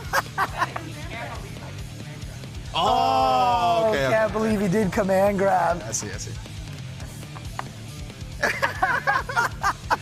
Hotashi talking a little trash right now. But again, what play from Hotashi, just showing why he is considered by many the best in North America right now. And again, you know, I talk about how much, you know, Flash was is a veteran and stuff like that. But again, Hotashi, one of the best players in Exerd with that L-Felt for a long time. He was one of the players who was able to take out the Japanese, you know, players. And remember, because Asia kind of ruled Exerd for a long time. But then Guilty Gear in general for a long time. Then players like Lost Soul and Hotashi started stepping up and really could challenge them. And that, you know, Hotashi is keeping this up here, and you can see that he's one of the strongest in the game right now. Yeah, exactly right. That's one of the beautiful things about fighting games. The community is getting as old as it has, right? Is that we get to see these generational battles. We get to see people grow and come back from adversity and really start to cement themselves where they were once rookies. Now they're OGs, they're veterans of the scene. I mean, that's what Hotashi's accomplished here. And you can see right here, this is the run back, or excuse me, the replay set of the match. Yeah, I mean, honestly, I credit Hotashi with a lot of the Nago tech in NA because I still remember. Do you remember the beta? Like, when he got, quote, nerfed? You know, when the blood gauge got increased a lot more, and everyone's like, why did you do that? You've destroyed this character. And after the game came out, Hotashi was one of the players who still played him, and I was like, wow, why would you play him? He got nerfed so badly, and he saw something. He definitely saw something. 100%. It was cool to watch the way Nagoriyuki developed at the beginning of the game, right? Because a lot of people were like, the resources seems like too much of a deterrent for him to be good, right? But then we saw Fame 96 did a lot of dumb stuff with Nagoriyuki. And I think Fame and Hotashi are two sides of the same coin, right? Like, I feel like Fame was the person. The water drinking right there. Oh, yeah, the water drink. The moment where, I lost my train of thought. Fame, and Hotashi are like two sides. Yeah, so because Fame really, I think, developed a lot of the control style of Nagoriyuki, really showing how good the character can be once you learn how to manage your blood meter. And Hotashi was the one that came up with the sets where, like, I'm gonna pop max blood and make you hate your life. You know? So it's really cool. Yeah, Hotashi, he's like, I did it. But again, Hotashi now guaranteed at least $6,500 here in Grand Finals. He's either going to take first or second, so it's either going to be $6,500 or $10,000. Jonathan Tennais is lucky, though, because I was going to tackle him. If he won right there, I was going to get up from my seat and tackle him. So he got lucky. We'll see, though. He's still alive. He's going to be in losers bracket action, going up against Daze in a little while. I would make fun of you, but if Shine Pot was here, That's what I'm saying. I would have tackled him too, honestly. We're just fanboys. But yes, thank you everyone for tuning in for the viewer, or tuning in as viewers, of course. And of course, we got another giveaway for y'all in the chat. Astro holding us down once again for another headset prize giveaway. So we're gonna give you guys time to get like Happy Chaos, enter into the giveaway in the chat, and we'll be right back with some more double elimination bracket. We're winding down. Don't go anywhere.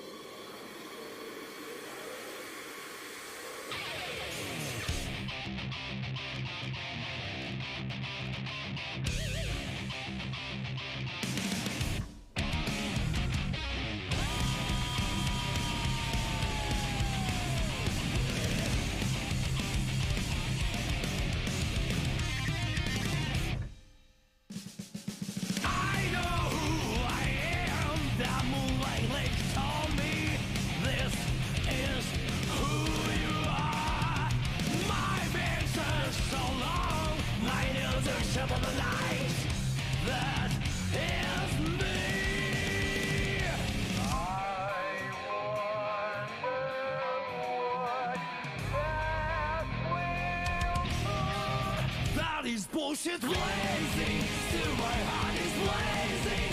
If the word kill me, I don't need a new one under you.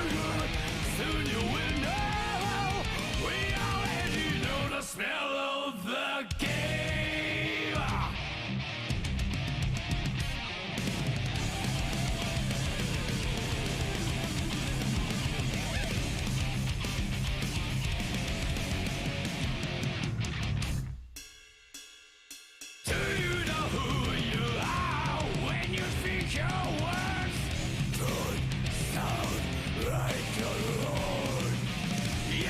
In the toxic created by this world, that is who you are.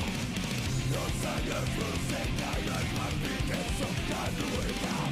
Gravity gets us on the ground. That is bullshit blazing, still my heart is blazing. If I lose my wings, I don't need a new world under you. Can't feel a thing. We already know the smell of the game. Remember, you are blazing, still your heart is blazing. If the world made you, I don't need a new world under you. Soon you will know, we already know the smell of the game.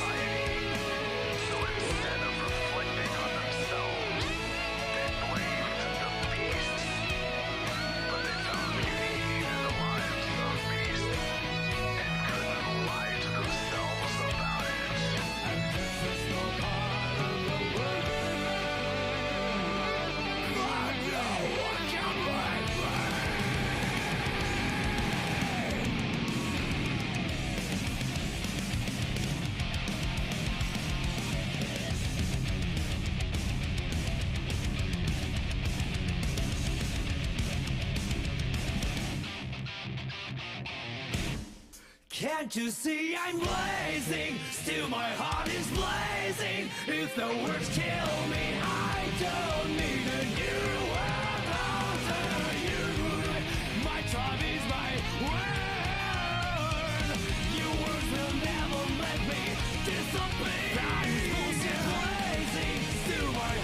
crazy.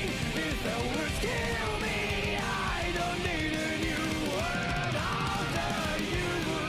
Soon you will know. We already know the smell of the, know the smell of the, know the smell of the, know the smell of the game.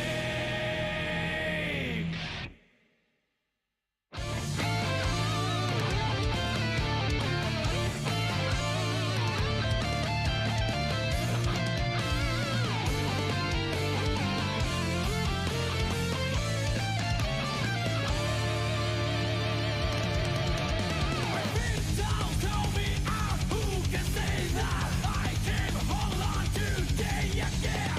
And please don't call me out, who can say that? People are all dead, but so are the monsters.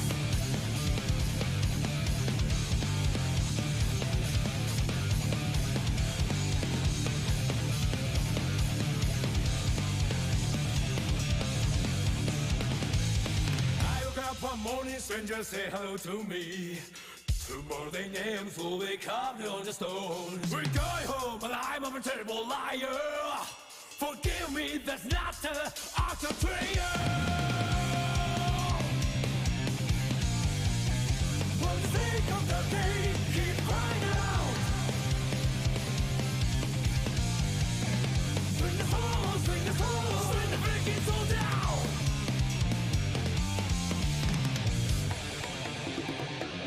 Hellfire, hellfire, bring it on buster. Hellfire, hellfire, hellfire, hellfire. All the people going down with us.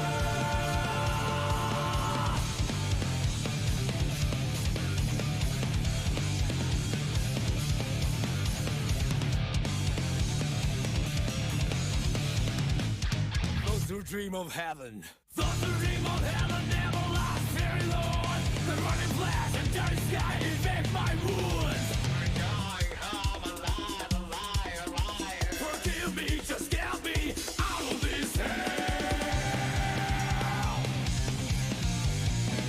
For faith and the game, keep crying out. Swing the soul, swing the soul, swing the freaking soul down.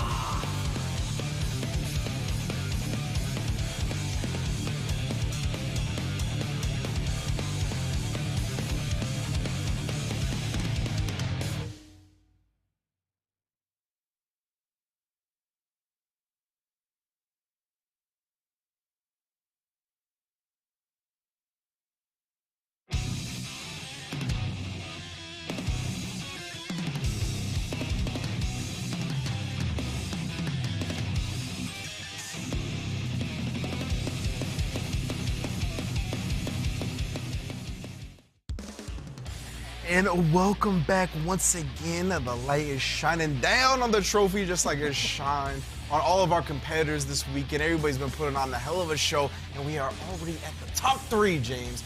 It has been decided. These top 3 players have been the best this weekend so far, and we're going to decide who gets to face Hotashi in grand finals momentarily. That's right. Again, third place, $5,000. Second place, $6,500. And, looks like players are asking for counsel here, but and then they'll handle it. What were you saying? Yeah, no, and then 10,000, of course, for first place. So a lot of money on the line here. Hotashi already guaranteeing himself at least 6,500. And again, you know, look, I'm not saying that you should, you know, keep sticking around, but you know, after the matches are done, I'm just hinting at that. It's a little something, you know. Yeah. But you definitely want to see these matches as well because, again, Daze, when we interviewed him, he said he's here to win this. And honestly, Jonathan Tennais was so close to beating Hotashi going down to the final game, final round. So, you know, Jonathan wants that revenge. And Daze, he beat Hotashi in the pool. Yeah. So if you're talking about revenge, I mean, Daze is the one that I'm vengeance, right? He is coming for everybody right now. He wants to make sure that he gets his run backs and that he ends up taking this himself because Jonathan's the one that put him into that lower bracket in the first place. Yeah. So here we go. Daze and Jonathan, because remember when we were interviewing, he was saying like he had to think about what to do and he didn't want to reveal his secrets. I was going to bring it up, The fact that Daze, you know, I asked for a little bit of tidbit about some insight about what he wants to change against Jonathan, and he was ultra sweat mode. He was like, I can't divulge that, my friend. I got to make sure I beat the man before I tell you what I did to do it. Exactly. And you know, that's that mentality. You can't give him anything, right? Yeah, that's why I was like, you know, understandable, 100%. Respect that, 100%. But you can see right there, Daze on the left, silhouetted against the screen, and you see Jonathan Tennais right there with the trophy right behind him. And here it is. It is going to be the match that they played earlier. It is going to be Giovanna and Giovanna and Zato. Jonathan won. Yep, exactly. Almost did the, you know, thing where you call like, you know, Adon Gamer B instead kind of thing. So, oh man. Ride it in on the wolf. We're gonna let the intros play. We wind them down now. Nice. Here we go. Dude, letting the dialogue rock. Yo, calling out the trash talking here. Here we go. Here we go. This is losers finals here. Daze versus Jonathan Tennais. Ooh, Jonathan Tennais, the one that put Daze into the losers bracket in the first place already. Pressure in the corner mounting. You see him catching him, trying to wiggle out. Oh, immediate burst here with just 10 seconds gone on the clock. Oh, look at that BRC. It clashed. What in the world? Yeah, that jump BRC you talked about. But here we go, the corner position. Wow, okay, the leapfrog did not connect. Interesting. Yeah, that was weird. I guess the frog was too far forward, and the first hit is if on Giovanna either way. Blocks the empty low. Daze has definitely been more opened up by the jump D delay. Yeah, so that's something for Jonathan to keep in mind. You know that's going to come sooner or later. And nice, look at that. BRC gets the preview. There it is, the jump D, exactly as we said. Good stuff, Jonathan. Immediately switching it up right there. Well done. One thing I want to highlight about Jonathan's gameplay, he's going to be put in the corner. I'm going to have to start guessing, though. But when he puts a pose on someone in the corner, he often just tries to hit them because people are expecting command throw, so they get hit trying to jump out and whatnot. And the snakes can tend to extend the combo afterwards. Exactly. Right? Yeah. Oh, anti-air, dude. It slices, it dices, it juliens your fries. Oh my God. Ooh, 6P finding its mark. Yep, and then launching Eddie to get the sandwich. Gets the gaping maw in there, but however, okay, no, never mind. Gonna use the sword to keep the pressure going. Ooh, it looks like he didn't get his dash jump right there. He just got regular jump. So that's going to allow, that kind of killed a lot of that momentum that Jonathan had. Ooh, Jonathan does actually dash out and then punishes with a throw of his own on the ground. That's going to put her in the corner. Burst out from Daze. That's still a big W for Jonathan, even losing that round. Yeah, I mean, Jonathan was trying to, like I said, he lost so much of that momentum there. It it's so difficult to deal with in those situations, especially for, you know, Razzo, who the Eddie is such a resource. You know, you make a mistake like that, you lose that resource. There goes a lot of that pressure that you have. Oh, yeah, we over the 5Ds. Right into the invite hell, building that Eddie gauge back. Nice goes up for the air throw, misses, but was that Eddie's like behind him to keep him safe? Yeah. There's like a Pierce coming out or something. Ooh, actually gets him with that second hit of the low, and then he's just trying to wiggle out, try to do something on the wake up, gets counter hit, and Jonathan looking in control. Yeah, I mean, Daze said that, you know, he was hoping that he had a new strategy to go up against Jonathan, but Jonathan right now goes up 1-0 against Daze. Jonathan looking to establish that game again, and he did get clipped, but wow, that 2S coming through before the 2D was huge. Oh, challenge, yeah, not letting him get away with the drill. And what a trunker shade. He actually got that counter hit. That was going to be a big combo. Still did good damage, even with the burst. And there we go, frame trap. Yeah, people like to press something after that 6P from Giovanna, but Daze had meter as well to make that whip kick safe and keep pressing his advantage.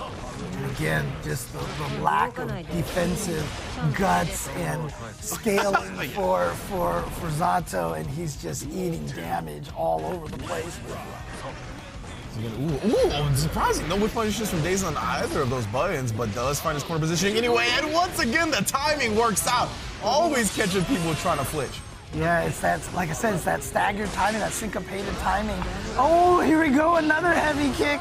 Gets the burst out of Jonathan, but Jonathan needed that burst to keep alive. The oppose was still there to stop the jump attack.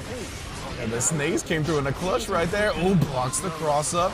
PRC covering his whiff right there, but I was gonna say that was a dangerous use. OGG him, yeah. And take him all the way through the wall, getting caught by the gaping maw one time. Look what it cost. Oh, he tried the 5P, but yeah, 2D, low profiling it. Oh, and he actually gets the throw to send this. Ooh, tie up the set even, actually, taking away Jonathan's second heart. That button does everything. Now, to be fair, she's one of the only characters that can't combo 2K into 2D. Yeah. You know, because 2D's quote weakness is the startup on it, but as a zoning kind of poke, as a space controller, as a keep my opponent honest move, it's so good. Yeah, it's got so many good properties here, right? You can see Jonathan adjusting his defense right there, not pressing at the 6P this time. Plus frames, and yeah, the backdash. He even got counter hit too. He must have tried to backdash and then BRC or something. It looked like he was going to try to keep the corner again. There we go, the needle and get this. Ooh, nice YRC. And now. Oh, again, Jonathan just betting big on the 6P, the upper body invul coming through in the clutch. Oh yeah, you see him just jump out, didn't want to be sandwiched by it. Oh, caught the backdash. Revo only gets the chicken block out and actually gets the throw afterwards. This is huge for Jonathan. Oh, and that should be it, actually. Yeah, Daze got clipped in the middle of the drills. Remember when we were talking about how good Jonathan has been at checking that forward Fukio? Now he's kind of doing the same thing here, checking Daze's forward dash, but Yeah, it's just so hard to do, man. Like, yeah. Consistently checking the forward momentum of these characters, especially one as fast as Gio, is incredibly impressive. Yeah, you see again that super meaty invite hell, just to force him to block, give him enough time to build back that Eddie game again. But you see it's out again, so backs off to try to give time to build up that meter, which is going to give Daze an opportunity. There we go, counter hit. Gets the burst out of Jonathan. Yeah, and that's why Jonathan immediately goes with the burst. Oh, and he gets the oppose at the last second. He knew Daze couldn't resist swinging in. Oh, he actually does kill Eddie on that, though. He tried the manual clap cancel. This could be all down the drain, all come crumbling down for Jonathan. Yeah, he was hoping to get 2 5Ps into the RC. Missed, but is he going to get, oh my goodness, it's still enough. They didn't even need the wall splat at all. That was the coast to coast right there, the Van Terminator. Well done right there. And yeah, man, I mean, the 5Ds have been dropping on his head time and time again. He's got to watch his dome piece for sure. That was really the tail of the tape in their first set, too. He got hit by a lot of dust.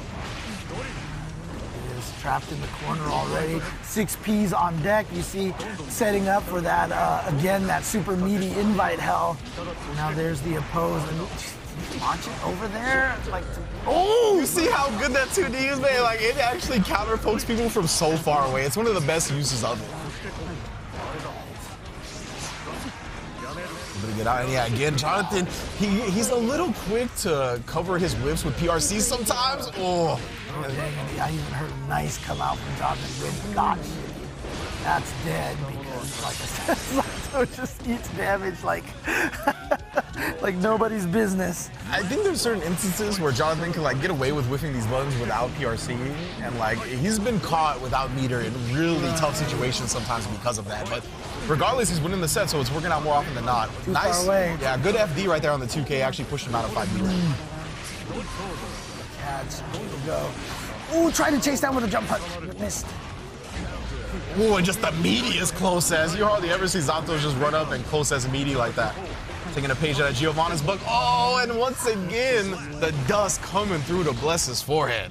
Knows the timing of that sequence, knows that there's still enough time to throw out that Eddie right at the last second before the meter drains. Tried to combo into the Gaping Maw, didn't quite get it. Nice block on the empty low. Ooh, and you can see the combo he gets off the delay. Drunker Shade as well, huge counter hit combo. Actually built enough time to get the meter and the Eddie gauge. Heck, okay, here we go. Guaranteed Eddie pressure in the corner. Into the Shark Super! The Shark interacts weird, yeah, so it actually does whiff. He had the burst out in time. Sometimes it actually hits afterwards. It's definitely a weird super. But either way, Jonathan Tennais in the corner here, trying to jump out. The BRC actually didn't slow him down, but still challenging with the jabs. Puts him in the sandwich pressure again. YRC to keep it. But the 16 challenge. Well done from Jonathan, shutting down the spiral at the last second to put himself in grand finals and get that run back. That's right, and that means that unfortunately Daze's run is the end of Daze. Oh. Jonathan Tennais has brought about the apocalypse now, and he's one of the horsemen. We gotta figure out the other three apparently. Exactly. I mean, one of them maybe it's Hotashi. Yeah. You know, gotta have a battle of the horsemen here. Man, I just realized too that's the only person Daze lost to. Oh, really? Yeah, it was Jonathan yeah, Tennais. He you're was, right, he you're was right. 2-0 Double in Jeopardy, groups. double Jeopardy. Yeah, He was 2-0 in groups and lost to Jonathan twice in the double elimination bracket. Ooh, indeed. Gonna be working on that Zato matchup 100%. Exactly. Oh, but yeah, let's get to the replays of Jonathan Tennais and Daze to see how Jonathan Tennais earned his way back into a grand finals position, right? We talk about the corner pressure with both of these characters so often. We talk about the reliance on backdash for Guilty Gear Strive players. You saw got open up right there. The BRC delay, PRC delay is also a big part of the game's meta. Yeah, and here you see right now just the defense from Jonathan Tennais being very patient. He did get the back throw. I don't think he ended up winning this one. I think Daze gets the hit here, yeah. But still, that is one of Jonathan Tennais' oh, was it an invite? Oh, okay. You always talk about how active that drill is, man. It really stays out there forever, 100%. I mean, honestly, one of the biggest strengths of Jonathan Tennais really is his defense. Yeah. I always called it, well, I guess I can't call it the tenacious defense. I have to call it the tenacious defense now. So, but, you know, he really does have some great defense and is willing to block things out. He plays defense like a veteran of fighting games, right? Yeah. He doesn't really try to bet early and try to like steal turns or anything. He like blocks it out until he figures out the best possible situation for him to challenge it, right? Right, and that's why it feels like his 5P and his 5H is better than everybody else's, is because he knows to withhold the buttons. He doesn't get counter hit trying to mash on them. He finds those moments, and he seems to be his connection rate on those counter pokes seems to be higher than most other Zato players. And you know, if you're a bit unfamiliar with fighting games and you're sitting here like Ringe James, why doesn't everybody just play defense like that then? Well, if you've seen the risk gauge in this game and that purple meter, right? Yeah, try for one to do it. But even if you are like, I'm gonna just block it out. I'm gonna sit there and just wait and see what my opponent does. A lot of the time that risk gauge gets cranked so high that the one time you do get opened up, it's 90% to 100%. Yeah. So that's why it's, I mean, incredible that Jonathan is as successful on defense as he is. So great stuff once again from all of our competitors. Daze again showing out. I was very impressed by his Giovanna throughout the tournament. It was unfortunate he just wasn't prepared enough for the Zato matchup, it seemed like, but I will definitely be looking for Daze to wreak havoc throughout Strive's lifespan. And again, you know, like a character, we don't see that much. That a lot of people, you know, most of the Giovanna players, I feel like dropped the character and just kind of moved on to other characters and such.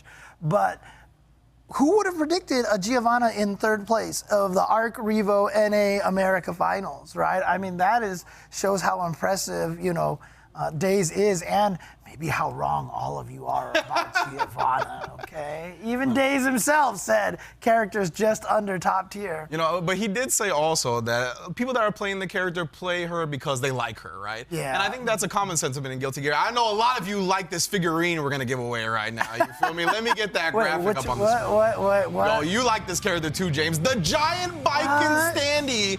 If you've been playing around, if you haven't been answering the prizes and the giveaways in the chat, now I know you will. Don't get it twisted. I know y'all at home. I'm busting out my phone right now. Exactly. I'm jumping into the chat, If I win the statue, is that rigged? I mean, everyone can get mad. My man James out here entering the giveaway, as you all should as well. We'll be right back. Make sure you get your entries in, and we're going to have an interview with our grand finalists when we return.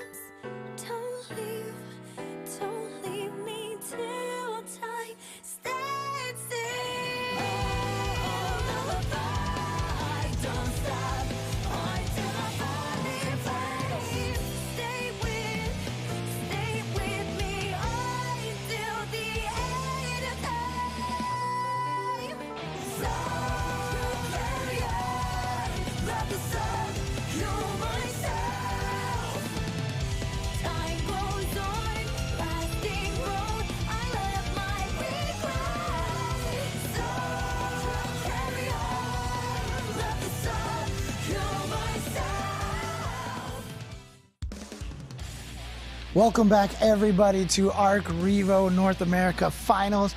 We have our two grand finals competitors here, Hotashi, Jonathan, Tennais. Let's talk to the players for a little bit. I'll start here with you, Hotashi. What's going on? Talk to me about this. Now, obviously, you're the current reigning North American EVO Online champion here. You've been winning a lot of the locals and everything like that. What is it that makes you so strong in Guilty Gear Strive right now? Nagoriyuki.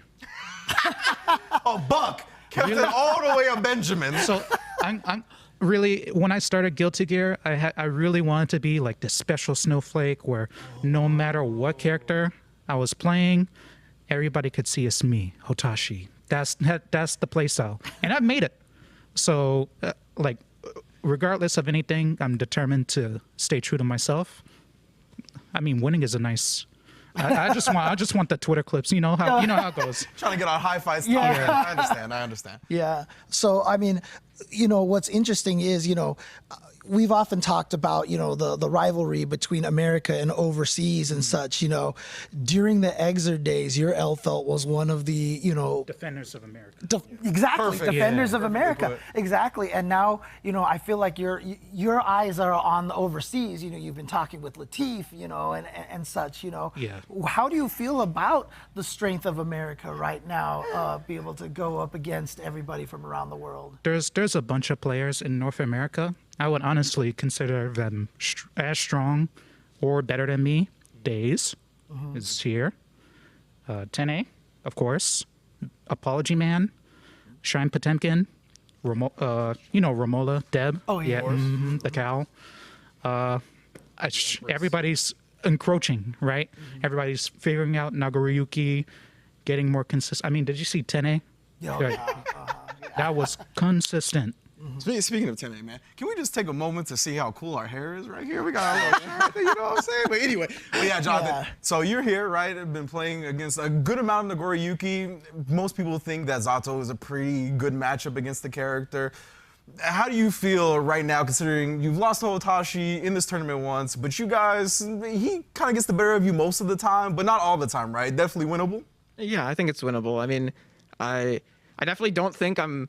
I think Zato does way better against Nago than I make it look like. I think that matchup is really good for him. I'm just not good at the matchup. Gotcha. So that's unfortunate. We but- played so many times, and I'm really even though you lost, I'm real talk really proud of you because there's so many things you've crossed off the list. Like we're talking about defense and neutral, fuzzy jumping to avoid command grab, focusing on my blood meter so I can't free wing you, right? With blood rage, you've done so well. So I'm gonna be trying my best. How wholesome, bro. That's what I'm talking about. Some baby face He's trying promos to here? soften him up, right? So he's starting to Oh, Jonathan's shaking his head. I ain't buying none of this, bro. What you want me to say? Yo, 10A, you free?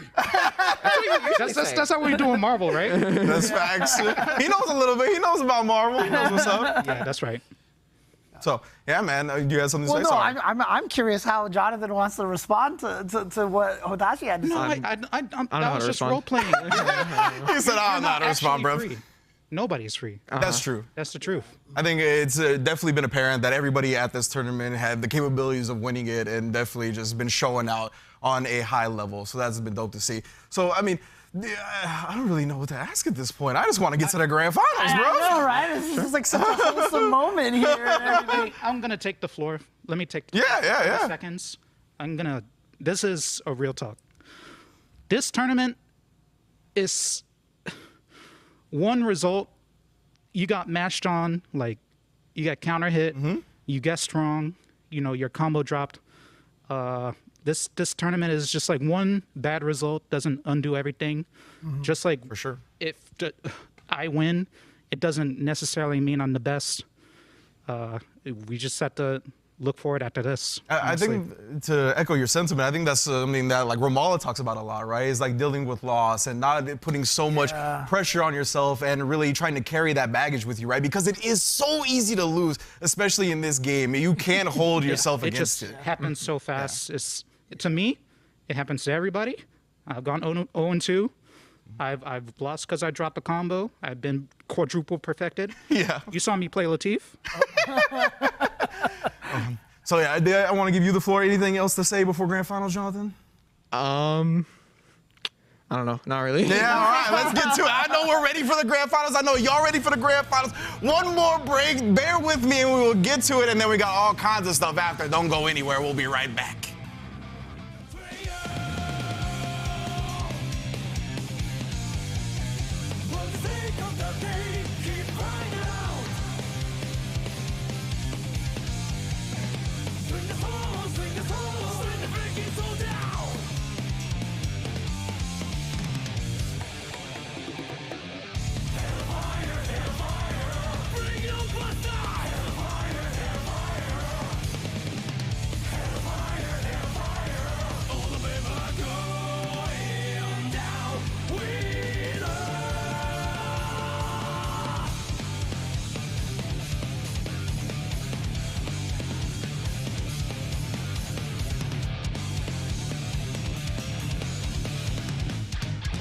dream of heaven. Thought the dream of heaven never lasts very long. The running flash and dirty sky infect my wounds. Forgive me, just get me out of this hell. One thing that the game keep crying out. Swing the soul, swing the soul, swing the ring, it's so loud.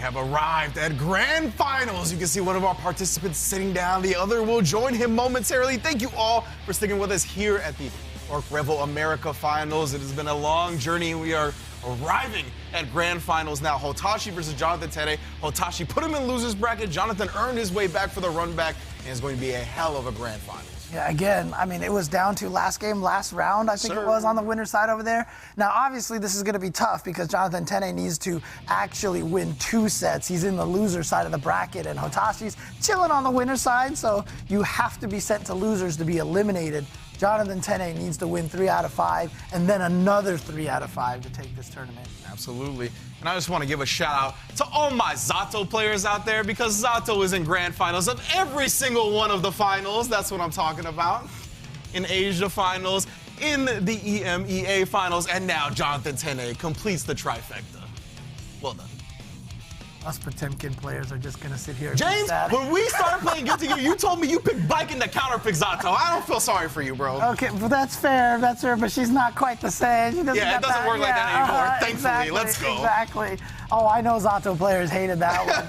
Not as much as Jacko and Exerd probably, but still, you know. But yeah, look at Jonathan. He's just been running amok, showing how great Zato is as a character, right? Really doing a good job managing his resources effectively, picking the spots that the character excels best at, utilizing those 5 H's and those 6 P's, the war criminal buttons right there. He just knows what's up, man. Yeah, exactly. And, you know, Hotashi was saying it best that Jonathan Tennais has just been playing, like, out of his mind. And, Playing very well.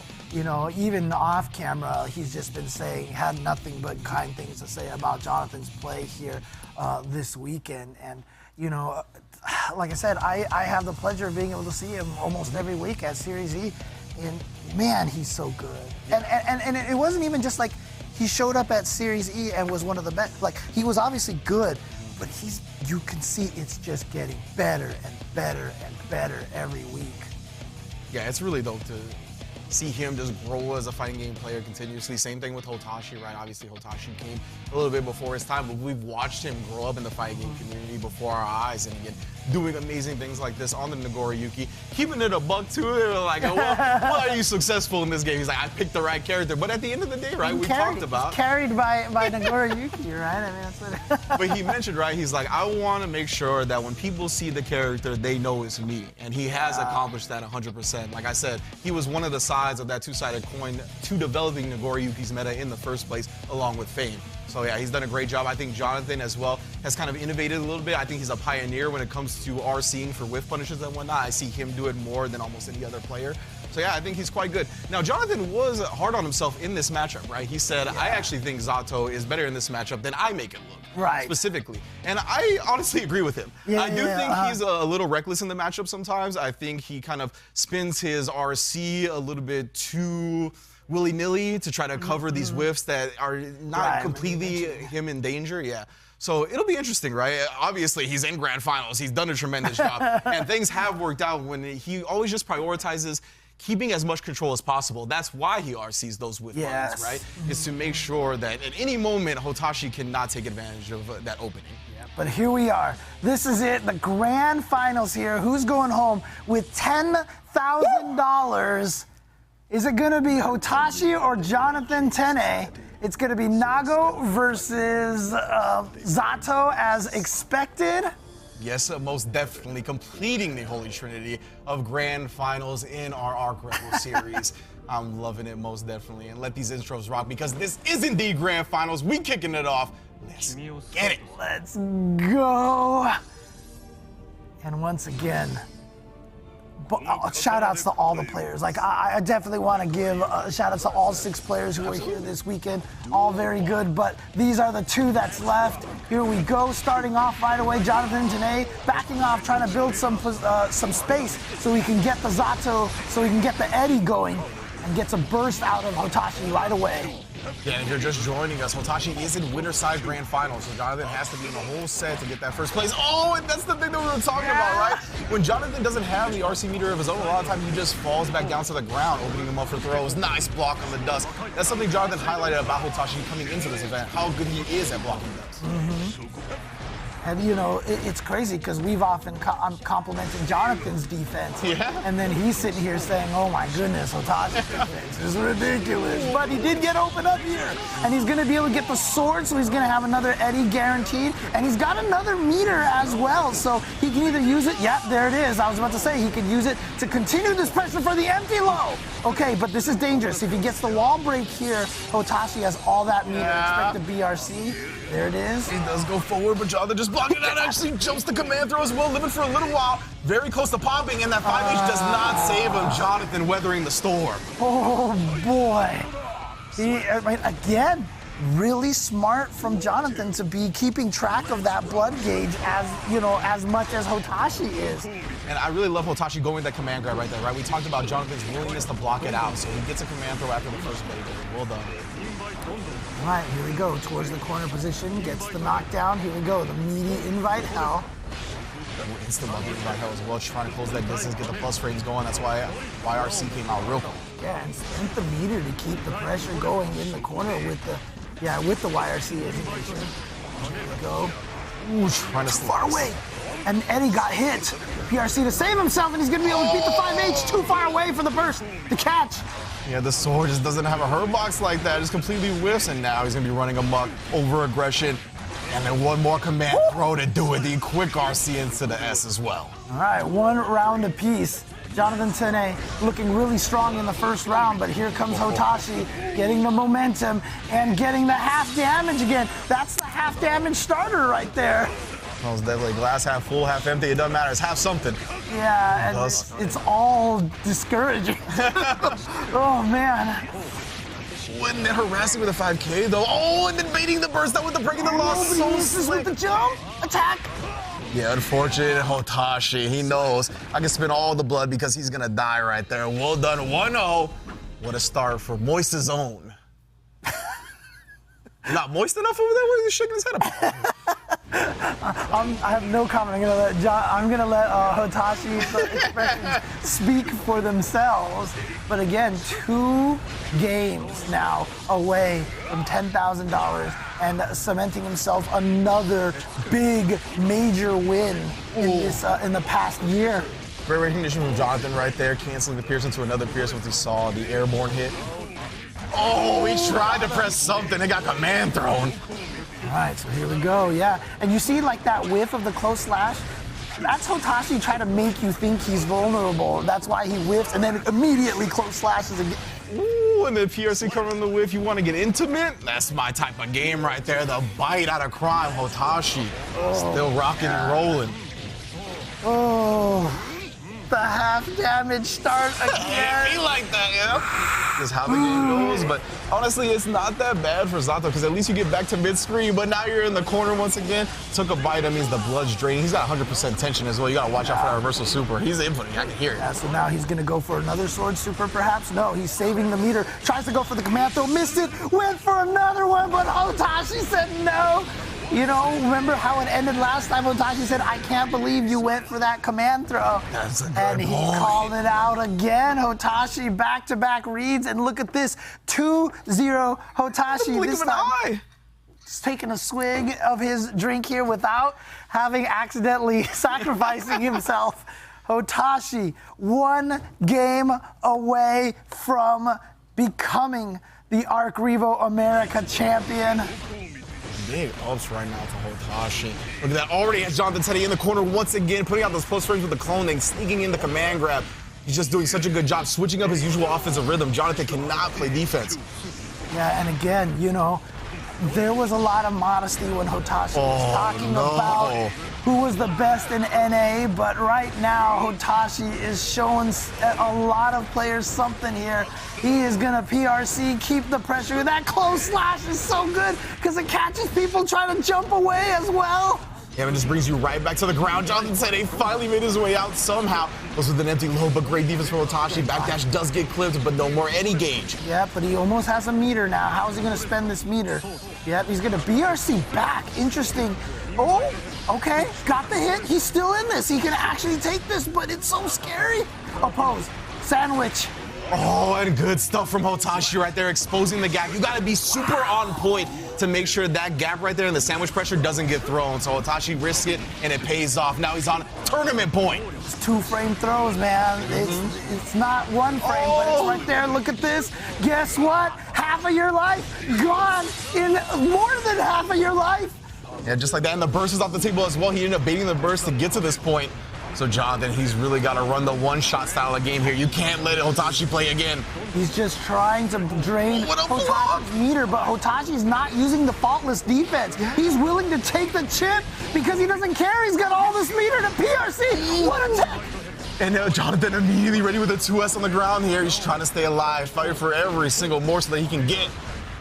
All right, tries to get in there, a YRC. Tries to chase down the backdash. Nice challenge by, oh God, that 5H hitting from so far away, the burst. Yeah, Jonathan on the verge. This has a little bit of life left. Hotashi gets the throw after the Fukio forward, comes down to it, and 3-0s in grand final to crown himself the #1 player in North America for Guilty Gear Strive. You know, coming into this tournament, obviously all the players are so good, and, he was talking about how anyone can win it. We even talked about that, and, we started the day with him losing today. It's true. But still, 3-0. 3-0. Yeah, but still, he's like, I won though. Regardless, saying that, he is the favorite of this tournament from the beginning is not a stretch. You know what I mean? Like I said, he's been winning so many of the big events out in North America. He's been such a strong player. And yeah, he is basking it in. He knows. Basking his glory. Yeah, he knows he is 10K richer right now. So that's a good point. And he get that pretty trophy too. He's like, oh yeah, I forgot about that. Like, let's go. But again, quick racks. Dude, a lot of these players, again, the pride means so much to them. And the message that is being sent by Hotashi taking this tournament like that. And it was such a cool way for it to end, in my opinion, because you highlighted how good Jonathan was at stuffing the Fukio forward pressure, right? And at the end, it came down to Hotashi conditioning him enough to finally get that Fukio forward throw in and it working out. So beautiful stuff to Hotashi. Okay. And it looks like we are going to go to the replays. Let's check out our grand finals. All right, look at this. And again, Jonathan, in the winner side set, it did go all the way down to the final game, final round, but this time it just seemed like Hotashi had all of the right reads and was able to take it so cleanly at this point. Yeah, one of the things that, about Hotashi is he's so analytical. I remember we were watching another match. It might have been, I think it was like Idiosyncrasy versus Razzo, and Hotashi was just like, I know exactly why Idiosyncrasy is losing. Like he just has this analytical mind for Guilty Gear. And you can see, that on display. He was able to take it, called out the command throw again. And that was the 100% meter too, right? Like you had to be very careful. So good stuff. And that was just one of those things where when you get overwhelmed so much by a character like Nagoriyuki, you take that moment of offense that you get and you think the world of it, right? You're like, oh, finally, I get to play my game, but you got to respect that 100 tension every time. And that's what we were talking about, finally conditioning him enough to no longer check that forward Fukio pressure. Hotashi sealing it, tossing him in the trash. Here he is, your champion, Hotashi, standing next to this trophy here. Oh, no. Hold up, bro. Hold up. You get your moment, bro. We got to talk to you real quick, man. You get your moment. You know how it is. That's mine. Overeager, just go in. Yeah, translating to your real life personality, right? Fukio into the trophy, No, seriously. Talk to me about that. You were talking about how strong Jonathan Tennais played and, went to the last game, last round on the winner's side. What changed all of a sudden on the grand finals? It was respecting that Tennais knows I like to stand up because you know how Zato does the JH into the JD. Yeah, sure. Or, the mix. Yes, I know what you're talking about. I tried to really switch it up, respect. Don't always block high, even though it gets me out the easiest. I didn't do any crazy antics necessarily. Tennais ate a lot of command grabs that, really hits the win percentage when Nago's all up in your face, doing infinite pressure. Nothing out of the ordinary. It sounds to me like it came just down. Straight play. Yeah, it's a player adjustments, right? It's like straight up you knew that you had to end up blocking a little bit more of the 5Ds, the dust and whatnot, and the jump mix-ups, as you mentioned, right? I was getting in a little too easily on super jump. I think that made a ridiculous difference, and I tried to take advantage of it in the first set. I just had to adjust the spacing, stop trying, because if I super jump over Zato, the 6P goes the other way. Yes. And then usually I go for a grab. My spacing was off. Now I just adjusted that. It worked out much to my benefit. Well done, my man. Okay, so that's, I think, enough of the set. Do you got any words for everybody at home? Yeah. Mia? You know what? Yes. It's okay. I'll get scolded, but it's worth it. It's worth it. So. It's like stand behind. I won ARCREVO North America. But yeah, okay, sure, I'm the best. But more importantly, the world, we've all been inside for like 2 years. What's coming is much more important. Let's look overseas. Europe is coming. Japan is coming. UAE is coming. And I might be the best in North America, but I want to prove that we're strong even on the world stage. So I want to see Latif, TY, Slash, Skill, Gobo. Everybody. I want to see everybody. And I think North America's ready. Without rollback, none of this would be possible. And it's time for international competition to take center stage. Whoa, couldn't have said it better myself, baby. Well done. Good speech from the champ right here, but I think we got a little special guest. Yeah, and speaking of international, we do have a very special guest here to present you the trophy directly. We have the CEO of ARCSys himself, Kidoka-san. Come up here, stand right here. And there you go. Go ahead and hand him the trophy. Congratulations. Yeah. And shout out to let me get that up, bro. Let me get that up. And also, definitely, shout outs to Hotashi, shout outs to Mr. Kidoka-san for doing great things at ARCSys. We are seeing so much amazing stuff from them. Thank you very much. Yes, thank you, and congrats to Hotashi once again. Let's take a look at the bracket real quick to see how we all got here. Once again, congrats to Hotashi. You can see taking it 3-0 in grand finals over Jonathan Tennais. After a very close winners final set, you heard him talk about the adjustments he made. Just an expert veteran fighting game player, and I mean, really, it showed out over and over again in the whole tournament. Yeah, absolutely. And so congratulations once again to Hotashi, the winner of ARCREVO America 2021, 10K richer, but you can see the results here. Jonathan Tennais going home Yeah. with 6,500, not bad. I mean, if I could have, dude, at his age, if I could have won 6,500, I got second place in the tournament. I think I got like $30. Yeah, I was gonna say you got a sandwich. Yeah, exactly. Sandwich and a bus ticket home. Like I think I ate like at a Red Robin afterwards. You know, I was like so happy. But Daze with $5,000, Flash Metroid with $2,500. Everybody else, including Chetu, including Peppery Splash, including Excelancer, all getting $1,000 on top of that as well. So shout outs to everybody who participated in America. But are we done? Are we done? Nah, James. I know the tournament's over and all that, but you know, it's a little something that people have been looking forward to. I'm not sure if we're actually getting to that exactly just yet. What was it? Some other base said something. Did you hear them? I did not hear. Oh, okay. You're running back by me again, another base? Yeah. Ooh, sure. indeed. Okay, we are going to get to a trailer right now. Oh, really? Stay tuned. Okay. Now, this is just a single trailer. We got a lot more than that. Yeah, don't leave after watch this one. Yeah. And then come back. Stay tuned. Let's get it.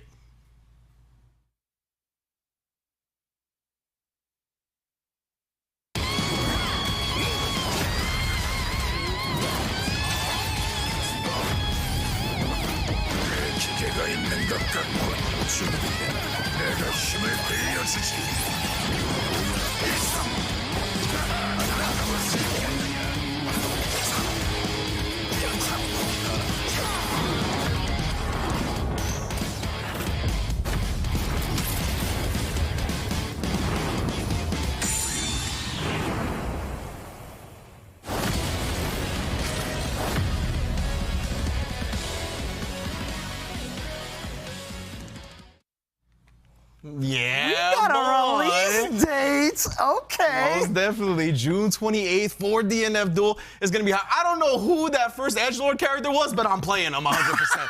That dude looks so cool. The guy with the blue flames and the sword, that's my guy. 100%. Oh, man. I mean, for those of us who did have the benefit of trying the DNF Duel beta, again, shout outs to ARCSys, to, you know, the rollback netcode that they've been putting in there. That beta was amazing. I think the matches felt really good. I had fun throwing wheels at people with Inquisitor and such. But June 28th, we got a release date. June 28th. It feels so good to know that the game's just on the horizon. in as well. As you mentioned, that's definitely my type of game. I like me some wild offense, all kinds of crazy stuff. So most definitely going to be looking forward to that DNF duel. You remember how Daze says like BB tag changes a man? You know, like I feel like DNF duel might do some similar. I'm ready. Yeah, but I'm ready to go through it. I don't know if I'm ready for more stuff, perhaps. Do we have more stuff? Yeah, you guys, look, we told you don't go anywhere just yet. We have some more information for you guys. Are you ready for this? Are you ready? Bring it to me, James. Bring it to me. Let's go. Let's go.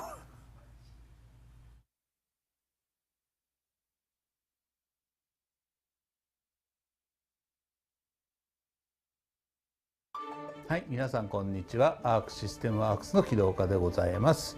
今日はアークレボアメリカ2021にご参加、ご視聴本当にありがとうございます。お疲れ様でした。はい、今日はありがとうございました。本当に皆様のおかげで今日一日すごい盛り上がりました。本当にありがとうございました。ということで今日はアークシステムワークスからいくつか新しいお知らせがあります。ぜひこれをご覧ください。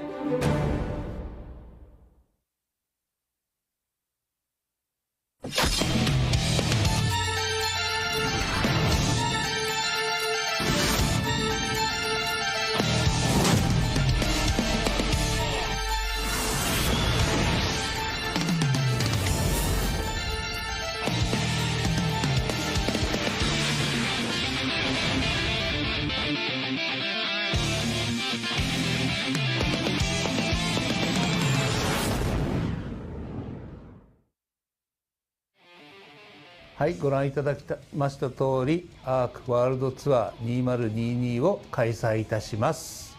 それ以外の詳細は今後発表いたしますので、お楽しみにしてください。はい、ということで次の情報は彼らから、お話しさせていただきます。ありがとうございました。はい、アークレボアメリカ2021、ご覧の皆様、こんにちは。アークシステムワークスギルティギアシリーズプロデューサーの山中です。おかげさまをもちまして、ギルティギアストライブ、昨年の6月に発売してから約半年、皆さんの、ご支援のおかげでこのような大会で、盛り上げていただきましてありがとうございます。そして昨年は、ゲームアワード、2021の、ファイティングゲーム部門で最優秀賞をいただくなど、非常に光栄な賞を賜ることができました。本当に皆さんのおかげだと思っております。ありがとうございます。はい、で今回このような映像を撮らせていただいたのは今後のギルティギアストライブに関する情報をお伝えするためです。シーズン2に向けてどんな風になっているのか、まずはこちらをご覧ください。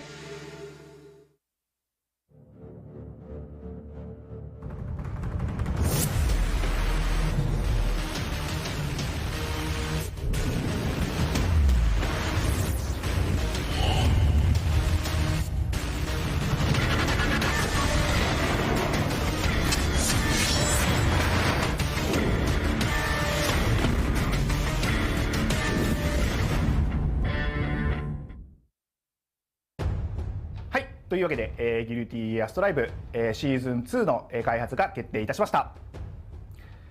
はい、シーズン2では、皆さんお待ちかねの新規プレイヤブルキャラクター4体、こちらについては石渡大輔書き下ろしの、新規の、テーマ楽曲が付属いたします。そして、追加のステージ、追加のカラー、そして、大規模なバランスチューニングが、含まれてまいります。はい、というわけでギルティギアストライブシーズン2、さらにもう一つの目玉といたしまして、皆さんお待ちかねのクロスプラットフォーム対戦を実装いたします。こちらは現在発売されておりますプレイステーション4、プレイステーション5、そして、PC スチーム版との、対戦が可能となります。合わせまして、こちらサーバーをですね強化改善いたしまして、今後さらに、皆さんが快適なオンラインプレイネットワーク対戦が、お楽しみいただけるように、改善を努めてまいりますので、どうぞご期待ください。アークレボアメリカをご覧の皆様、こんにちは。アークシステムワークスのゼネラルディレクター石渡大輔です。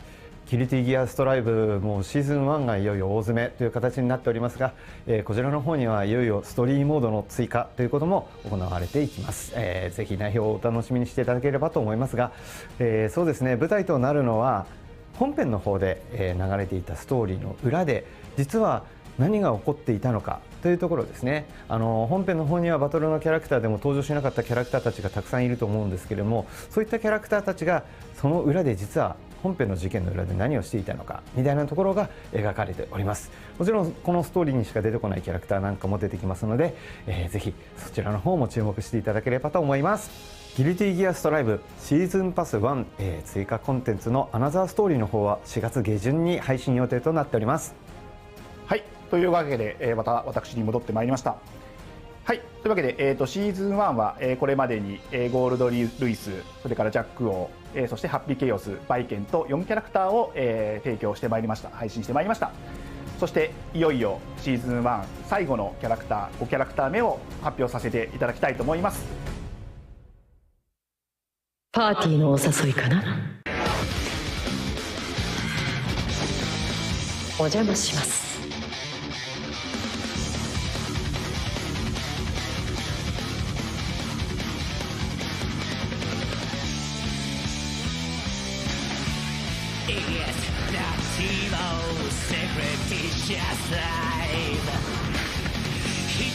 私は何もする気もないが、通りすがりの一人くらいいてもいいと思う。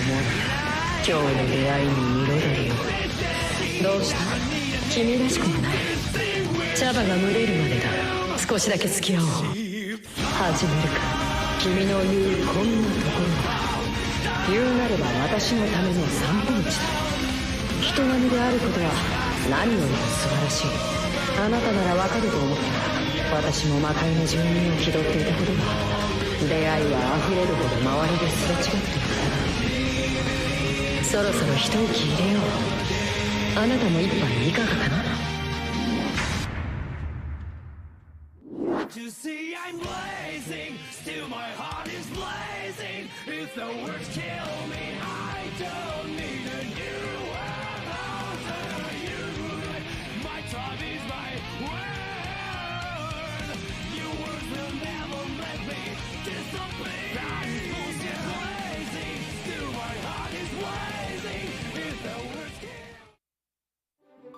はい、というわけで、シーズン1最後の5キャラクター目はテスタメントという形になりました。はい、テスタメントは、過去シリーズからの復帰キャラクターとなっております。今作のテスタメントはリーチの長い鎌による攻撃と、召喚した使い魔による、攻撃が非常に強力なキャラクターとなっております。ぜひ皆さん楽しみにお待ちください。はい、というわけで、本日の発表内容は以上となります。詳細につきましては、今後、お知らせしてまいりますので、ぜひ続報をお待ちください。改めまして、本日はアークレボアメリカ2021、ファイナルズをご覧いただきましてありがとうございました。また、こういった形で皆さんとお会いできる日を楽しみにしております。ありがとうございました。バイバイ。Bruh, of all the characters, James, we got Testament in the building? It's like that? I'm getting PTSD from fighting Testament on old games. Like, let me tell you. Testament is one of those characters that I wanted to see in Strive, but I didn't because I was so scared of them running a rough shot like they used to. But my goodness, do they look so well animated, bro.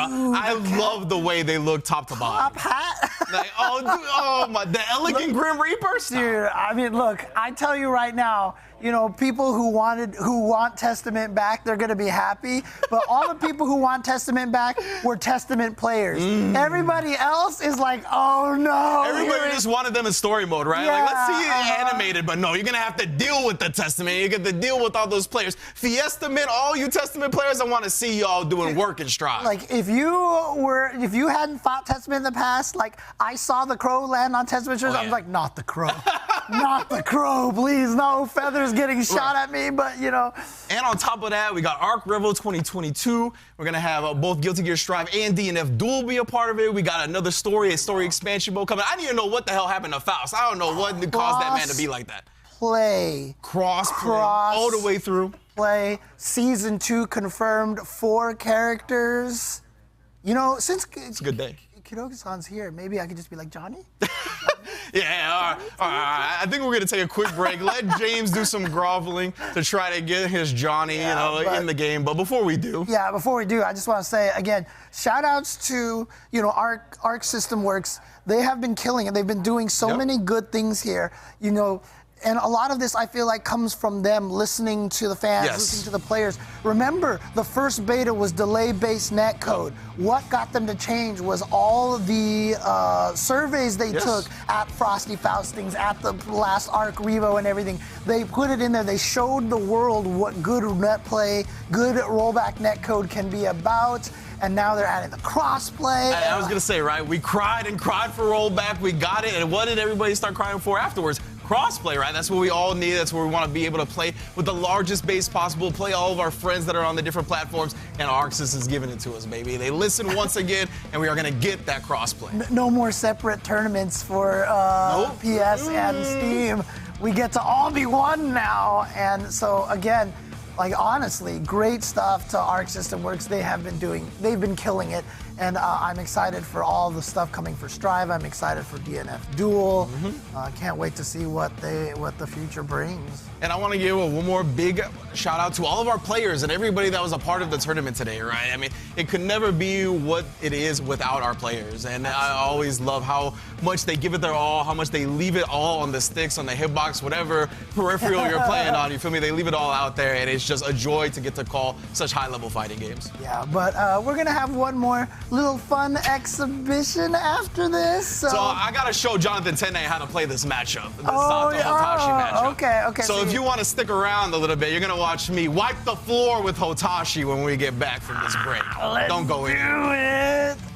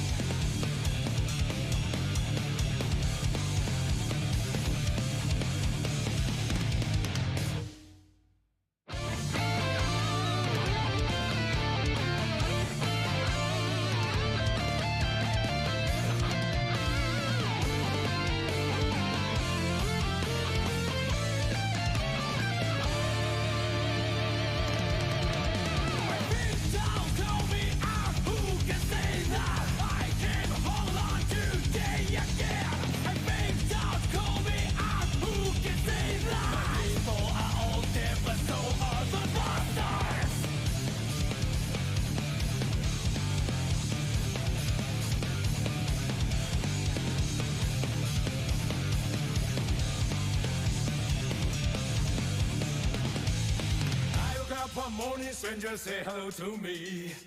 Tomorrow they names will be carved on the stone. We're going home, but I'm a terrible liar. Forgive me, that's not the art of prayer. For the sake of the day, keep crying out. Swing the soul, swing the soul, swing the freaking soul down.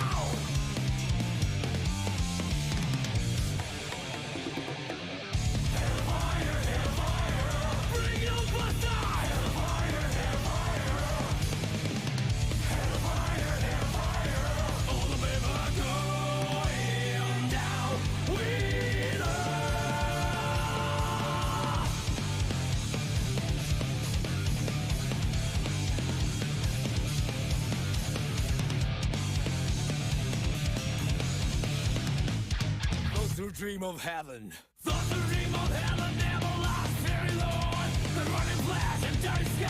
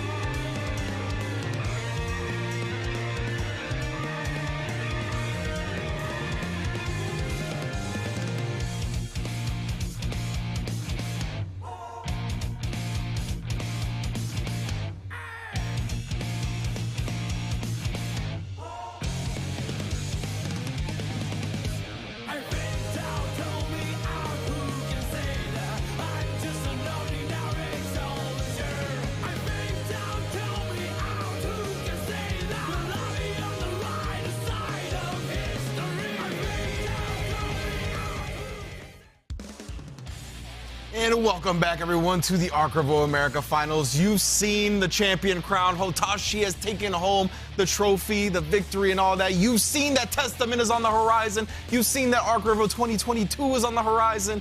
James, it was a good day, man. Yeah, excellent day. And your day is about to go bad? Or I guess. It looks like, okay, fine. You know what? I demanded this from the production. As you can see, Hotashi is sitting to the side. Jonathan Tennais, he admittedly doesn't play the matchup that well, so I'm going to take down Hotashi myself. And if I win, I'm taking the trophy, Hotashi. You got to hold that, son. Yeah, I think that's fair. That's fair. Right? That's fair, right? All right, I'm going to sit here because I just want to gather some thoughts from Hotashi here. So there's only, honestly, there's only really one question that I have to ask about this, okay? So I want your honest opinion on this, all right? Okay. How free is this going to be? Oh, here we go, bro. James, let me tell you about resolutions. When you make a resolution, the most effective way to get it through and really make a change is that you don't tell anybody. Oh, nah. Because if you slip up on your resolution, then everybody's gonna be like, nah, you'll be okay, you'll be okay. Bro, you I had a resolution. Trying to aim for amount of perfects on me or what, bro, huh? I had a resolution that for ARCREVO, I would not purposefully blood rage. Oh, interesting. And now I made it through. And now I get to drop my resolution. Oh, no. And it's time to eat some ice cream. So I'm going to show you what Nago Ryuki is capable of, going all in. Oh, no. Let's do this. So we're going to get a little exhibition match here, of course, just for your guys' entertainment. Oh, yeah. Not for my well-being, that's for sure. Let me sit down. But again, shout outs to Ringe for sitting down here to play some matches over here, show you guys what he's got as, with his own Zato. Quick little run back of grand finals real quick, It's gonna be 3 out of 5 again. Yeah. So official tournament. I don't gotta win 2 sets either to take home the trophy. I only gotta win 1. I mean, if Ringe wins, I think the trophy, I think the prize money. That's a good point, James. He's like that final secret boss, right? It's only normal. Everybody loses. All right, here we go. Oh, no. Starting already with the pressure. Ringe hitting buttons, going with those. Bruh, you can't throw me when I oppose. That's cheating. Hold that, he says, and look at this. Here we go. Yeah, not. Bruh, that's cheating. We agreed beforehand during the break that you can't throw me during oppose. So that's 1 perfect right now. I mean, that's why they call it the smell of the game. I don't like the smell at all. Oh, I got no perfect this time, bud. No. Oh, you still popped me? I thought I was gonna be able to recover, bro. Bruh. See you later, says. Bro, why would you swing with 2S right there, bro? What are you gonna do? Poke me back? I wanted to. I ain't need 60% of my life bar anyways. I guess that's a good point. Oh yeah, okay, hold up. Oh, you're just gonna eat the drills like that, bro? Okay. I should have done 5H right there. Uh-oh. We ain't uh-ohing, bro. Come on, bro. No. Chill. Yes. Oh, why did I not pay attention, bro? He even told me.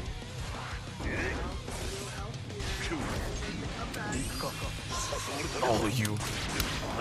Let's go. Okay. Let's go. Sometimes the clock is right twice a day. Don't you? Have you ever heard that one? I have heard that one. The only thing broken here is Zato, baby. Let's go. Yeah. Oh, I tried to throw you. I missed the button. It's not my stick. Yeah, keep on summoning that oppose. No problem, man. You're going to keep swinging into it.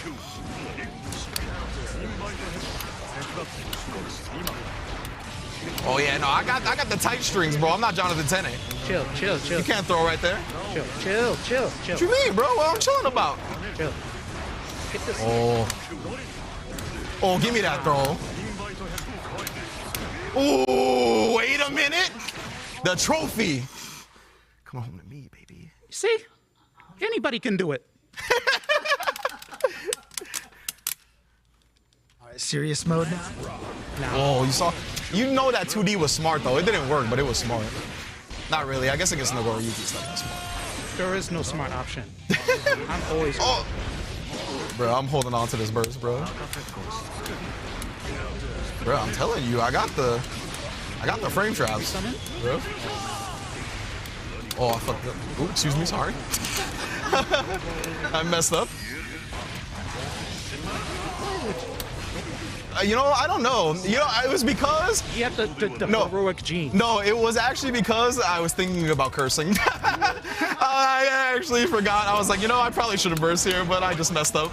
Well, if he had a best friend, would you shoot him across the stage to his death? if that's what he wanted. Have you asked Eddie? Eddie, I mean, he definitely don't want that either. What are we gonna do? Don't worry, bro. Oh yeah, I knew you were coming for that, bro. I knew that much. Bro, every time, son? All right, I messed up, but you see the frame trap be working, though. Yeah, The frame trap. moral victory. You better download some combos from Twitter, man. For real. I'm not hitting nothing right now. You better watch Latif stream real quick. Latif, get in my DMs, bro. Send me the spreadsheet. Oh, you just gonna do that for no reason? Oh, you jumped. That was smart. That's why Jonathan 2Ks your ass every time, bro. Because you jumped the command grab. Oh, you gotta be careful. I'm scared. Right back. Bro, you threw again? We talked about this. You can't teabag before throwing. I was trying to jump when you teabag. My reactions ain't that good, bro. Juking, that's all it was. Oh, no. I don't want to end on a perfect beat. Oh, I didn't even notice. Oh, okay. That's all right. Moral victory. Am I dead? All right, moral victory. No perfect. That's why we keep resolutions. All right? I don't want to do that to anybody. The air horns? Did I just hear air horns? Unnecessary roughness, please. 15 yards on the field, I think. Well, okay. You know what? I mean, Ringe got one more game than I was expecting him to. That's what I'm saying, bro. I didn't get 3-0'd. He's got the power up because of the fit, you know? That's facts. Oh, you know, okay, you know. There you go. There you go. But again, congratulations, Hotashi. Great job all weekend long. I'm sure you're super excited about, you know, the new season and everything. Let's get up, everybody. Let's go. Let's head back over here. I heard, bro. Center stage. Yeah. Again, Hotashi, the perhaps undisputed best of North America right now. Congratulations once again. Your official trophy here. You're now 10K richer. Any idea what you're going to do with that prize money? Move out of Miami. Ooh, dang, just like that. Well, screw Ted Cruz. Oh my goodness, Hotashi coming through. The champion, he already knows what he's gonna do when he cashes the check as well. Thank you all for tuning in. Ooh. Yes, thank you all for tuning in again for ARCREVO America Finals. Once again, congrats to Hotashi. Thank you so much to everybody that was a part of the tournament, the production staff, the players, James, everybody at home watching, viewing. Just an extra shout out once again, Sajam. Yes, hope you're absolutely. doing well. Hope you're feeling better soon. And again, you know, I hope I covered his shoes well enough. Most definitely. Always salute the general roll back here. We'll see y'all soon. Be good to each other. Be good to yourselves. Until next time.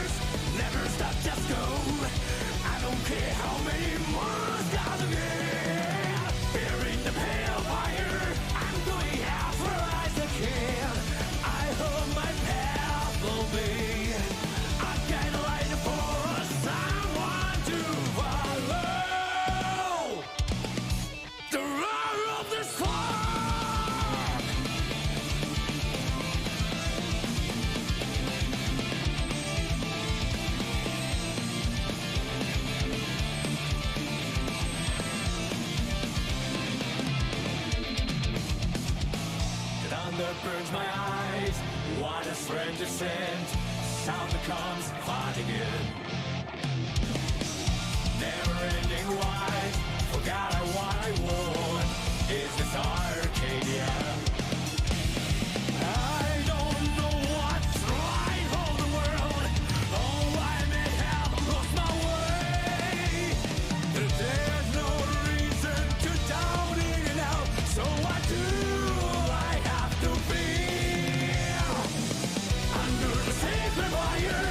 never stop, just go. I don't care how many more stars again. Here in the pale fire, I'm going as far as I can. I hope my path will be a catalyst for someone to follow. Tomorrow the spark.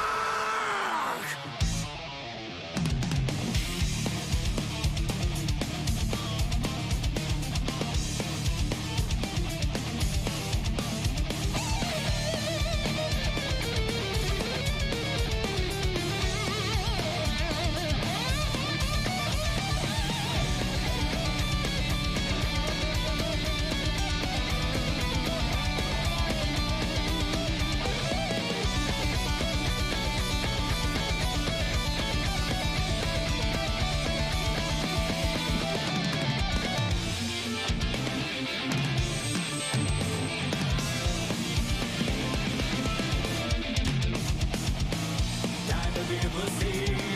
It is hard to breathe. The light goes out again. Never-ending road, a place without color. That's the world we can't die. That's right, go. Don't look back. I can't believe in the path I'm on. Wait, so what do I have to? We have arrived at Grand Finals. You can see one of our participants sitting down. The other will join him momentarily. Thank you all for sticking with us here at the ARCREVO America Finals. It has been a long journey, and we are arriving at Grand Finals now. Hotashi versus Jonathan Tennais. Hotashi put him in loser's bracket. Jonathan earned his way back for the run back, and it's going to be a hell of a Grand Finals. Yeah, again, I mean, it was down to last game, last round, I think it was, on the winner's side over there. Now, obviously, this is going to be tough because Jonathan Tennais needs to actually win 2 sets. He's in the loser side of the bracket, and Hotashi's chilling on the winner's side, so you have to be sent to losers to be eliminated. Jonathan Tennais needs to win 3 out of 5, and then another 3 out of 5 to take this tournament. Absolutely. And I just want to give a shout out to all my Zato players out there, because Zato is in Grand Finals of every single one of the finals. That's what I'm talking about. In Asia Finals, in the EMEA Finals, and now Jonathan Tennais completes the trifecta. Well done. Us Potemkin players are just going to sit here. James, when we started playing Guilty Gear, you told me you picked Biking to counterpick Zato. I don't feel sorry for you, bro. Okay, well, that's fair, but she's not quite the same. She doesn't Yeah, it doesn't work like that anymore, thankfully. Exactly, Let's go. Exactly. Oh, I know Zato players hated that one. Not as much as Jacko and Exerd, probably, but still, you know. But yeah, look at Jonathan. He's just been running amok, showing how great Zato is as a character, right? Really doing a good job managing his resources effectively, picking the spots that the character excels best at, utilizing those 5 H's and those 6 P's, the war criminal buttons right there. Yeah. He just knows what's up, man. Yeah, exactly. And, you know, Hotashi was saying it best that Jonathan Tennais has just been playing, like, out of his mind. And, Playing very well. You know, even off camera, he's just been saying, had nothing but kind things to say about Jonathan's play here this weekend. And, you know, like I said, I have the pleasure of being able to see him almost every week at Series E. And, man, he's so good. And it wasn't even just like he showed up at Series E and was one of the best. Like, he was obviously good, but you can see it's just getting better and better and better every week.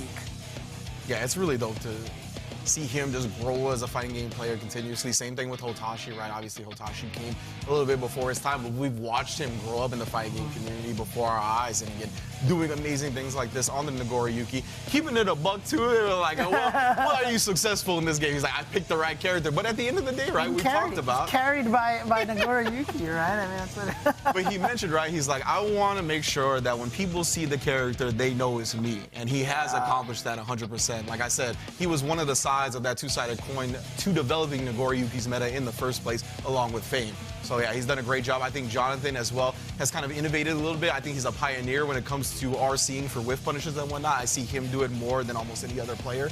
So yeah, I think he's quite good. Now, Jonathan was hard on himself in this matchup, right? He said, I actually think Zato is better in this matchup than I make it look. Right. Specifically. And I honestly agree with him. Yeah, I do think he's a little reckless in the matchup sometimes. I think he kind of spins his RC a little bit too willy-nilly to try to cover these whiffs that are not completely him in danger. Yeah.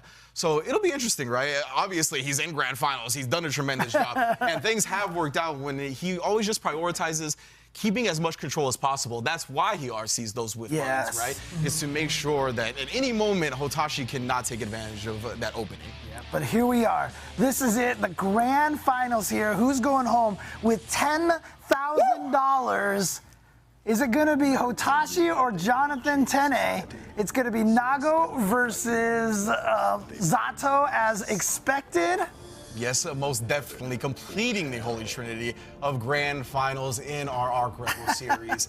I'm loving it most definitely. And let these intros rock because this is indeed grand finals. We kicking it off. Let's get it. Let's go. And once again, shout outs to all the players. Like, I definitely want to give shout outs to all 6 players who are here this weekend. All very good, but these are the 2 that's left. Here we go, starting off right away. Jonathan Tennais backing off, trying to build some space so we can get the Zato, so we can get the Eddie going and gets a burst out of Hotashi right away. Yeah, and if you're just joining us, Hotashi is in winner side grand finals, so Jonathan has to be in the whole set to get that first place. Oh, and that's the thing that we were talking about, right?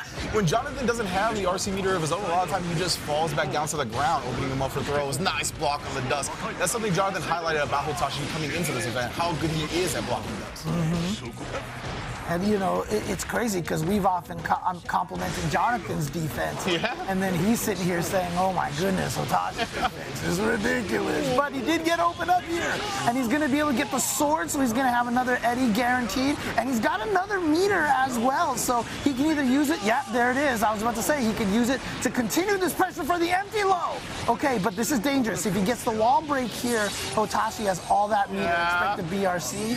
There it is. He does go forward, but Jonathan just blocking that actually jumps the command throw as well, living for a little while, very close to popping, and that 5H does not save him. Jonathan weathering the storm. Oh boy.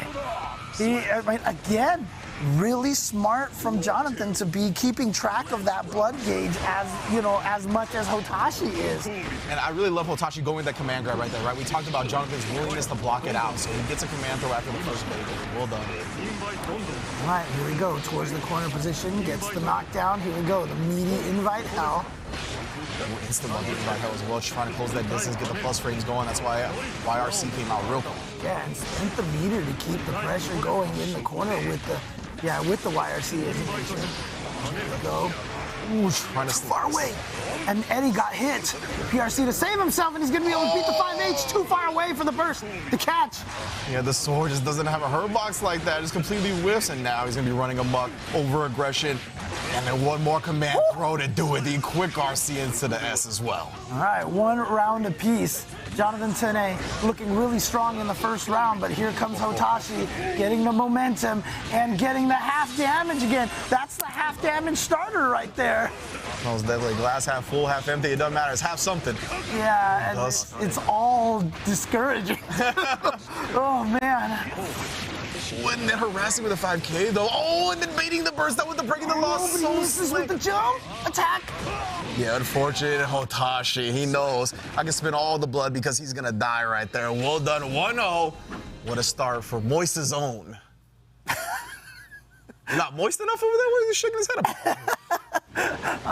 I have no comment. I'm gonna let Hotashi's expressions speak for themselves.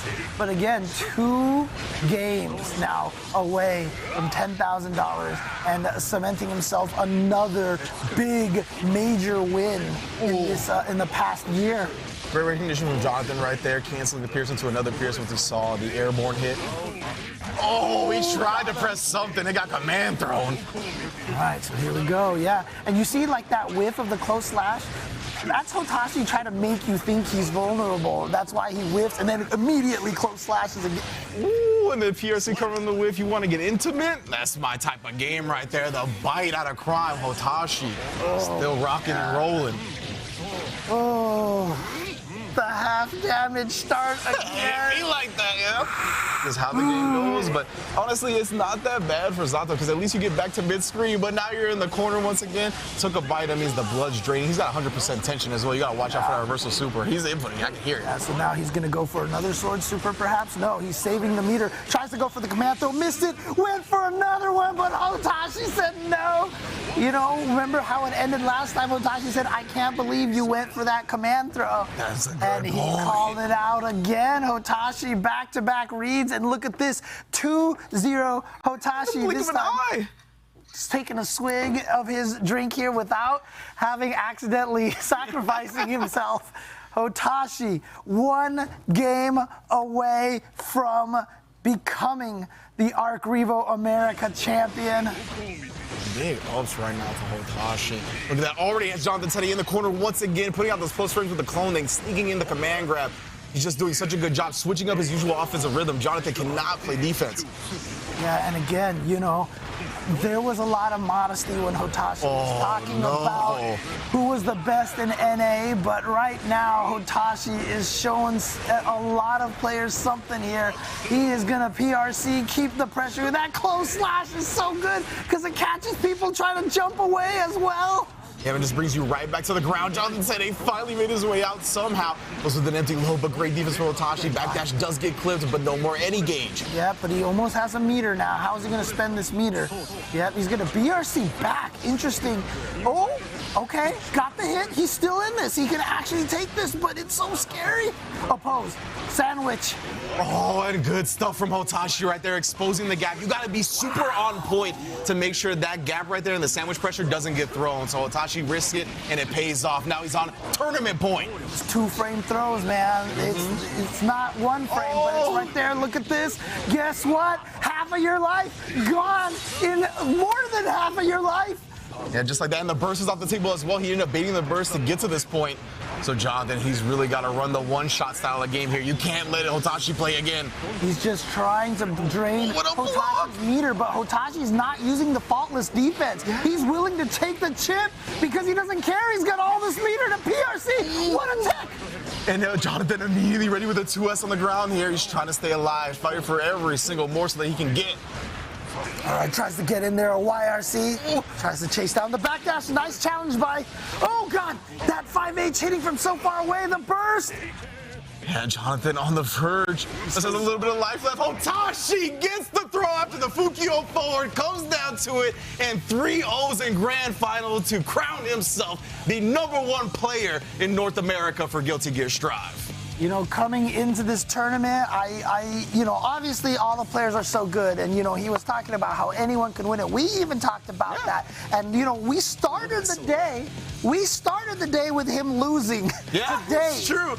But still, 3-0. yeah, but still, he's like, I won though. Regardless, saying that, you know, he is the favorite of this tournament from the beginning is not a stretch. You know what I mean?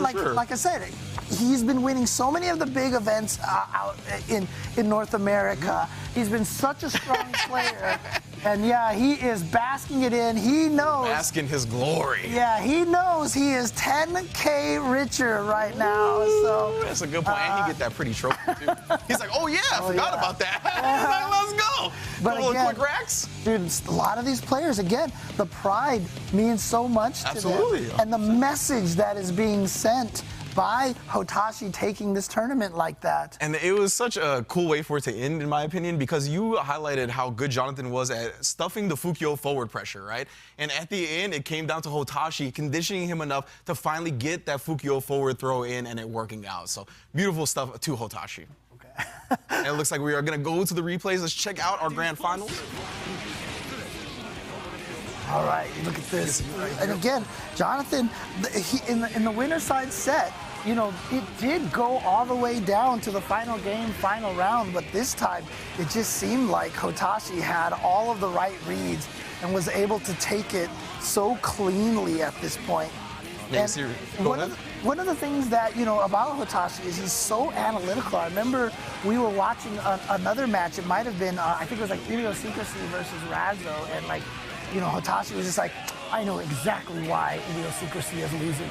You know, like he just has this analytical mind for Guilty Gear. And you can see, I mean, that on display. He was able to take it, called out the command throw again. And that was the 100% meter too, right? Like you had to be very careful. So good stuff. And that was just one of those things where when you get overwhelmed so much by a character like Nagoriyuki, you take that moment of offense that you get and you think the world of it, right? You're like, oh, finally, I get to play my game, but you got to respect that 100 tension every time. And that's what we were talking about, finally conditioning him enough to no longer check that forward Fukio pressure. Hotashi sealing it, tossing him in the trash.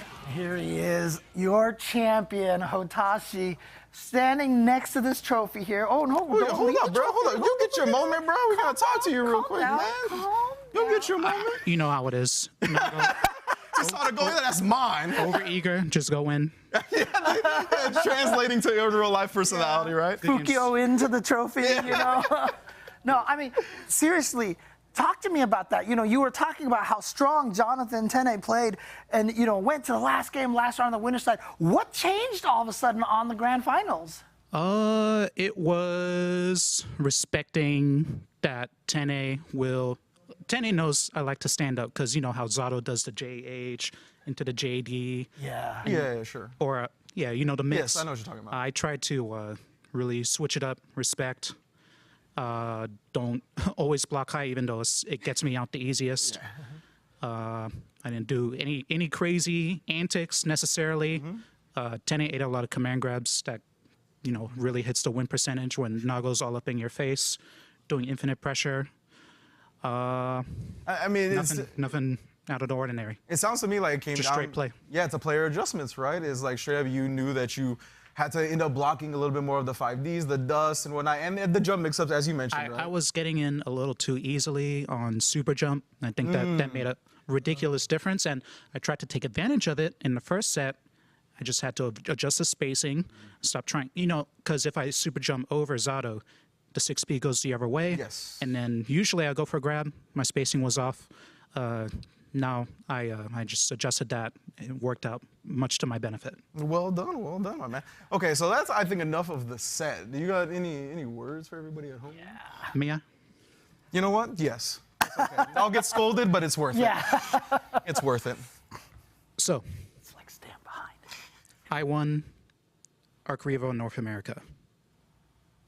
But, yeah, okay, sure, I'm the best. But more importantly, the world, we've all been inside for like 2 years. What's coming is much more important. Let's look overseas. Europe is coming. Japan is coming. UAE is coming.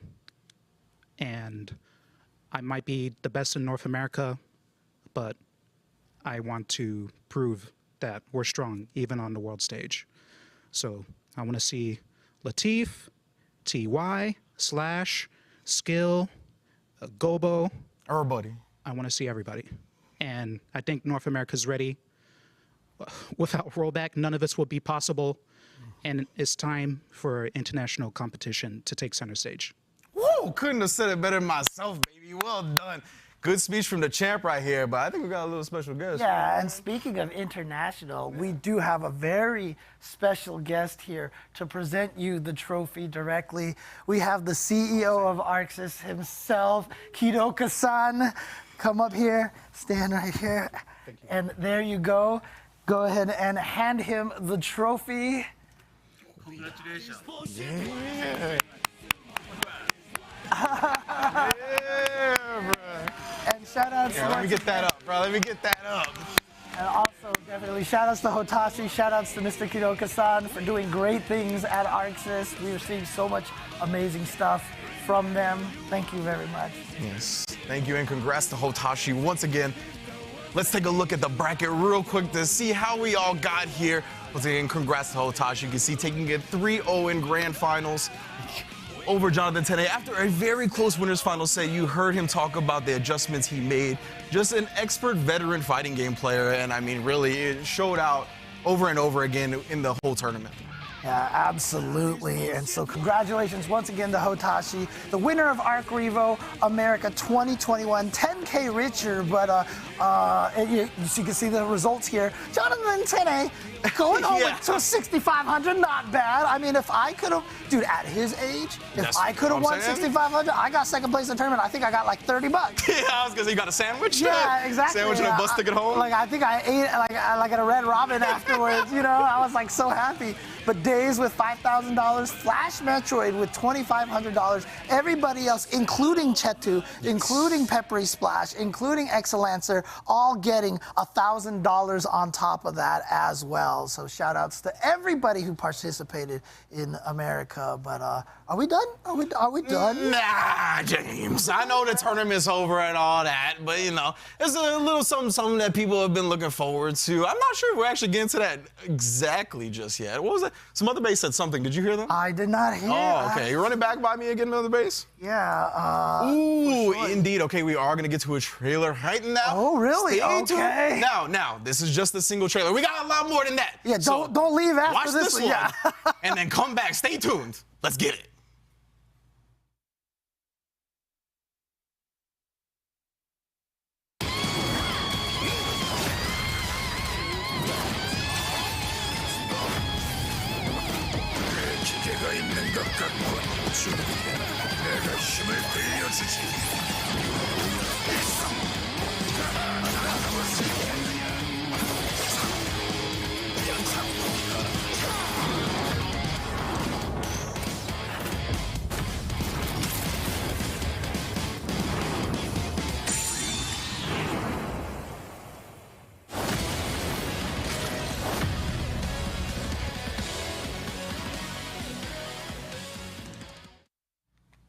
Yeah, we got a release date. Okay. Most definitely. June 28th for DNF Duel is going to be hot. I don't know who that first Edgelord character was, but I'm playing him 100%.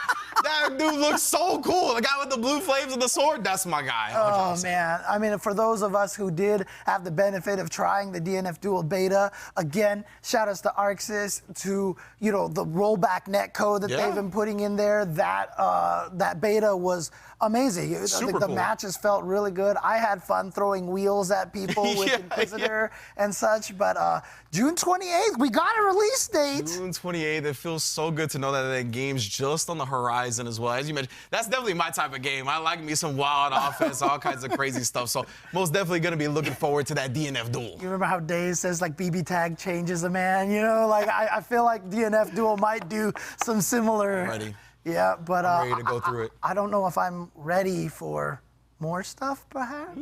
Do we have more stuff? Yeah, you guys, look, we told you don't go anywhere just yet. We have some more information for you guys. Are you ready for this? Bring it to me, James. Bring it to me. Let's go. Let's go.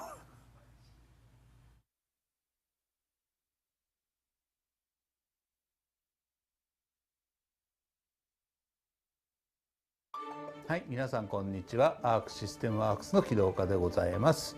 今日はアークレボアメリカ2021にご参加、ご視聴本当にありがとうございます。お疲れ様でした。はい、今日はありがとうございました。本当に皆様のおかげで今日一日すごい盛り上がりました。本当にありがとうございました。ところで、ということで今日はアークシステムワークスからいくつか新しいお知らせがあります。ぜひこれをご覧ください。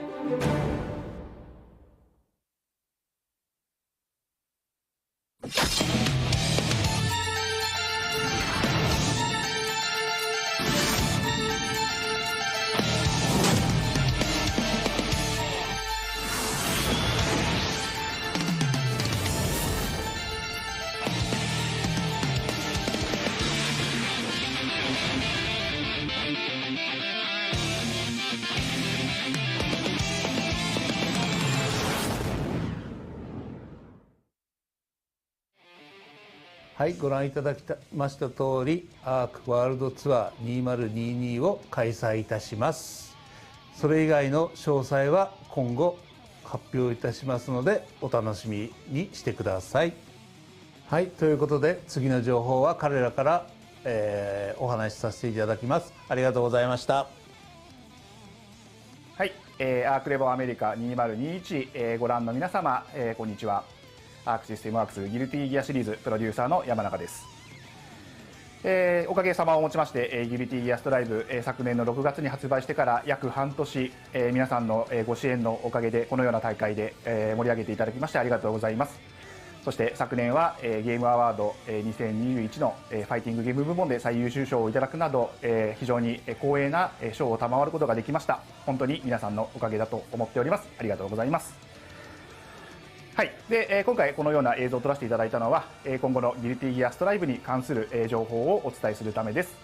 シーズン2に向けてどんな風になっているのかまずはこちらをご覧ください。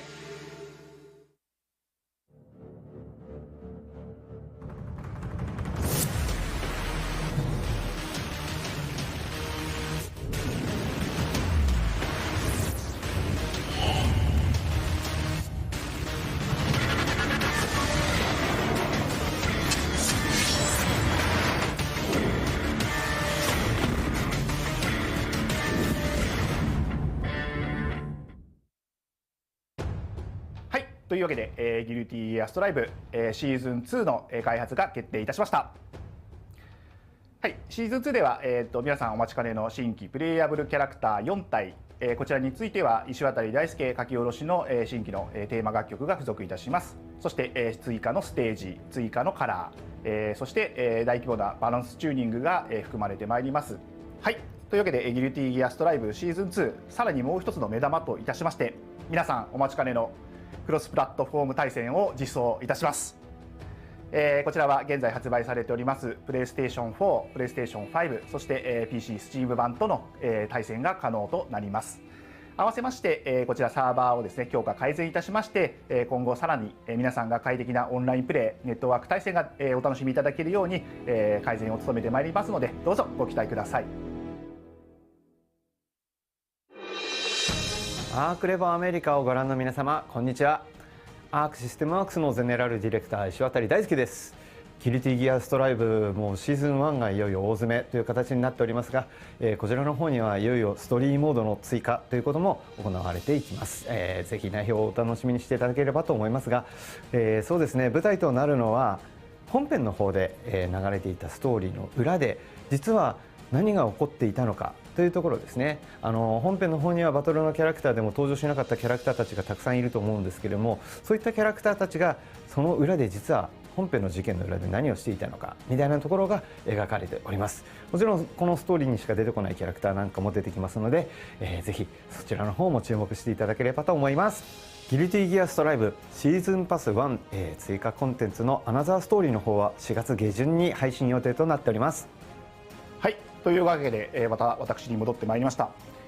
はい、というわけで、シーズン1は、これまでに、ゴールド・ルイス、それからジャック・オー、そしてハッピー・ケイオス、バイケンと4キャラクターを、提供してまいりました。配信してまいりました。そしていよいよシーズン1最後のキャラクター5キャラクター目を発表させていただきたいと思います。パーティーのお誘いかな。お邪魔します。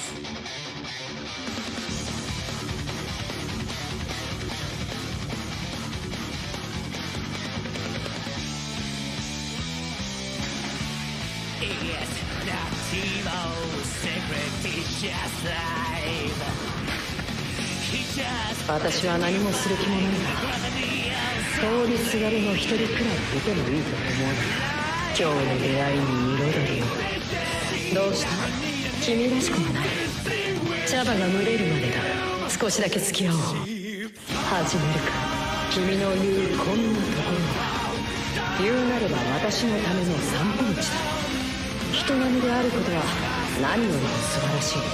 あなたならわかると思った。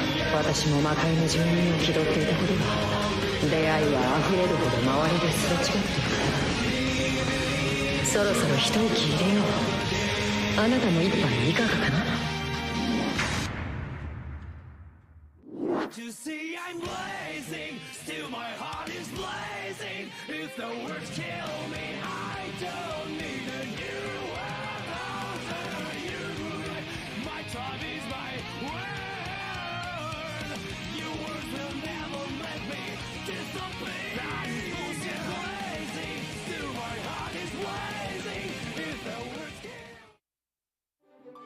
はい、というわけで、シーズン1最後の5キャラクター目はテスタメントという形になりました。はい、テスタメントは、過去シリーズからの復帰キャラクターとなっております。今作のテスタメントはリーチの長い鎌による攻撃と、召喚した使い魔による、攻撃が非常に強力なキャラクターとなっております。ぜひ皆さん楽しみにお待ちください。はい、というわけで、本日の発表内容は以上となります。詳細につきましては、今後、お知らせしてまいりますので、ぜひ続報をお待ちください。改めまして、本日はアークレボアメリカ2021、ファイナルズをご覧いただきましてありがとうございました。また、こういった形で皆さんとお会いできる日を楽しみにしております。ありがとうございました。バイバイ。Bruh, of all the characters, James, we got Testament in the building? It's like that? I'm getting PTSD from fighting Testament on old games. Like, let me tell you. Testament is one of those characters that I wanted to see in Strive, but I didn't because I was so scared of them running a rough shot like they used to. But my goodness, do they look so well animated, bro? I love the way they look top to bottom. Top hat? Like, oh my, the elegant Grim Reaper style. Dude, I mean, look, I tell you right now, you know, people who want Testament back, they're gonna be happy. But all the people who want Testament back were Testament players. Everybody else is like, oh no. Everybody just wanted them in story mode, right? Yeah, like, let's see it animated, but no, you're gonna have to deal with the Testament. You get to deal with all those players. Fiestaman, all you Testament players, I want to see y'all doing work in Strive. Like, if you hadn't fought Testament in the past, like I saw the crow land on Testament shirts, I was like, not the crow. Not the crow, please, no feathers getting shot at me, but you know. And on top of that, we got ARCREVO 2022. We're gonna have both Guilty Gear Strive and DNF Duel be a part of it. We got another story, a story expansion mode coming. I didn't even know what the hell happened to Faust. I don't know what caused that man to be like that. Cross play all the way through. Season 2 confirmed 4 characters. You know, since it's a good day. Kidoga-san's here, maybe I could just be like, Johnny?